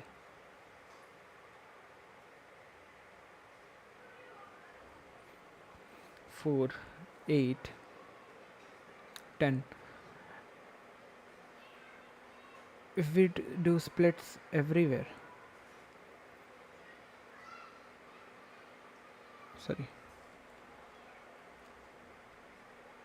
what if we do splits everywhere, and what if let's try to handle it by using fewer values. What is happening at fewer values? So we have 1, now my k is 2. So if we have 1 in the array, its answer is all obviously it will be k, returned as k for this. If we add two values can be in two ways. Either they both are unique, or they both are same number. They both are different, or they both are same. Correct. So if they both are different, in this case my answer would be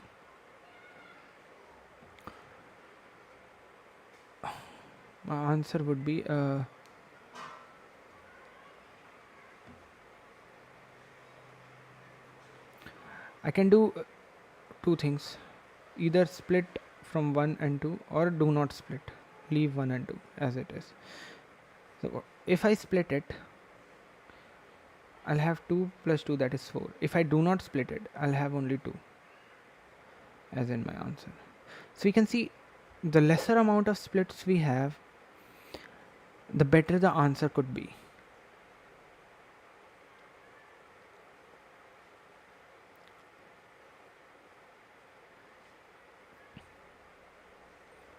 Okay, for this two if we do two splits, 1 1, we'll get 2 2. Or if we do not do split, we'll eventually get 2 plus 2, which is 4. This is also 4. So if the number is splitting, if numbers is which one would be better to take? Now if the number is 1 1 was 1 1, I added a unique number here and a same number here. What will happen in this case? Which is the optimal way? The optimal way would be 1 1 and 2, or do not split 1 1 2, or would be 1 split 1 2. There will be 3 ways to split it. Each way will give me what? This will give me 4, this will give me 2, this will give me 6 as an answer, this will give me 2 plus 2, that is 4 as an answer, this will give me 2 plus 2, that is 4 as an answer.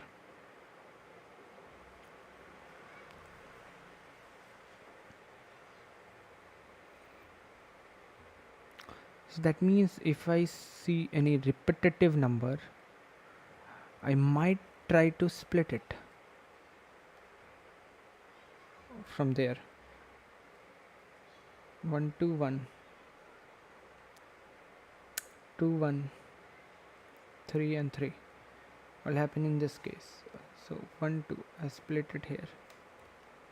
So 1 2, I split it here. 1 3, I split here. So 2 2 2 2 4 4 8. Is it always the case? Is it always the case? 1 2. This will be 2 2 and 2. 6.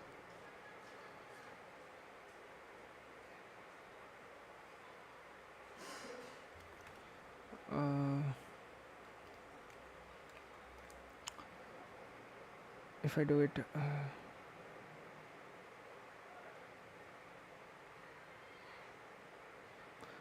1 2 5 10 15, which is not, he's saying take whole. 1 2 1 2 1, which will give me 5 plus 5.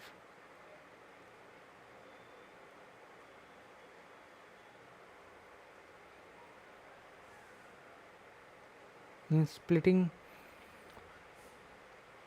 will fail.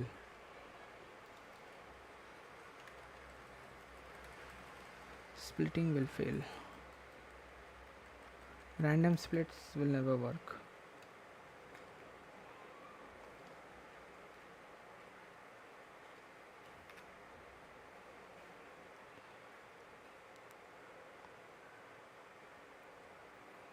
So nums dot length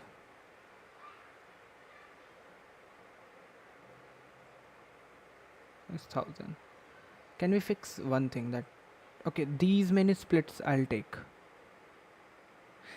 In these many splits, what is the cost? If we do 0 split, what is the cost? If we do 1 split, what is the cost? If we do 2 splits, what is the minimum cost that we can attain? Now, okay. So one is splits, and second is cost. So let's fix one and work on the other. Let's fix this part and work here. That means I'm saying that I fix splits. I'll fix split. I want 0 split. I want 1 split. I want 2 split. I want 3 splits.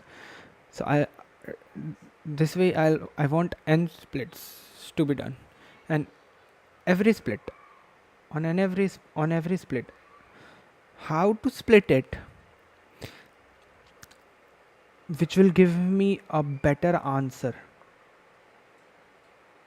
So in case of 1 to 1 to 1,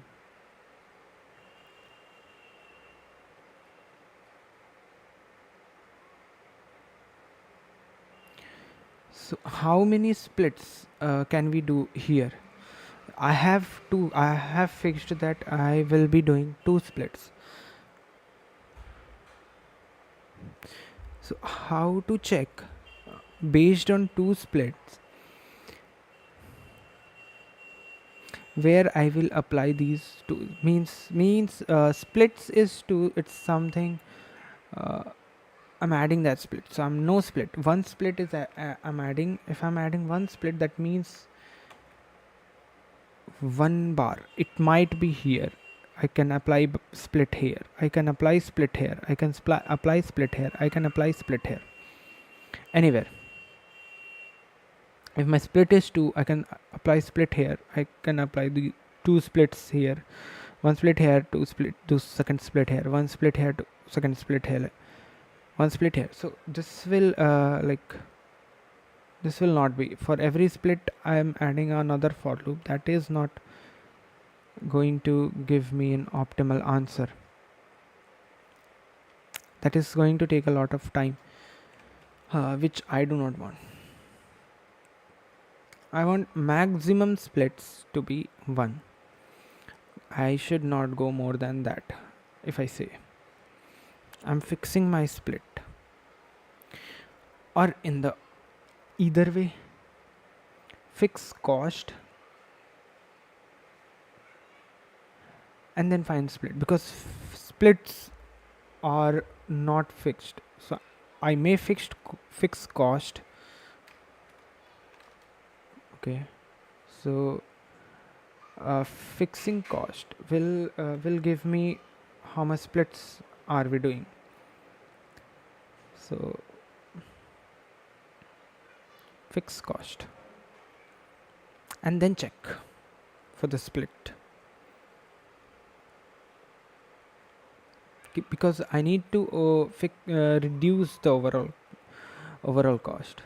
Okay, so what is the overall cost that we can attain? Maximum overall cost, that will be I suppose maybe int max. Suppose int max. I'm fixing the cost, and based on that cost I'll have to split my array, that it should not increase more than this cost. So if I can split the array, if I can do it, if it is possible, I'll try to reduce the cost. And if it is not possible, I'll try to increase the cost. Something like that. Okay. So if I'm fixing the cost, suppose my cost is something 5. I'm fixing that not more than 5 cost should be. So minimize the maximum. I'm minimizing the maximum, so I cannot go beyond that. So I take this one. I take this one.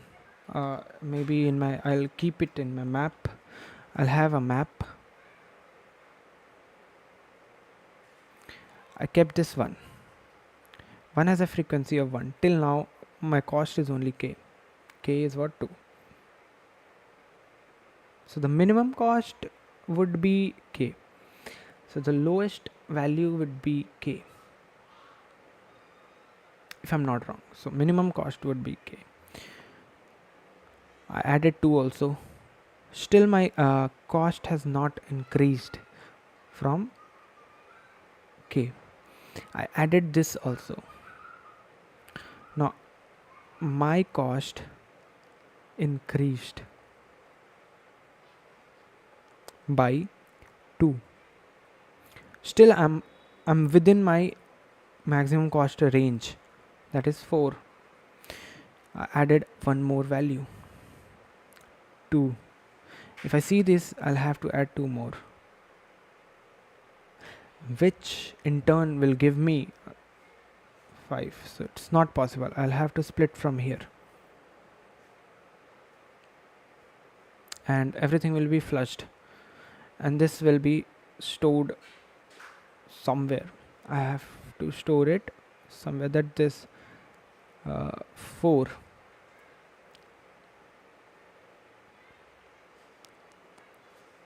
was the maximum split that we did.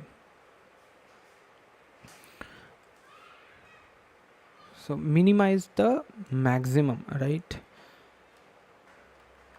So eventually I'll come, my lower will come to a point where my split is 4, and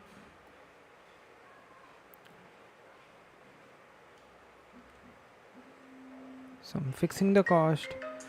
Based on that I'm working. Okay, just a minute. uh, I'm getting a call. I'll be back in a minute.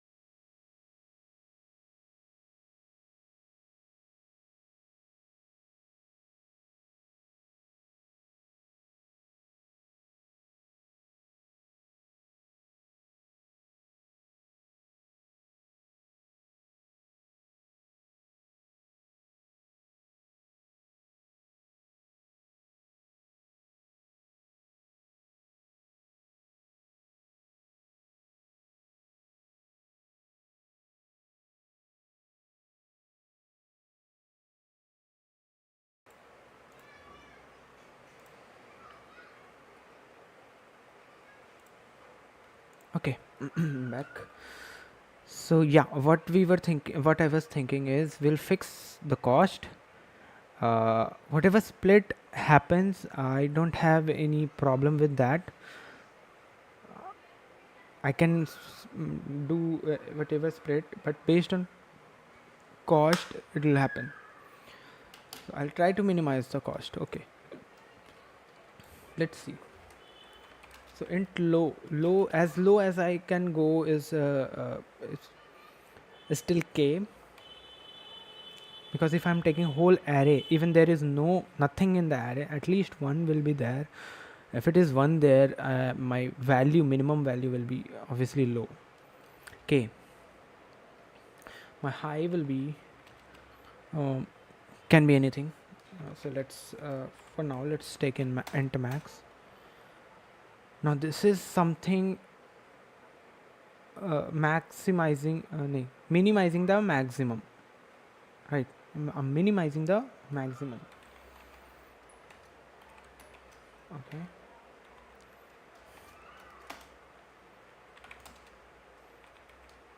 cost to split. Split is something low plus high divided by 2. So this is the cost where I want to split. Now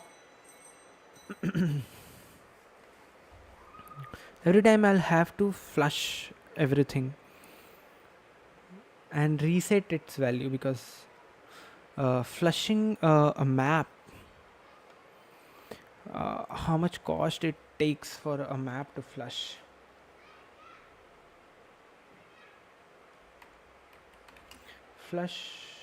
uh, unordered map C++. I need to know the time complexity for this.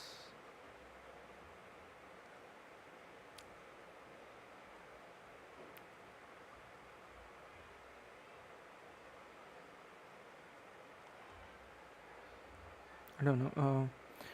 Map.clear. It's something map.clear. Cool. I'll take unordered map integer comma integer frequency map. This is my frequency map. I have my cost to split.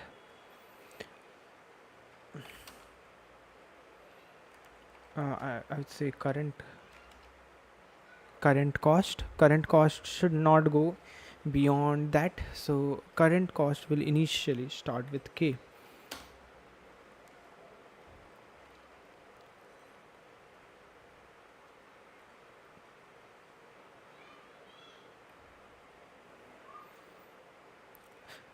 So what if no,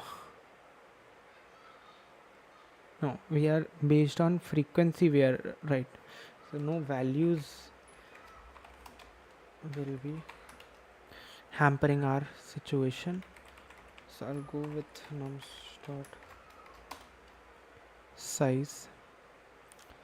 I'll add it in my frequency map of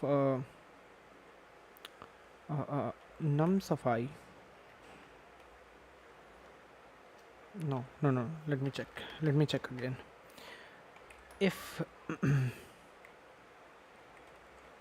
frequency map dot find this nums of I is not equals to frequency map dot end, if it is there, I'm adding a new value to it, the same value. So whatever frequency was already there,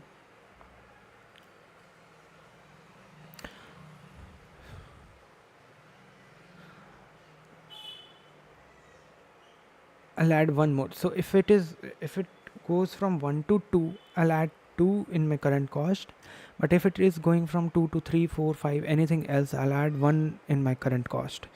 So if frequency map of nums of I is equals to 1. If it is 1, then we need to check something else. If it is not, then we need to add only 1. Based on that, new cost will be there. So maybe I'll add new cost and something like this. I'll tell him if it is 1, I'll add 2, else add 1. New cost will be something like this. So now I have this new cost. So if current cost plus this new cost, if current cost plus this new cost is lesser than or equals to my cost to split,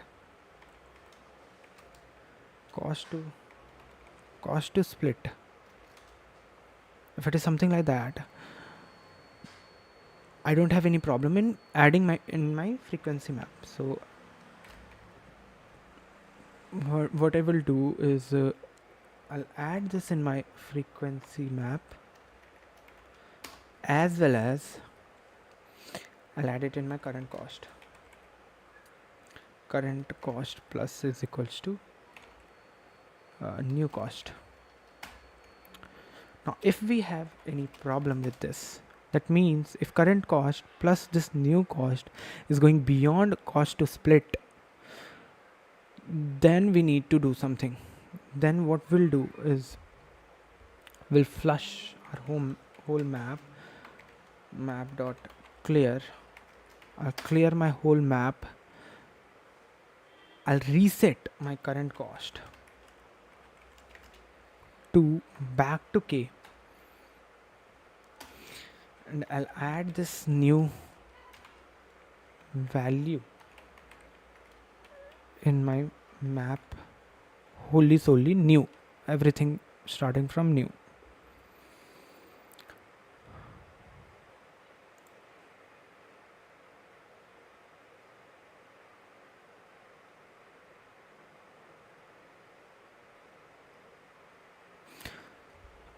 Okay, there is something.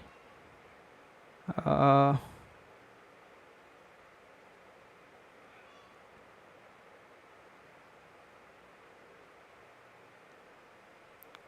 how I will know that it is possible to split? It is not possible to split with this cost.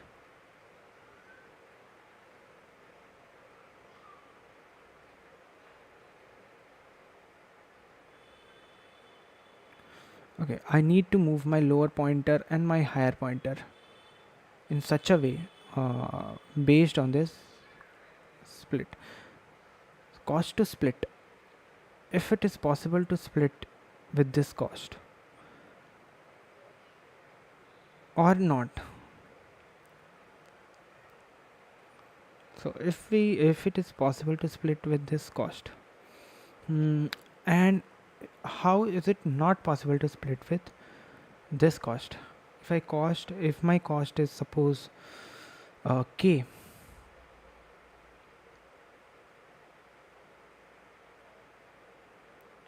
or I would say 200, that is very beyond, right?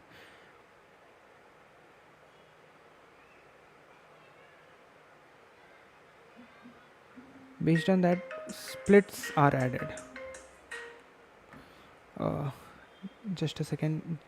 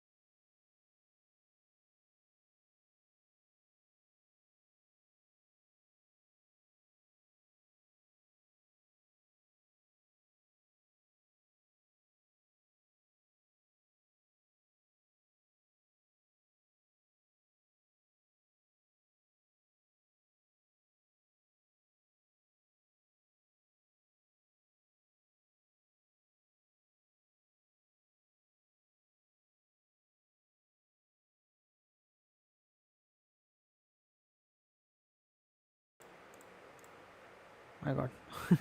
Speaking with my mic off. Okay. So I'm saying the overall cost. I need overall cost to be 8. Is it possible to split the array with the overall cost to be 8? For overall cost to be 8.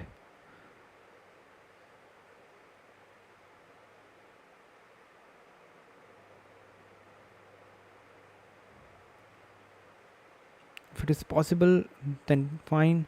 If it is not possible, increase the cost.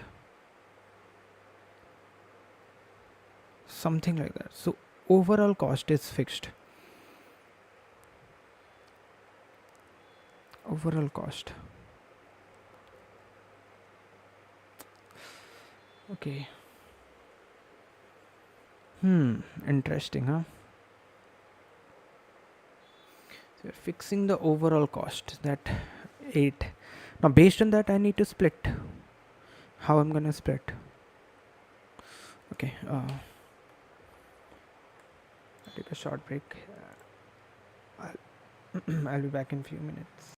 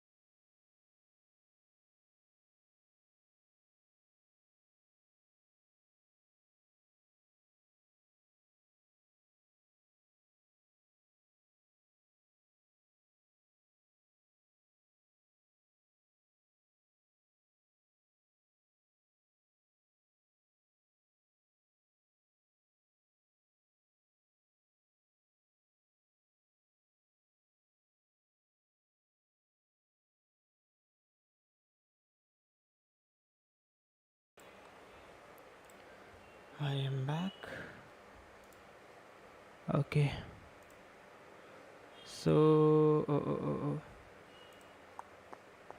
we were here. Okay, um, I think I should look at the solution, not to waste much of my time over here.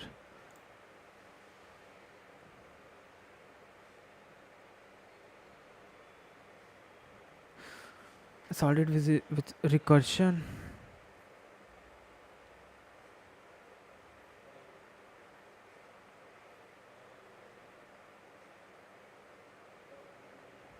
No, no, no. Let me see the solution.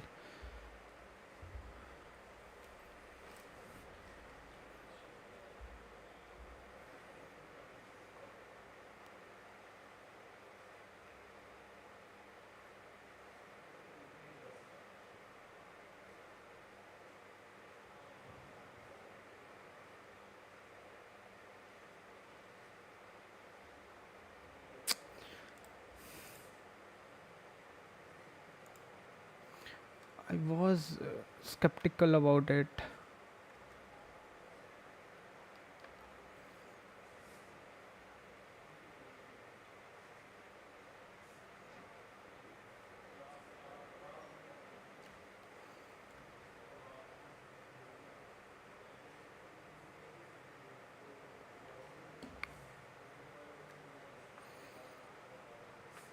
Hmm. How how come recursion? Okay. Even if I have recursion, let me see.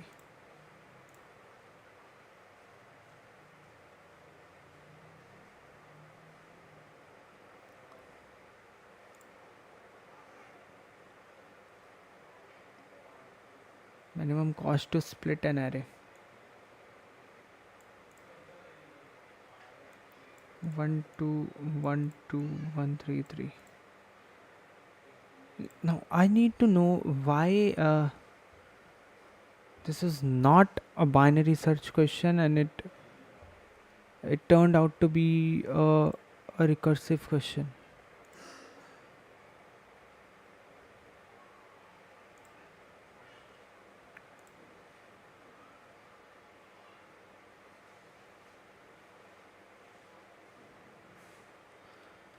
So what I will do, I'll try to split till here, and then I'll try to split here. That's why I kept map, and overall time complexity will reduce. Oh man, oh this is so bad. Oh, this is so bad.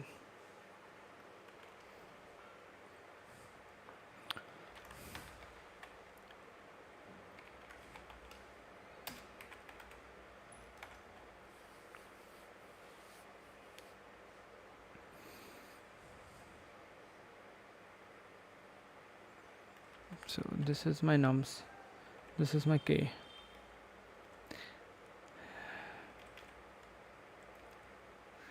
and this is my start index. Whatever will be having will return it.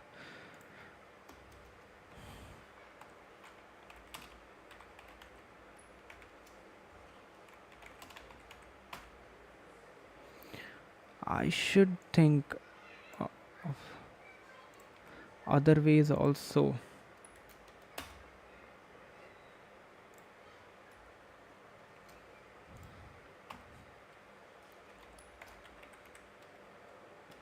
If idx is greater than or equals to nums dot size,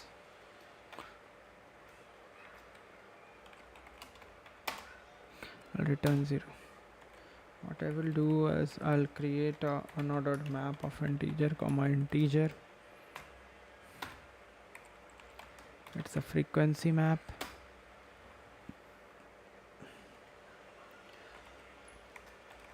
I will start from idx. I is lesser than nums dot size plus plus I. Cost will be same. Something.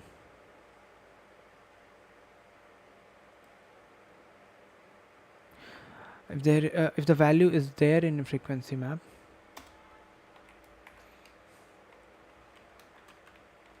if frequency map dot find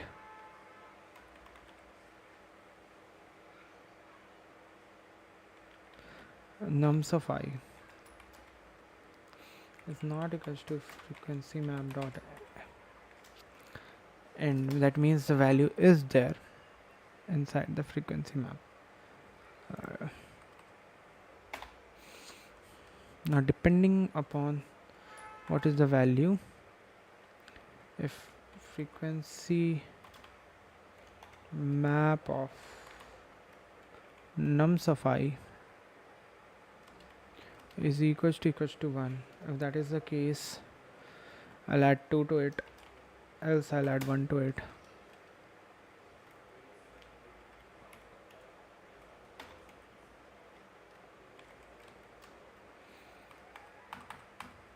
Else I'll add 1 to it.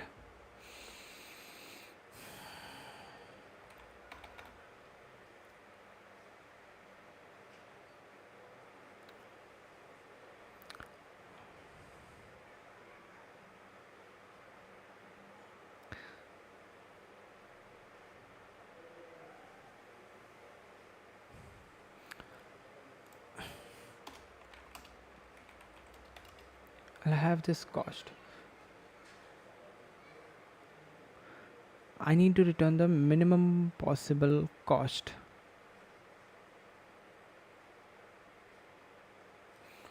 So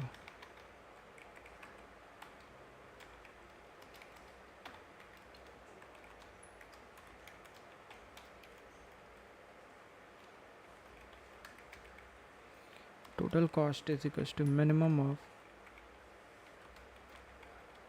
total comma. Now if the value is already there, I do not have to add k to it, because I've already added k to it. If the value is not there, if the value is already there, then I do not have to add anything to it. So only I need to add current cost plus the solve will be called again with current index plus 1, nums will go as it is, k will go as it is. So this is what if I find a value inside my map. If I do not find a value inside the map, means the value is not there.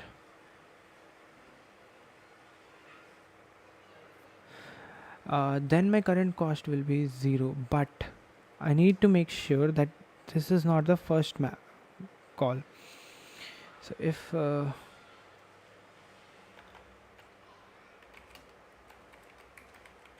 current cost will be depending upon if I is equals to idx, then k is the current cost because k is being added.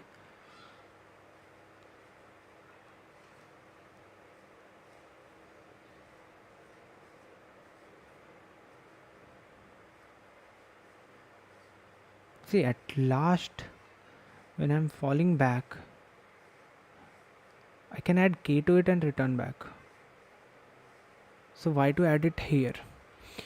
Yes, maybe at last I can do this.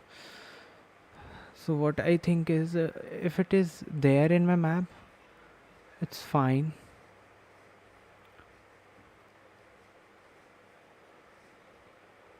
If it is not there in my map, I'll add it. I'll add it in my map. Frequency map of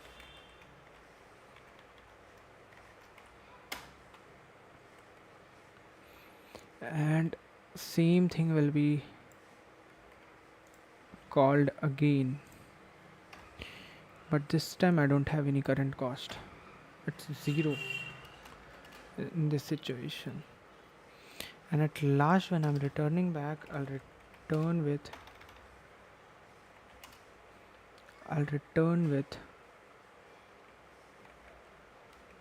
total cost plus k.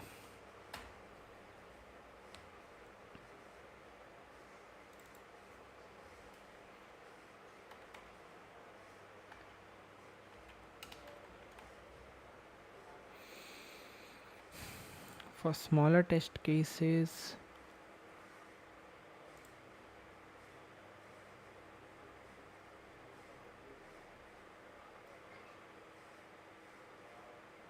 okay, let me take this as int and 1e8.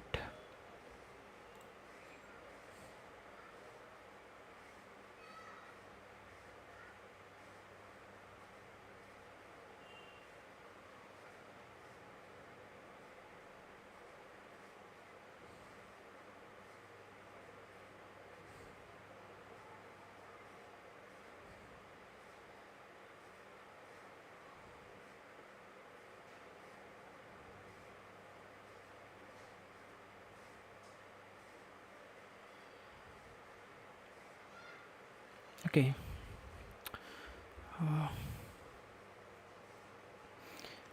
what is happening here is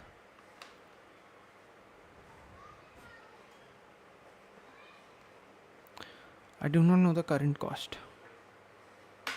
It's something only I'm adding this,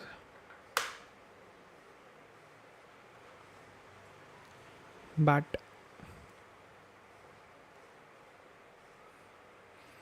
I should be adding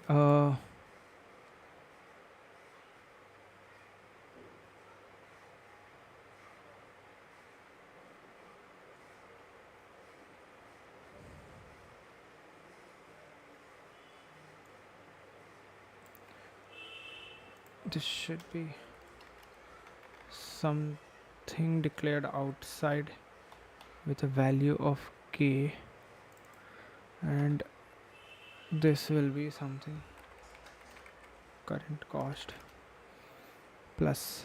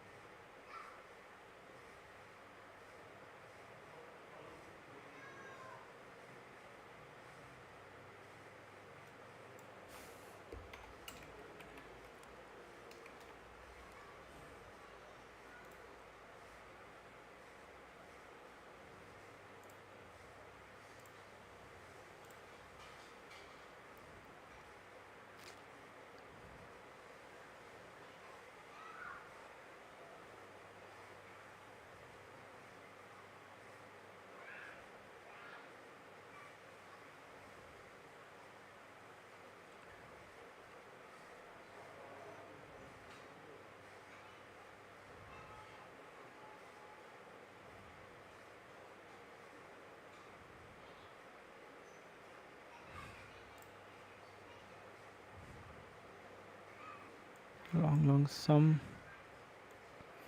added in my sum.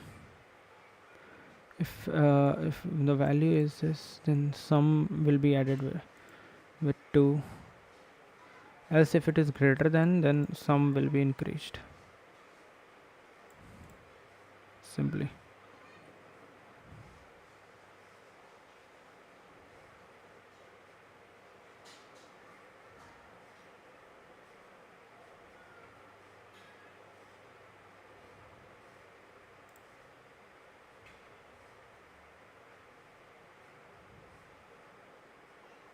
This is what I did, right?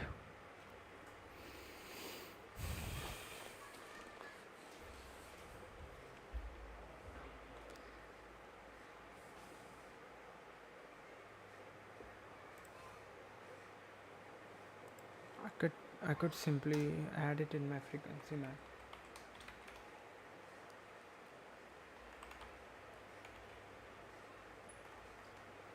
So 5 plus plus.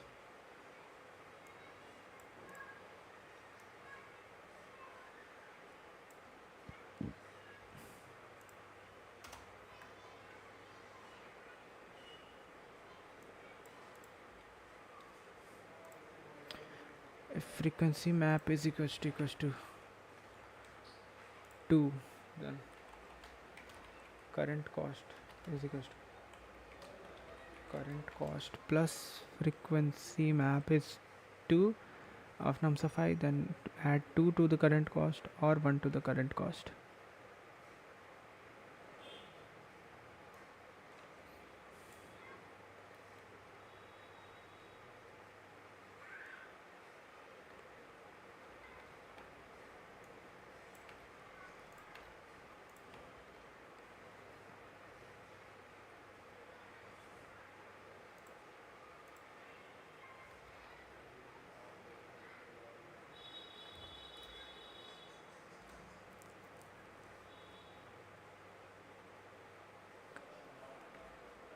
Or 0.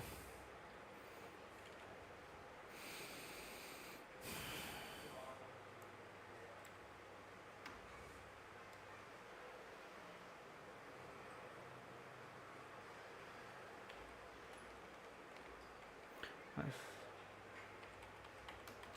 frequency map of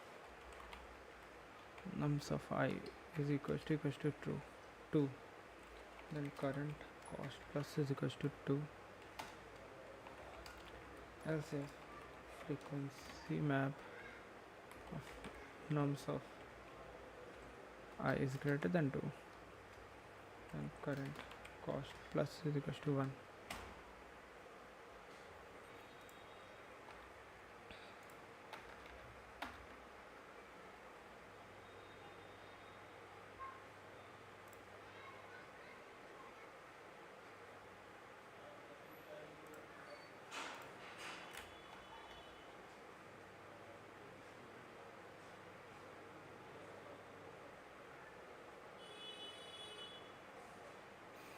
I need memoization.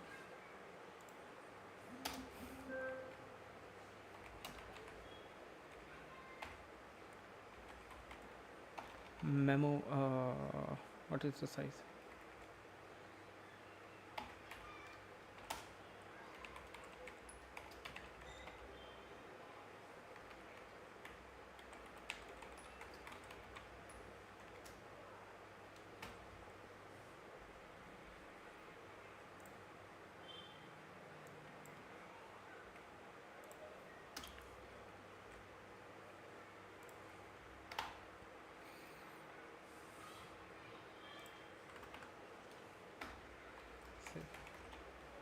Memo of id access is not equal to -1.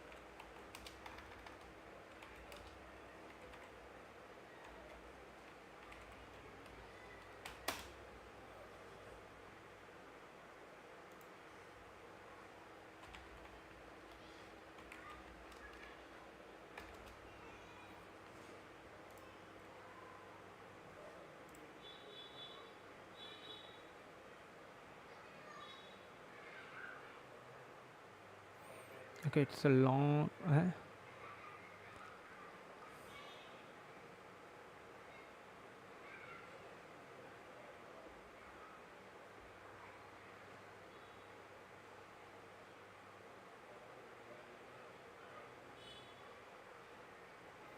need to return int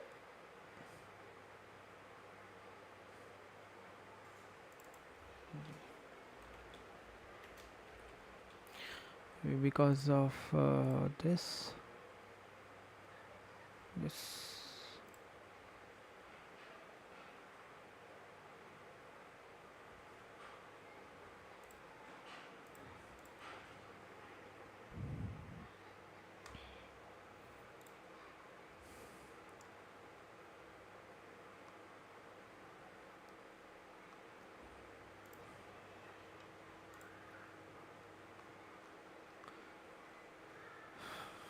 distribute element into two arrays too.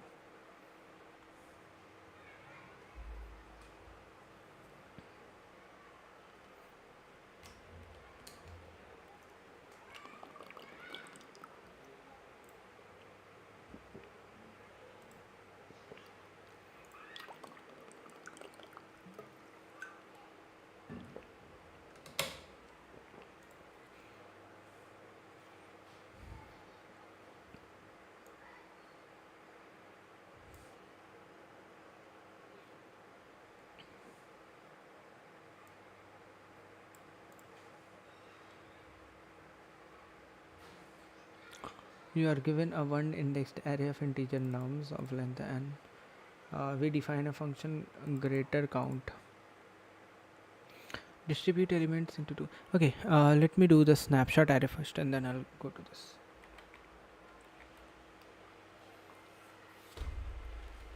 Snapshot array.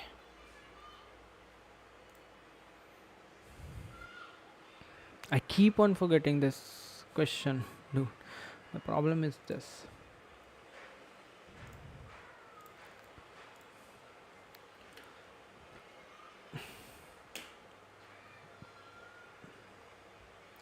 So we need to implement a snapshot array that supports the following interface.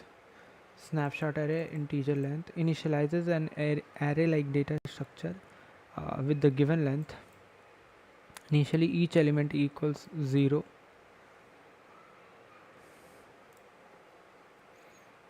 Void set index val sets the element at the given index to be equal to value. Okay.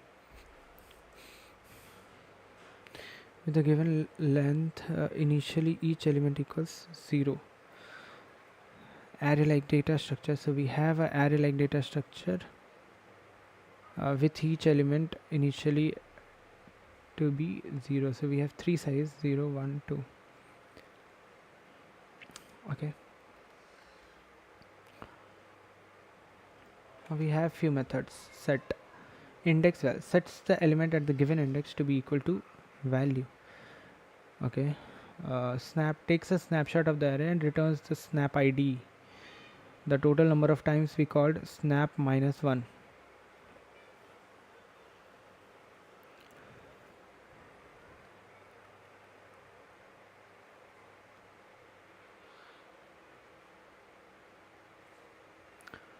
Okay, so the total number of times we called a snap minus 1. It will take a snapshot. Int get index and snap ID returns the value at the given index at the time we took the snapshot with the given snap ID. So we have this snap ID corresponding to this snap ID. We have this array taken screenshot, so it will corresponding to that snap ID. I have indexes. So whatever changed, I'll keep it. I'll keep that.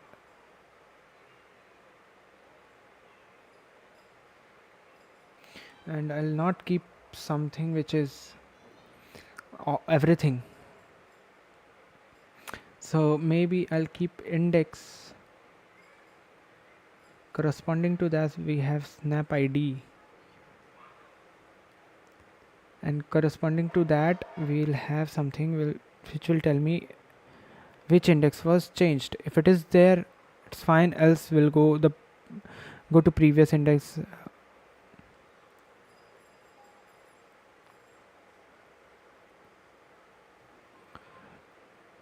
And return that value.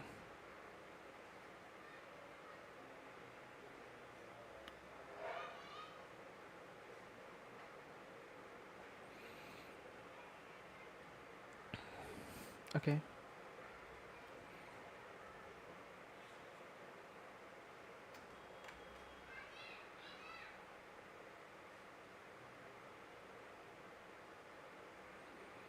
So we'll have index, snap ID, and corresponding to that value.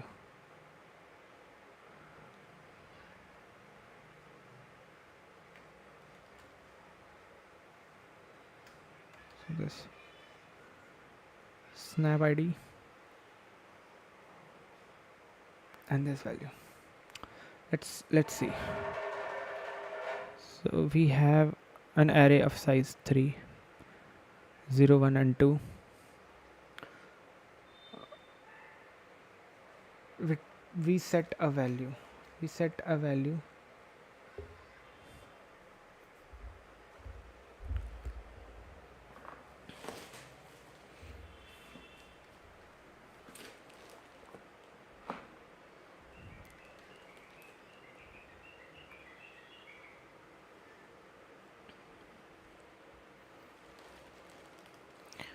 So we set a value.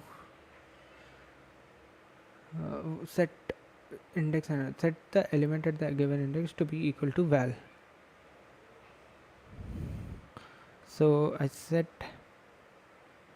the value at 0 to be 5. Fine. We took a snap.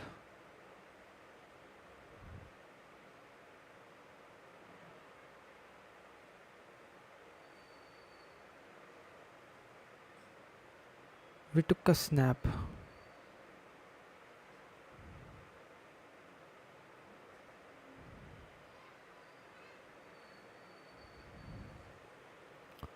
So while taking a snap,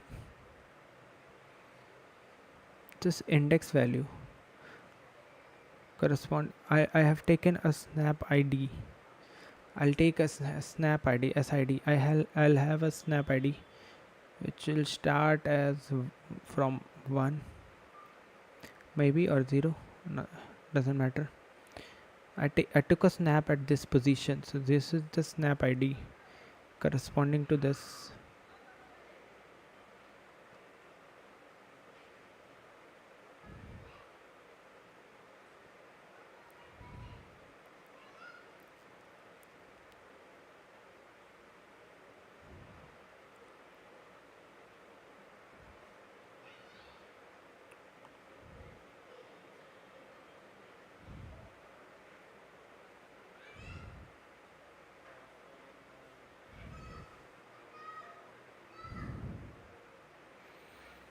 I took a snap.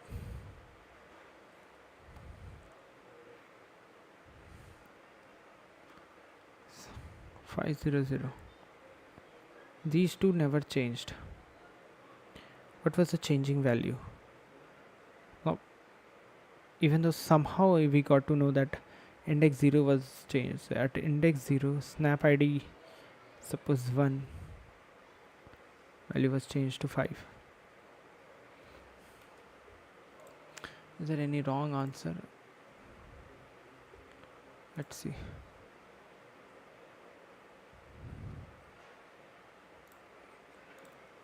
Any better? No.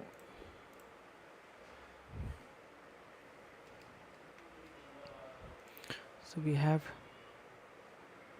an array of size 2, 0 and 1.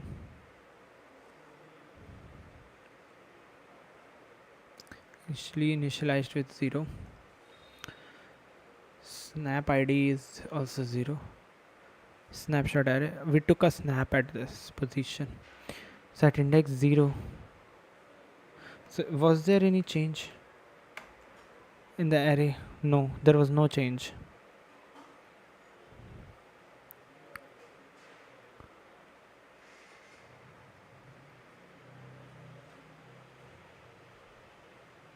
Now get.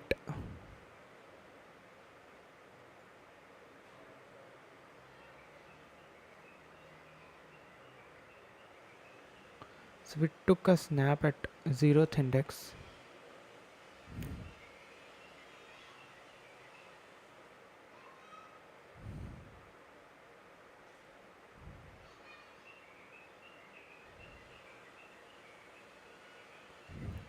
So at index 1,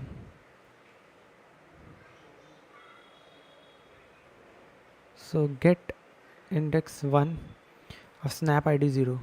So I took a snap ID. I don't have any index 1 here. That means there is no change in index 1.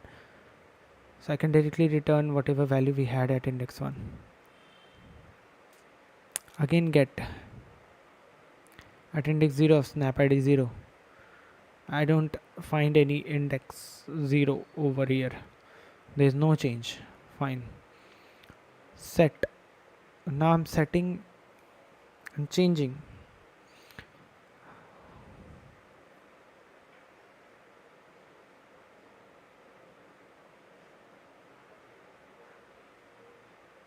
I'm changing the value at index 1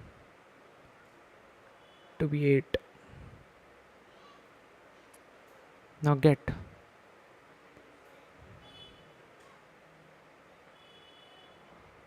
Snap id 0.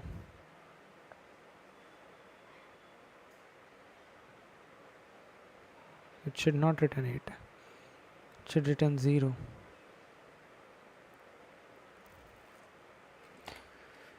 Okay.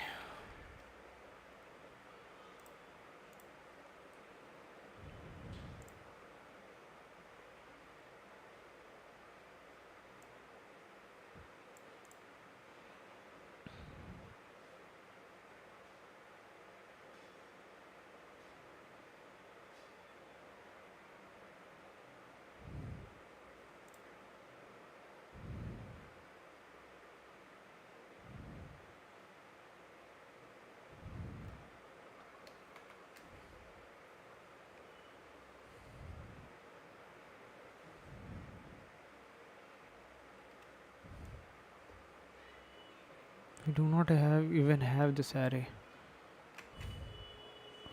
What we have when we call a set value at index 0, this is my snap id, which is 0.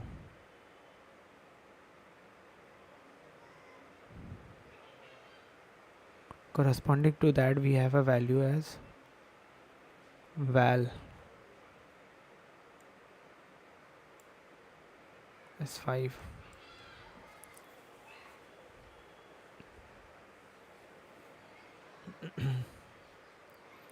Take a snap.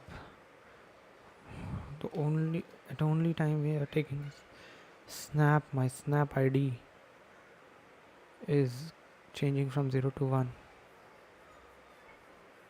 Set again 0 to 6. Index 0. Snap id 1. Value 6. Get index 0. Snap id 0. Value is 5.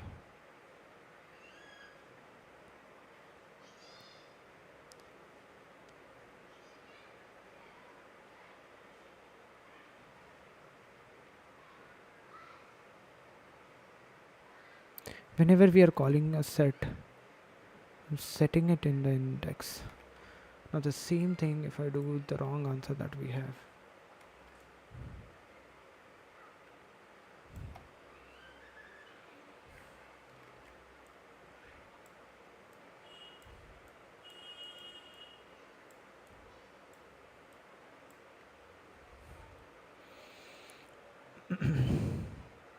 Array size is 2. Okay, fine. Snap id 0. We have snap. Snap id changed to 1. Get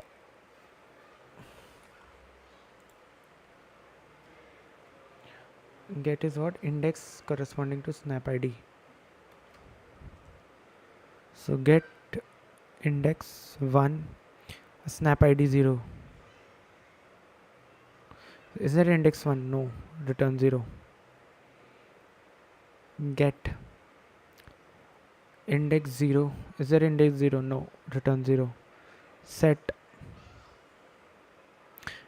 index 1, snap id 1 with value of 8.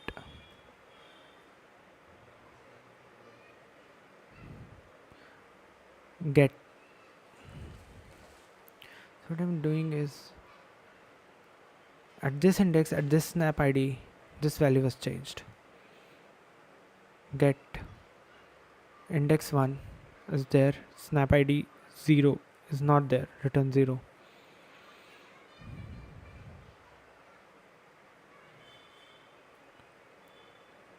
set 0 index 0 with snap id 1, value is 20. Get index 0, snap id 0, nothing, 0.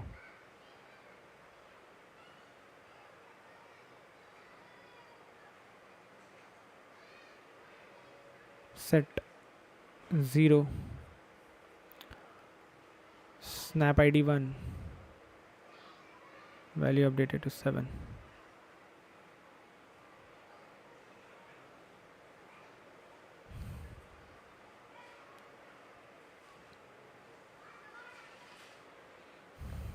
Come on, man, this is so impressive question. I just can't believe this. This is so impressive question.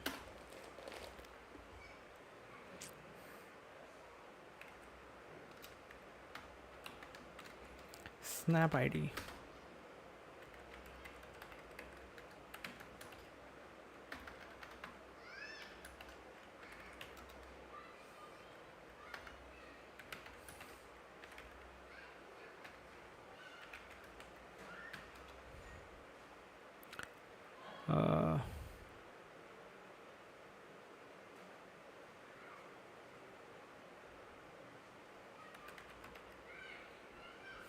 Change map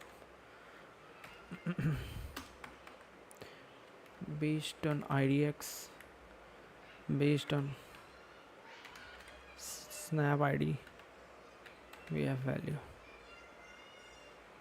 Snap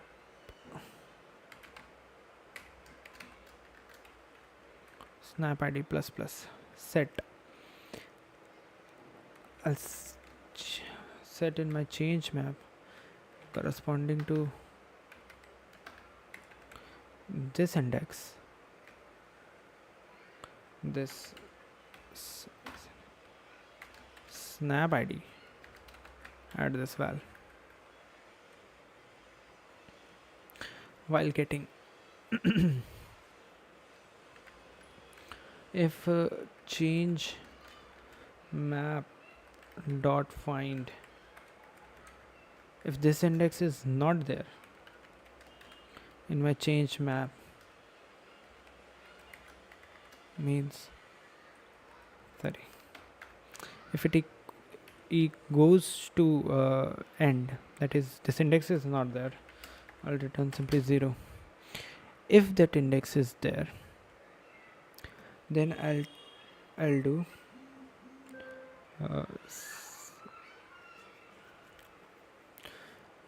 this snap id. So I'll try to do my upper bound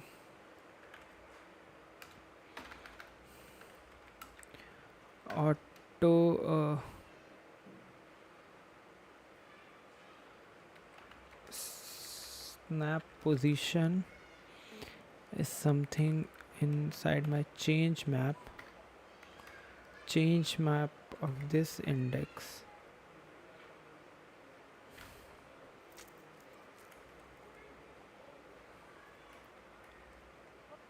dot upper bound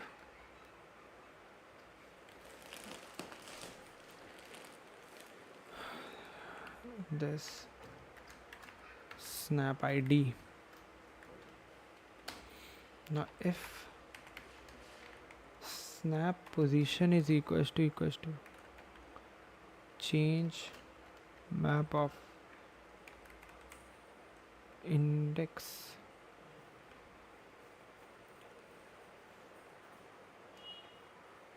dot end, dot begin,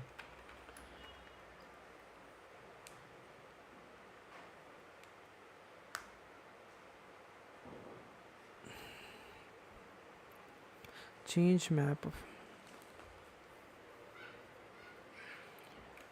index dot begin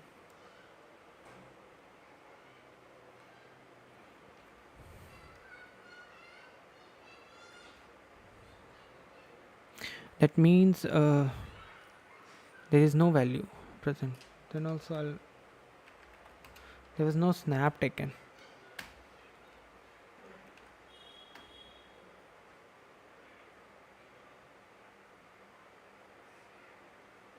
means at this index there was no snap any time taken, so the value will be 0.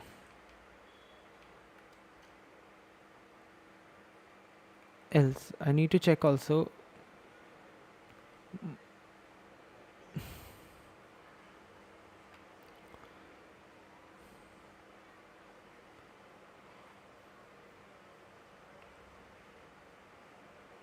if previous of snap position,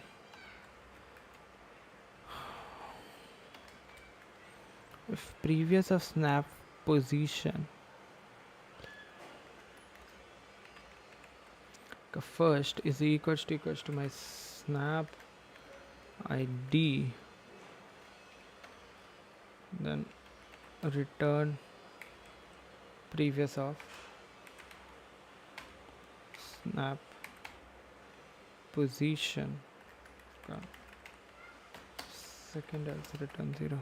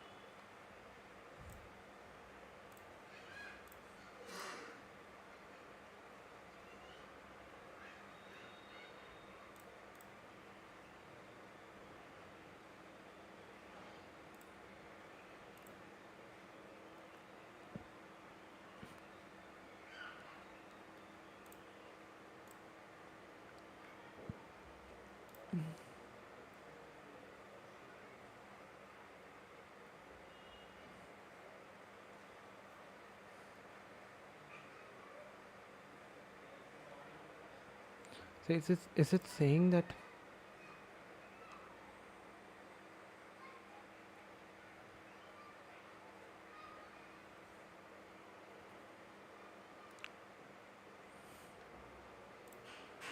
what it is? I have this map. Is it M of index upper bound this snap ID?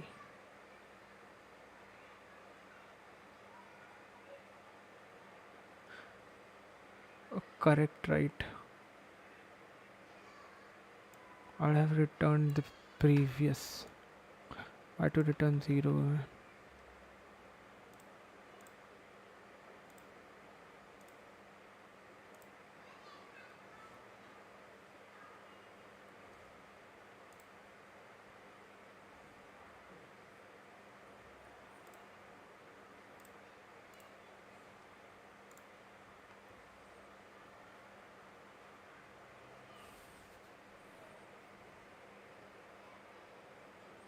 So index will always be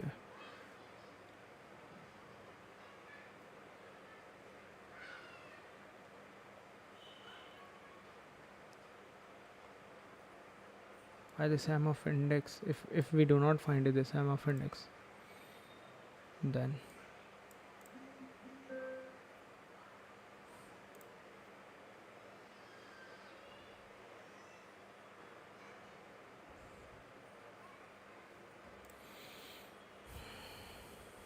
so the solution was very simple and small, but the logic is insane.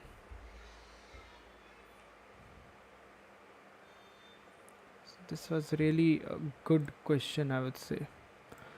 The snapshot array is always a good question.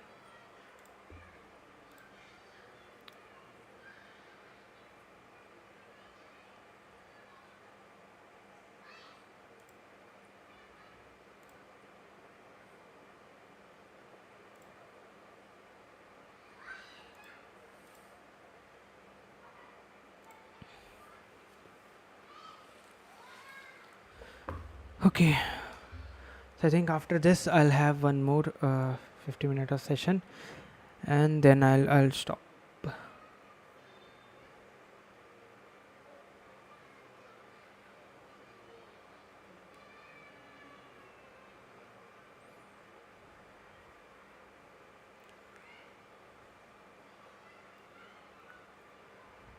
So maybe what I'll do, instead of wasting my 4 minutes, I'll take a short break of 10 minutes, and when I'll come back, I'll try this distribute elements into two arrays too. Let's see. So I'll take a short break. I'll be back in few minutes.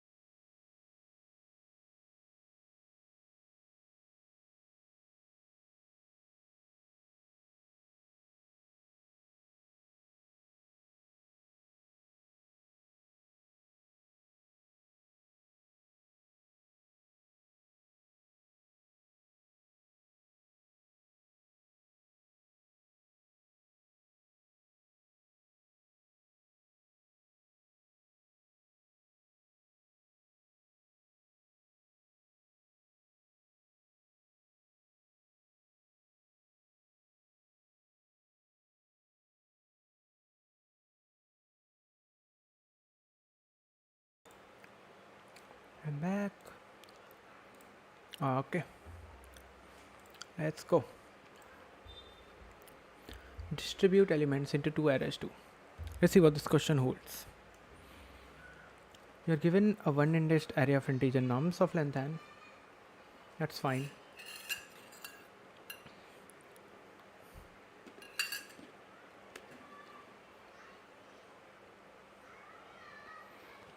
We define a function greater count such that greater count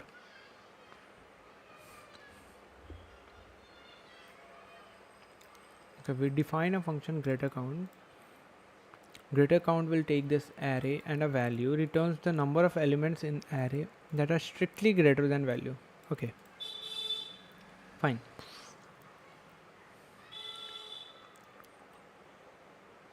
You need to distribute all elements of nums between two arrays, arrays 1 and array 2. I have to separate this nums into two arrays, array 1 and array 2, using n operations. N can be anything. Is it given to us? No. Okay. So in the first operation, append nums 1 to arr 1. In the second operation, append nums 2 to arr 2. Afterwards, in the ith operation,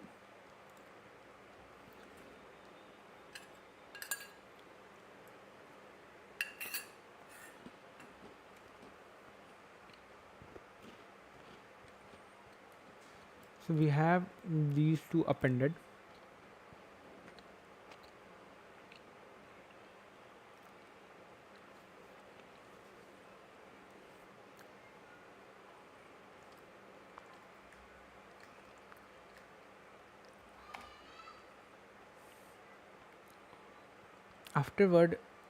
After this operation, in the next operation, if greater count of arr1 and nums of I is greater than a greater count of arr2 nums of I,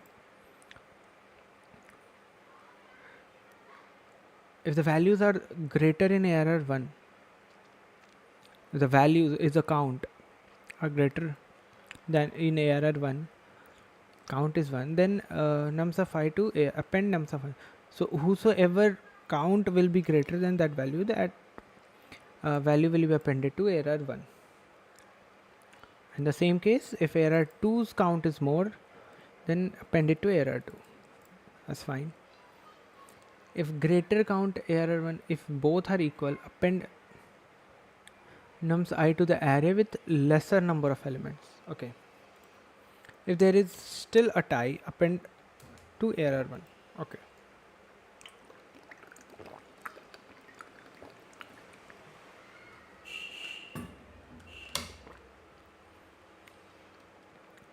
Correct. Fine. The array results is found by concatenating arrays arr1 and arr2. For example, arr1 becomes 1, 2, 3 and arr2 becomes 4, 5, 6. Then result will be 1, 2, 3, 4, 5, 6. We return the integer array result.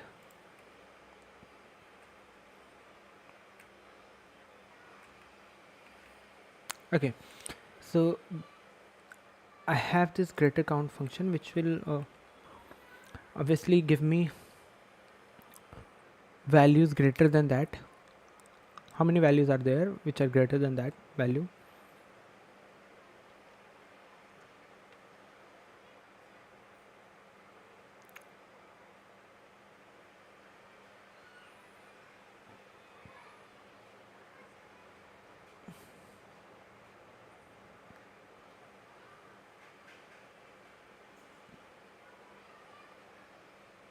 Okay.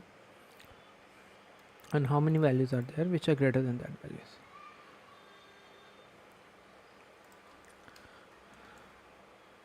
So in this, if I see 2 and 1 will be appended to arr1, this is arr1 and this is arr2, correct?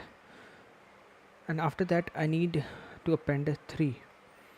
So as I see 3, the values greater than 3, there is no value in arr1 greater than 3.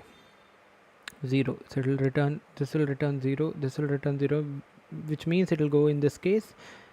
Still the number of elements are equal in both the cases, so then it will be a tie and array 1 will win in this case, and 1 will be appended to array 1, sorry, 3 will be appended to. After this 3 again comes, so there is 0 value, there is 0 value, but this value is, so 2 3 3.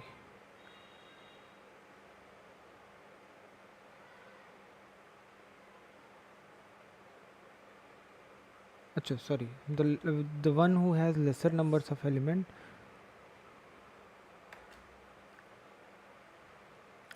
so at last the element is 2 3 1 3. So if I see, if I go to a brute force approach, I'll create two arrays, separate arrays. Every time I'm having this, I'll add it to my, I'll check these, I'll call this greater count, which will check in array 1 and array 2 every time.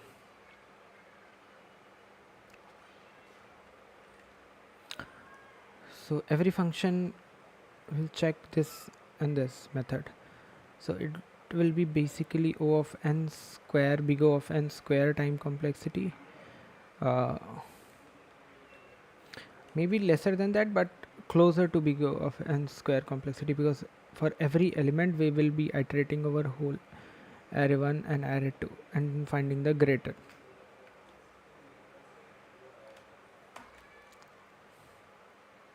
Okay. Now something that I can keep see over here is, if I have a map,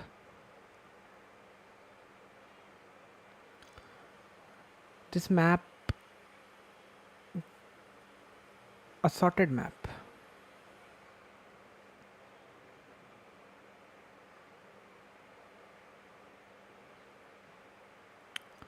so this map will have some kind of frequency.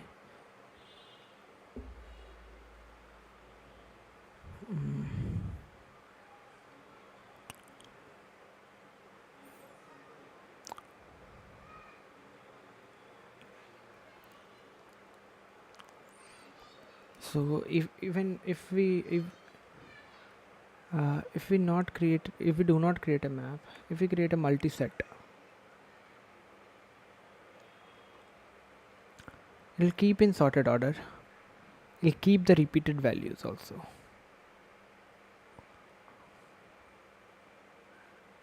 But when I apply a binary search on this,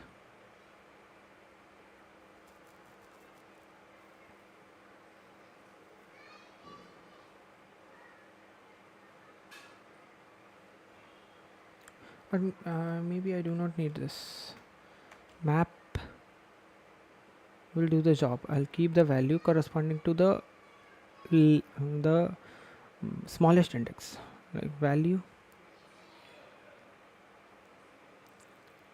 smallest idx.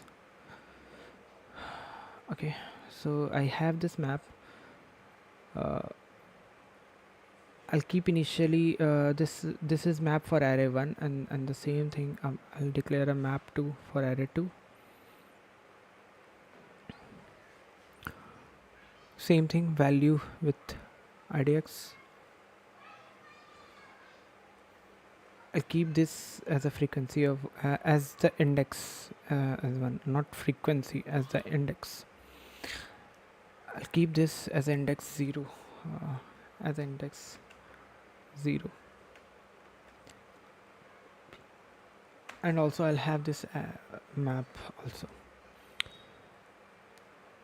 Now whenever when the next value arrives 3, I'll do a binary search operation over here, which will give me log n time to find this the value, all the value just greater than this index. So I'll find an index.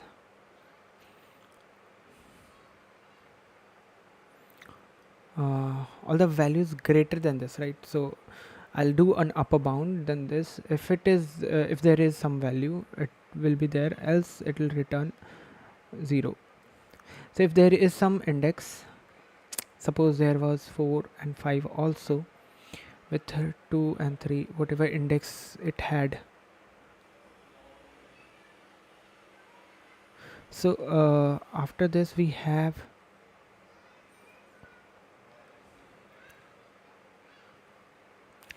are at 4.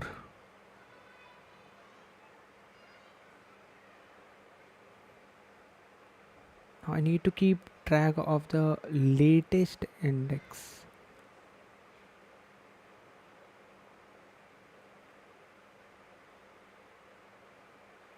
The 4 start index is something, and total index, total number of values will given by array dot size, the last index from this, and I can say that how many values are there in my map.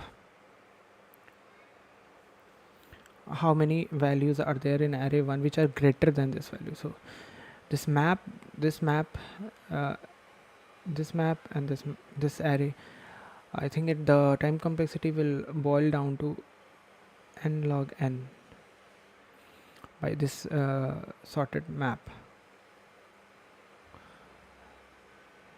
because the insertion of any value takes will take log n time.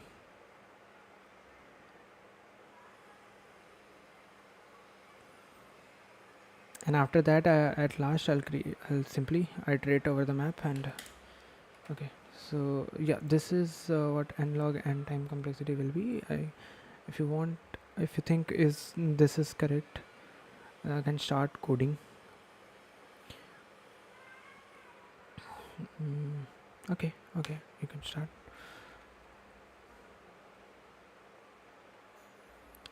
Okay, so we have a result array function. I'll be declaring two things.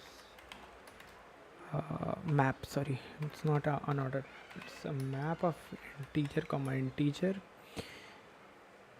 value with index val idx map,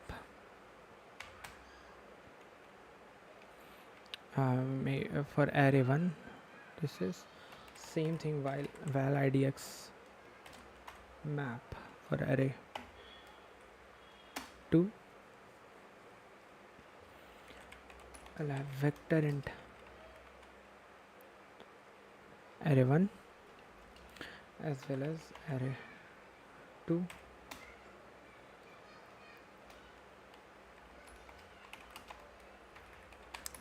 Is the nums dot size plus I.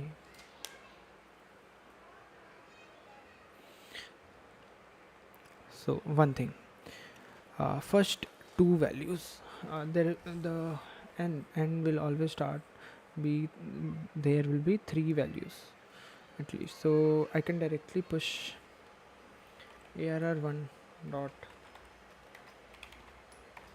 push back nums of 0, and similarly arr2 dot push back nums of 1, and at the same time I'll also insert it in my map, value index map 1 of this nums of 0 will be equals to 0, and same thing with value index map 2 with nums of 1 as an index 1. I'll start with 0 and 2. Now int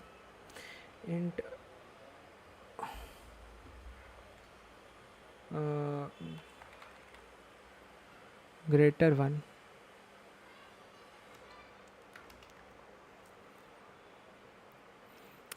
is equals to find greater. I'm sending this array 1. I'm sending this value index map 1.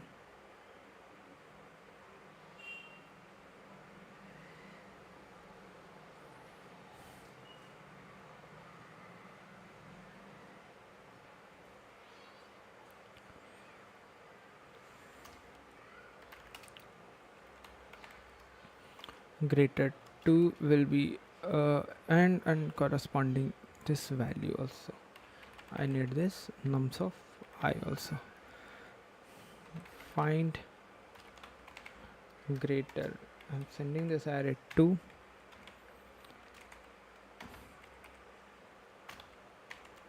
Map 2 and nums of I. Now if greater 1 is equals to greater 2.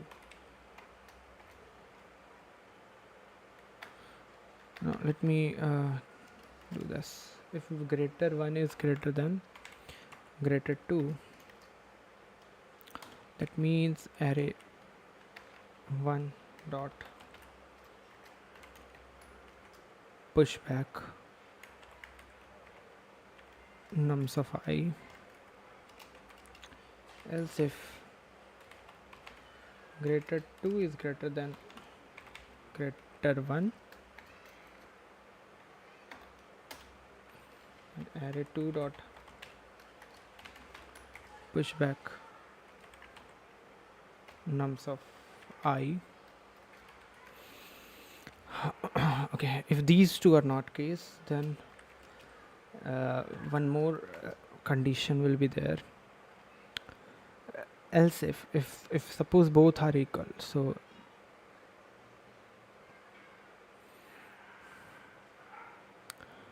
I need to check if array 1 dot size is greater than, okay, if arr 1 dot size is greater than arr 2 dot size, if this is the case, then arr 2 dot, this is the question, right? The array with lesser number of elements. Arr 2 dot pushback nums of I. Else if arr 2 dot size is greater than arr 1 dot size, so arr 1 dot pushback nums of I. I'm pretty much sure that there would be some other way also around also for this, so many else if, but fine. If anything, everything fails, I'll simply push back in arr 1.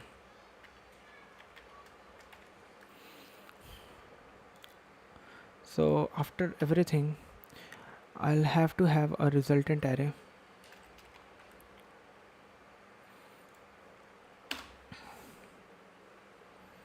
where I'll do what?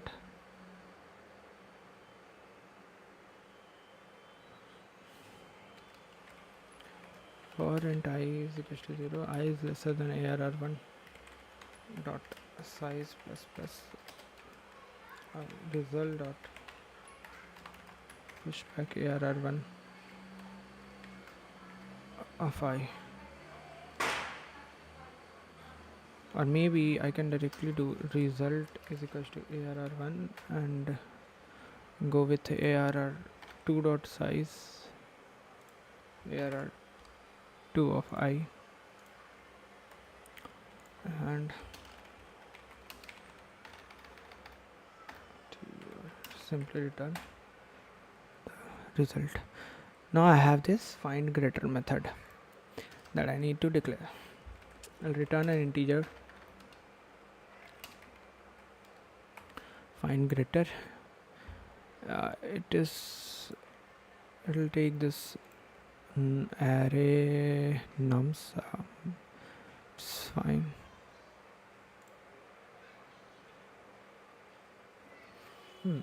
There's one more thing. I think that I'll handle this in here only. Map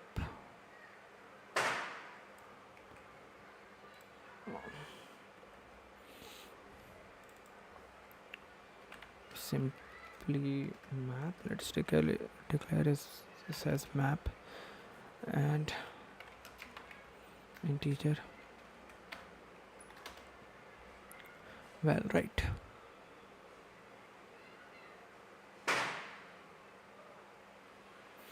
Okay.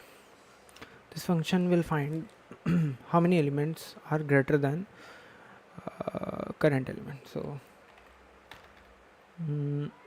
I'll have auto position will be something map dot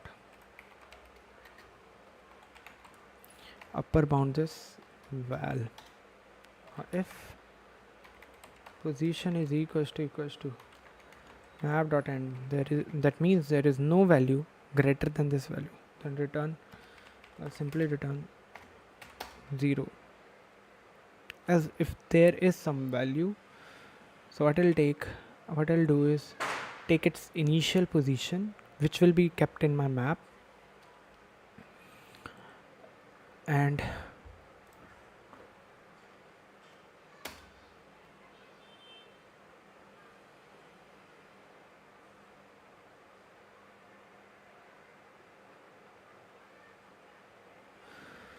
okay, how many values are there in my map?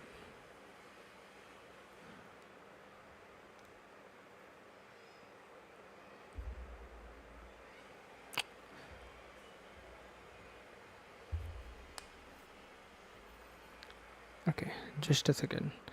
It might be possible.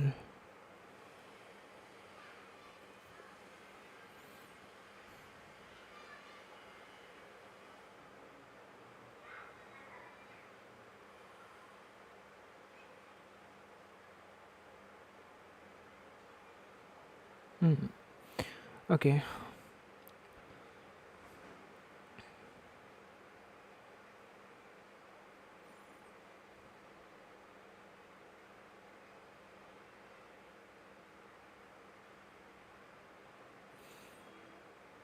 So I found this value that the position that after this all the values are greater than this, but I do not know the frequency of the map.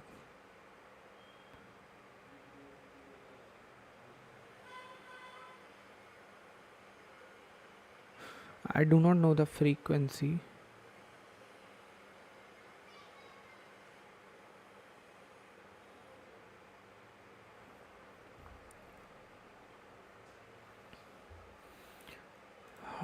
Okay.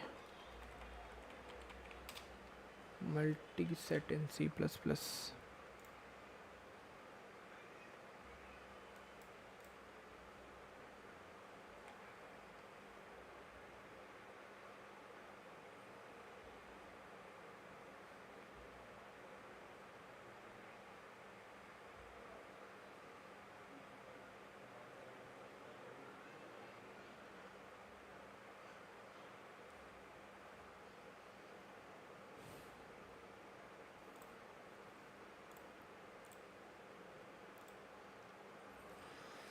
Okay, can I create a multi-set over here?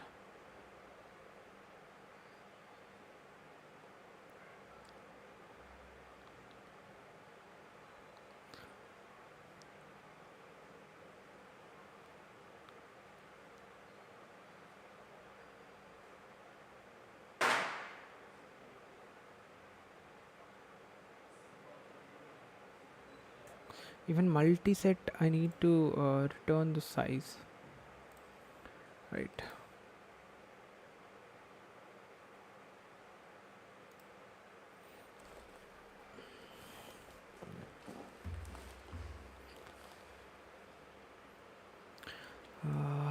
Okay, let's go back to the board again. So I know this has now this smallest index is this. Now 5, maybe 5 has an index of suppose 6. There were few elements which were smaller than this. So it doesn't mean 6 minus 2 is 4 what we return. No.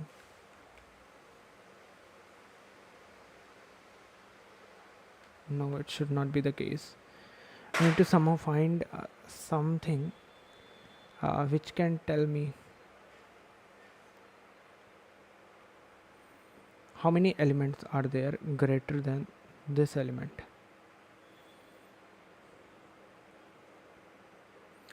This map position, I found this position, but this map will contain unique elements. If I keep multiset, I can apply binary search on multiset.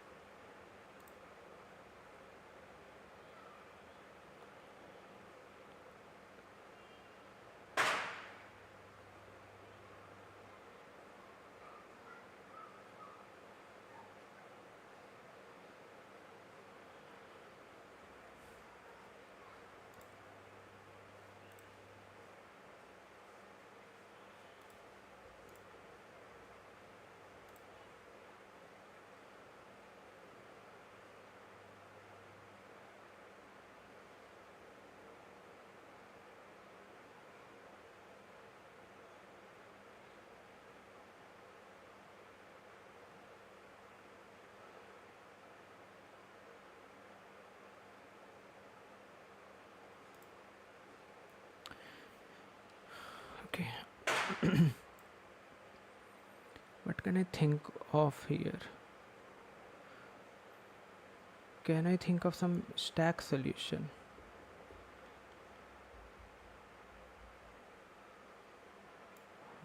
Binary search. Applying binary search on map, it's fine, but every time I need to know how many are there. That frequency will tell me. Keeping index is not going to give me anything.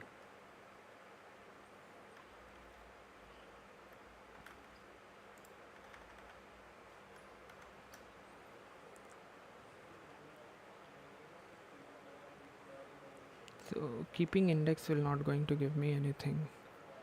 If I have map,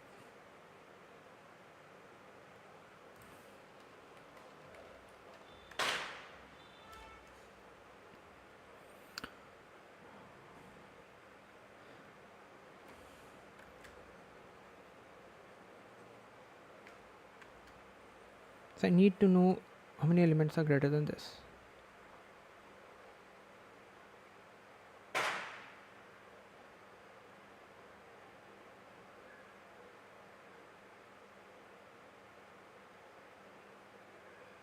Stack is not the solution for this.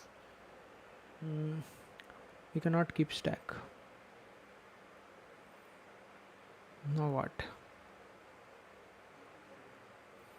I have a map, I have 1, I have 4, I have 5.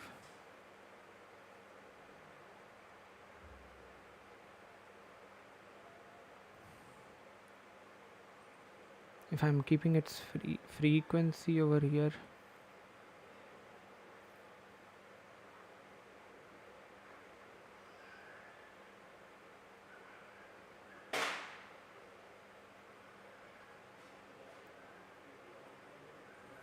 Maybe presum.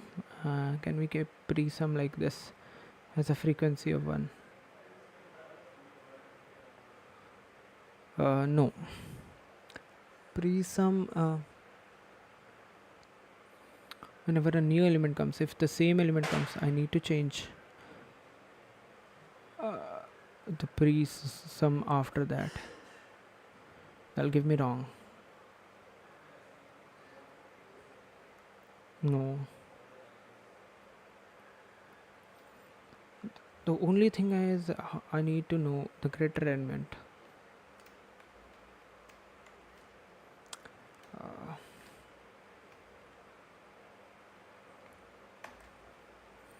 In O of one time, I can iterate over it, and I can find it. That's not what I want.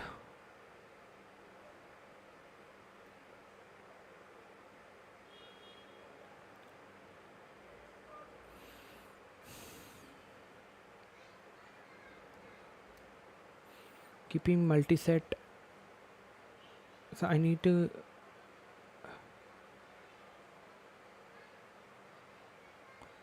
total size minus whatever the position is.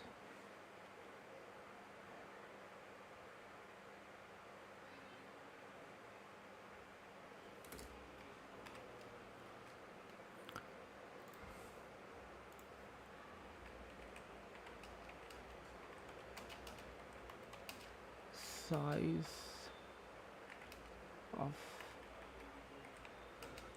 multiset after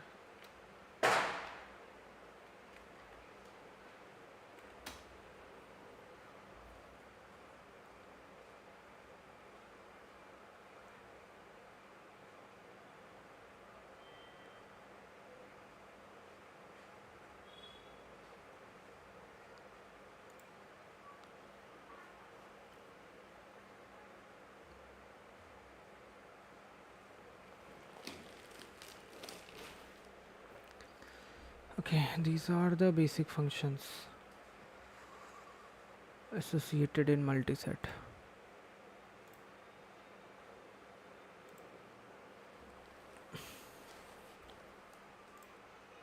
Okay, ordered set. How?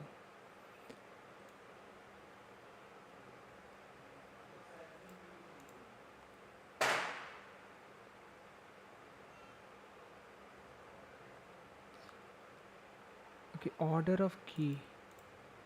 Number of items strictly smaller than k.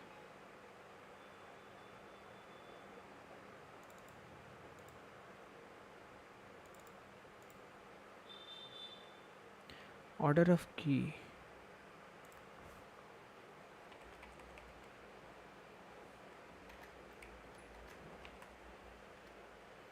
Order of key in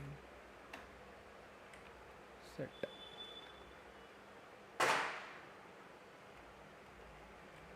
Multiset.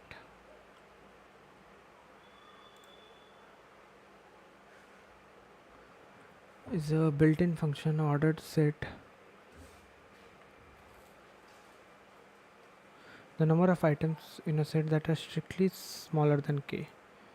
Find by order. It returns an iterator to the ith largest element.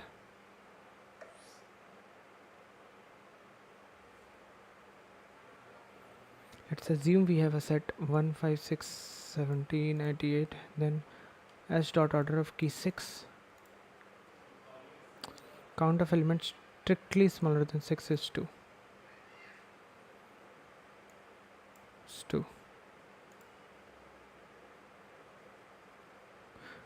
And distance, what is?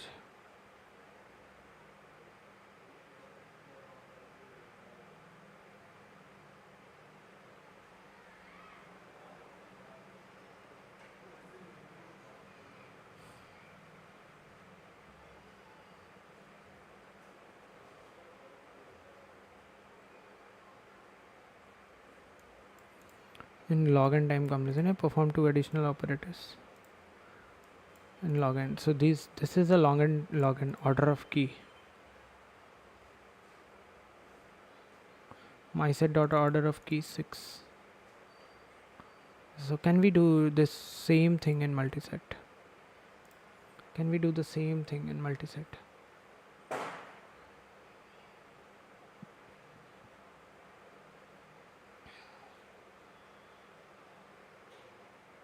Hey, hi Shubham. Nice to see you back, bro. I got something new to learn from here, which is order of key. This will help me to find the number of values which are strictly lesser than a specific value.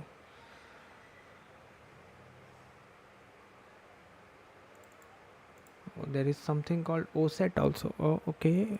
What is this O set? Ordered set. What is this ordered set? Order of key. Let me check this ordered set.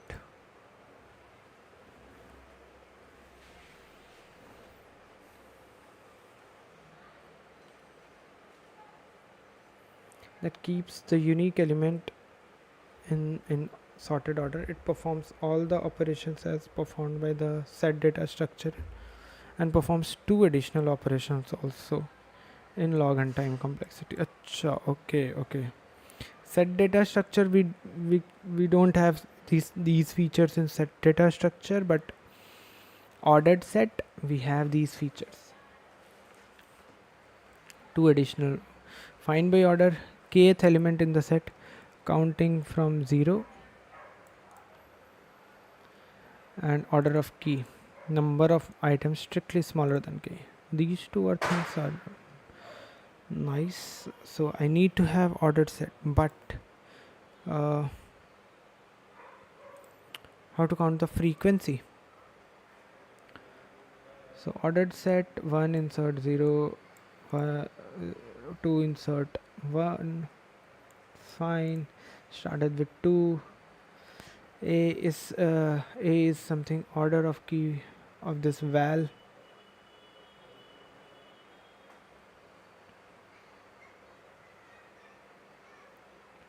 B is something order of key and specific value. So it will return something strictly smaller than this value. So if the number is strictly smaller than this value, specific value,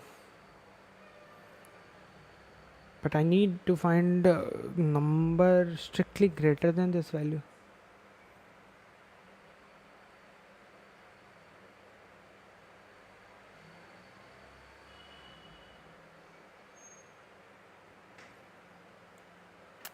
Order of key val. A is greater than B. Order of 1 insert val. ARR 1 dot pushback val.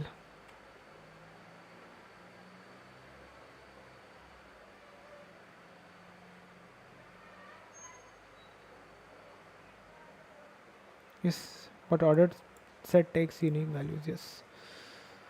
Please mention this in your solution. I didn't notice this at first, as we are generally used to the authentic definition of sets. Also, what about the case when you remove a key? Does this remove all the occurrences? Yes, I missed that.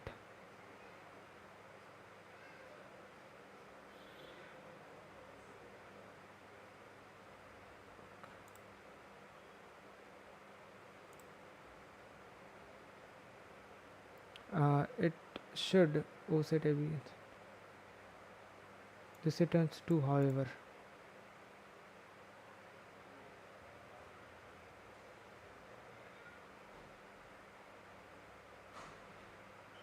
No, it's not necessary. It depends on how you declare it.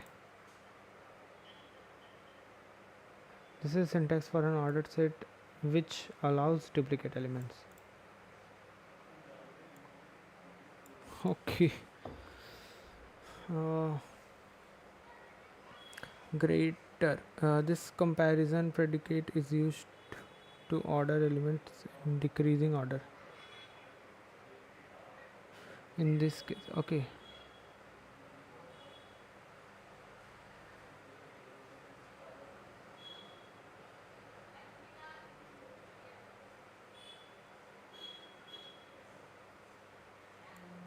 This is something he declared this in opposite way. Oh God.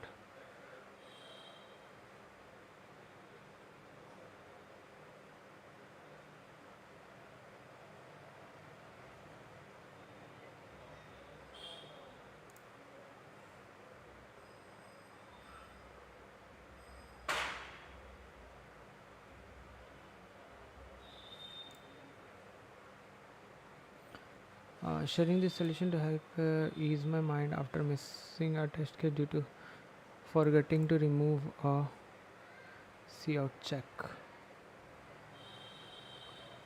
Time complexity and square. At worst case, yeah, but it passes. It could should add some extra test cases.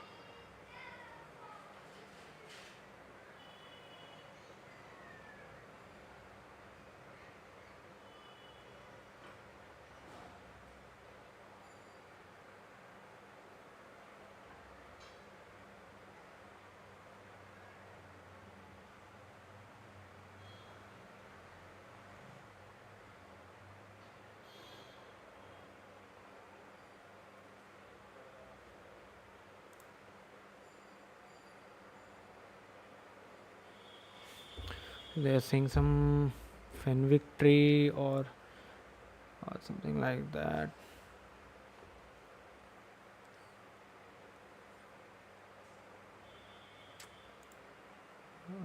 Complexity.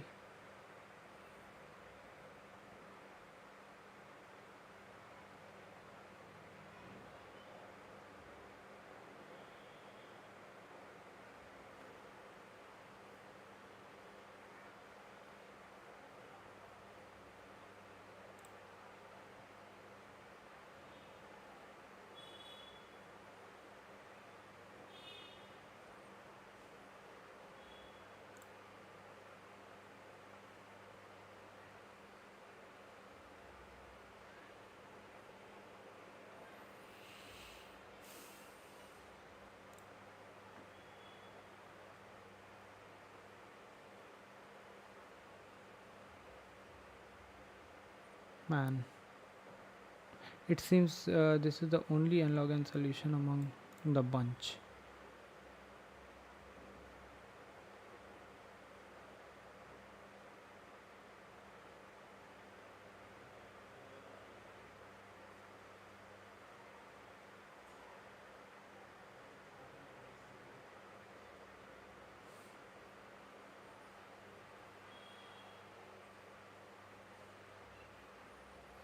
Okay,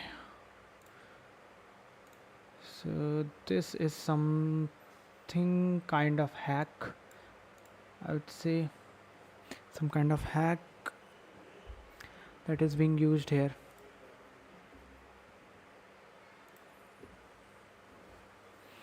Of ordered set.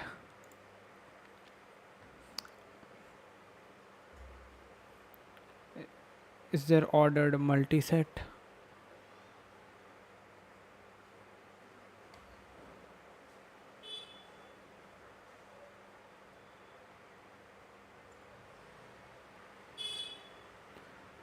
GNU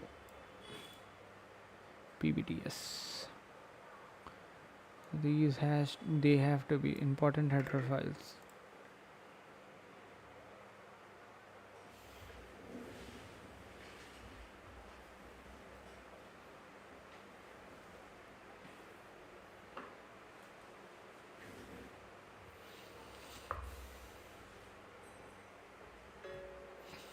Solving this way is not correct. I'm not sure whether this question will ever going to come or not. Companies kind of Autodesk. So this will be n square. if they asked.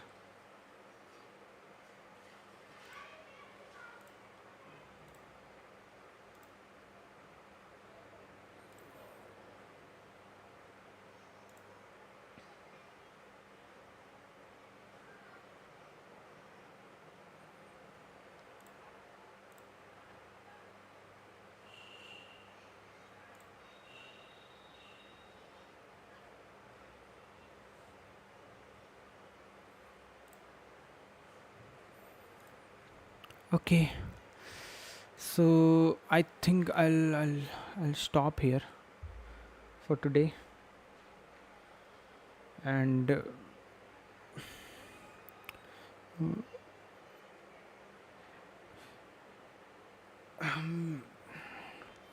this question was really bad, bad, worst.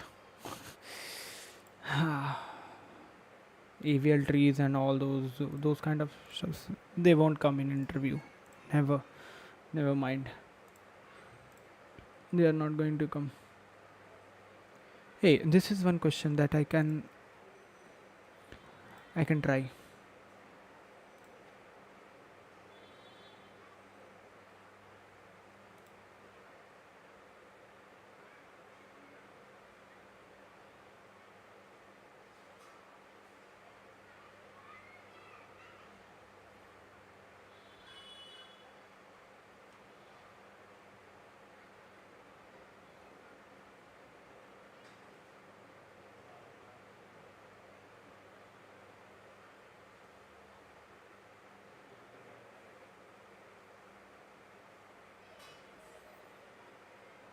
Find missing positive.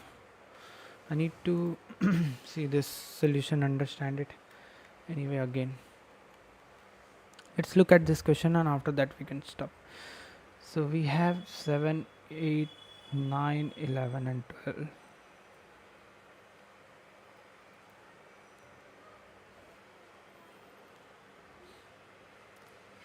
So if there is no 1, I'll return simply 1. So this is very simple. Maybe I'll go with 3, 4, -1 and 1. I must be having some wrong answer. Correct. So any negative values also? No. For this, no. For this, no. For this, no. Okay, this is the only question. Maybe I'll add negative also over here. So you have 1, -1, 0, 3, 3, 0 and 2. So what I'm doing, whatever negative value, if it is lesser than 0, I'll make it 0. If it is greater than the size of the array, I'll eventually make it 0 again. If we did not find any first value, we'll return 1. Else, here comes the logic. What we are doing, if it is 0, continue simply. I don't have to do anything with 0. Now this,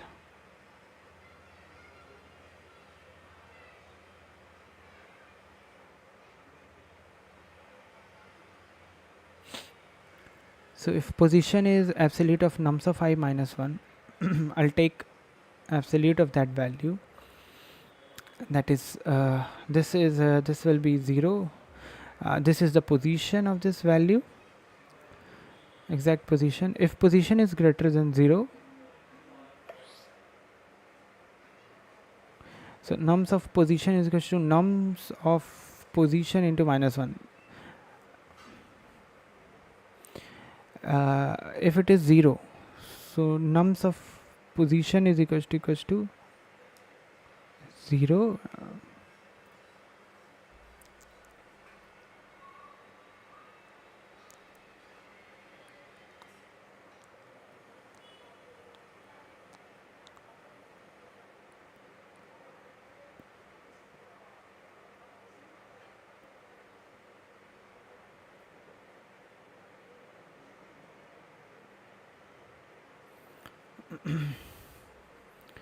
Okay, skip 3 minus 1, that is 2. 2 is the actual position. So what I'll do, it index is greater than 0, I'll nums of position will nums of position value is equals to nums of position into -1, that is 0 will again eventually become 0. This is also 0, so it will eventually become 0.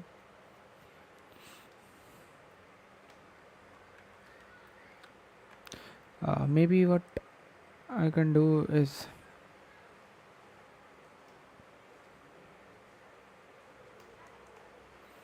I can place 7 over here. So 7 minus 1 is 6. 6 position, I made this as negative.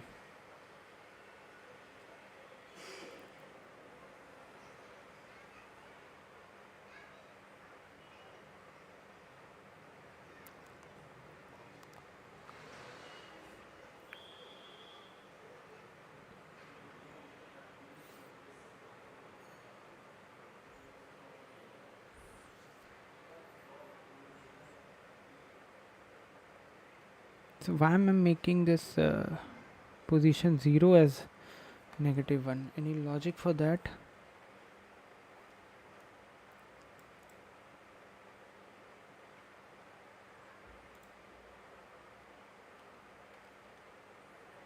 And if there are two, like suppose this is 1, I have 5, and we have 3 and 3 again. So this is 3. I'll reduce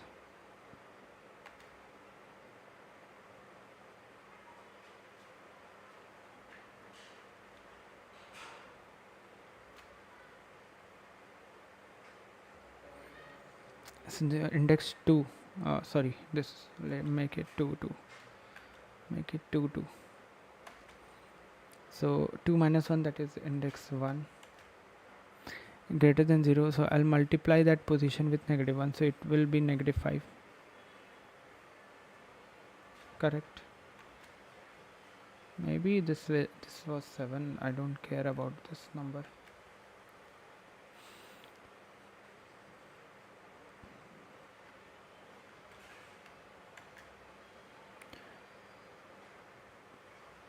So I made this negative, and I again made this negative, so it's positive.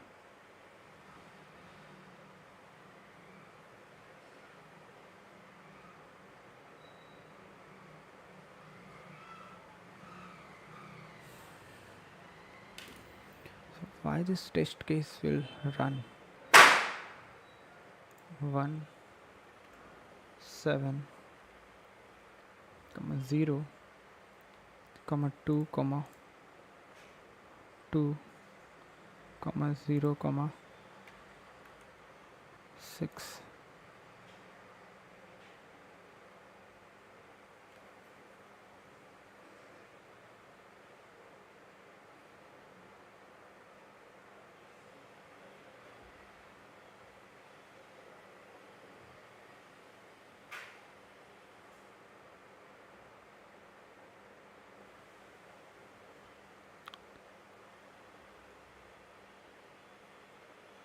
Okay, if nums of position is greater than 0, if it is positive, then make it negative. If it is already negative, leave it. Found a number.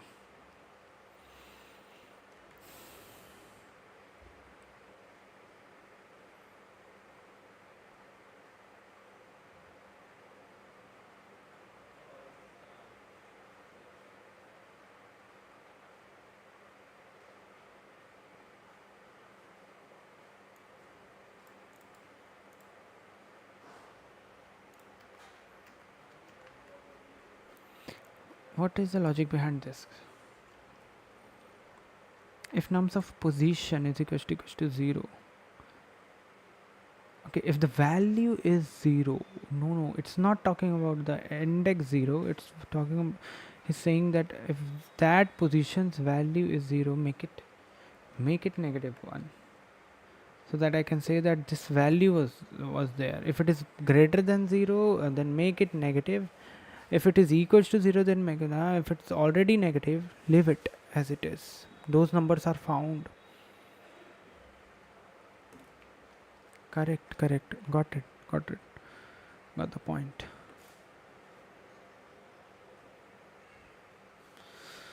Okay, so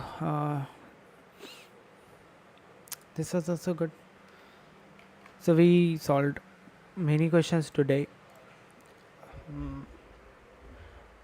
think that I need some rest now. I'll take some rest, and hopefully I'll come back tomorrow again with another live stream, solving another uh, good questions, taking some hard level questions, because I want to be comfortable with hard questions. I know that there are many hard questions which I am not able to solve. Even solutions are very complicated, but still those things will help me develop my brain. At least out of 10, if I even be able to solve 5 6 questions, even though after seeing the solution, that will help me in developing my brain.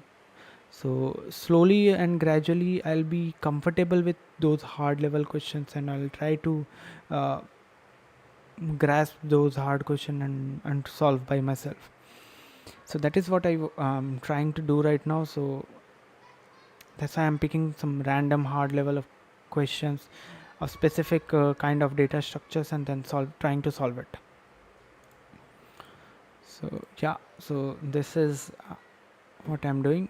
So I think that's it for today. I'll be solving more questions tomorrow. Even though I'm not streaming, I will be solving questions, because that's something which I love to. So I'll be solving tomorrow. See you tomorrow. I'll be back with another live stream, maybe tomorrow or next Saturday, but I'll be there. Thank you all for joining in. See you tomorrow. Bye bye. Have a nice day. Have a nice weekend.